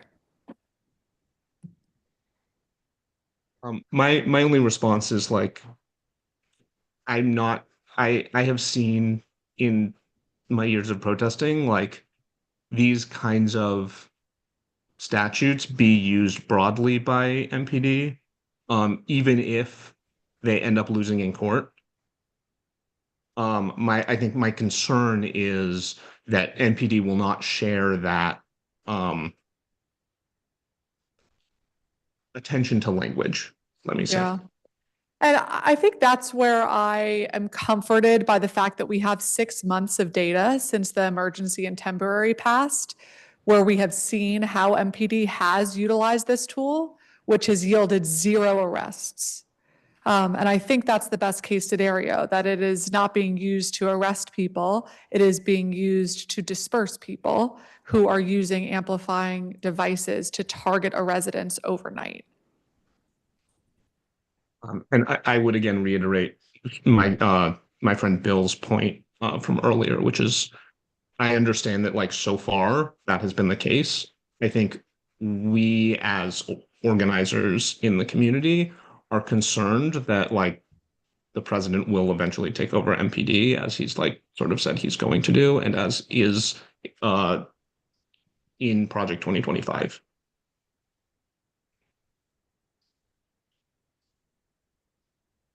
I understand. I understand that concern. I share that concern, and we have a city that is in a precarious position right now, and it is really important, I think, that we do everything we can to protect our city, protect our residents, and do the best job delivering services to district residents and visitors every single day. But the risks are real, and I hear you there. Mr. DeLucy, I know you kind of commented in the chat when I had asked an earlier panel about the impacts in the neighborhood since this emergency bill passed. I don't know if you have any other thoughts you want to share for the record.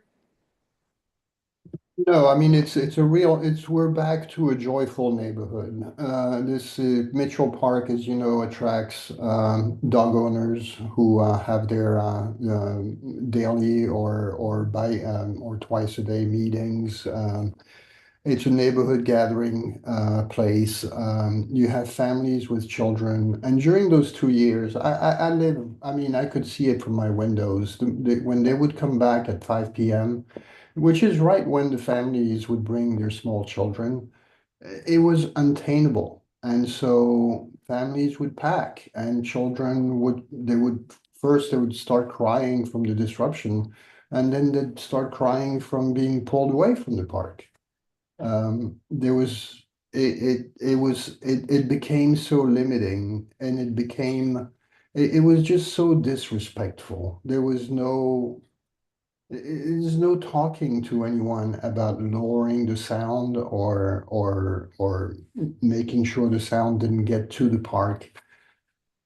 It was complete disrespect for the community. Yeah. And that's what we experience. And again, I mentioned pure harassment. I'm sure what a lot of your panelists talk about is a protest, which may repeat itself on a weekly basis this was every day, every single day, morning, starting at 7 a.m. on the dot until 9, and then coming back at 5. And the 5 o'clock made even less sense because the ambassador was not even home. This is the ambassador's residence. The ambassador wasn't even home. Yeah. Yeah. Well, as I said to the last panel, I'm sorry for what you experienced. And I do believe this bill is a very targeted, limited way to address a particular challenge and balance the important needs and rights of people to protest, which I think we do better in this city than anywhere else in the world, is manage protests, is have First Amendment demonstrations pretty much every single day in this city. And that's part of who we are. And I think that will continue. And I think that people have the right residential neighborhoods not to have those protests be targeted at their residents overnight. So thank you very much. I want to thank all of our witnesses for this bill and for all of our bills today. What we're going to do now is take a 20-minute recess. Okay, we're technically adjourning. It's 2:16, but in 20 minutes, we are going to then begin our public witness roundtable on the merger of our violence interruption programs. So thank you all for being here today. The time is 2:16 p.m. In 20 minutes, we'll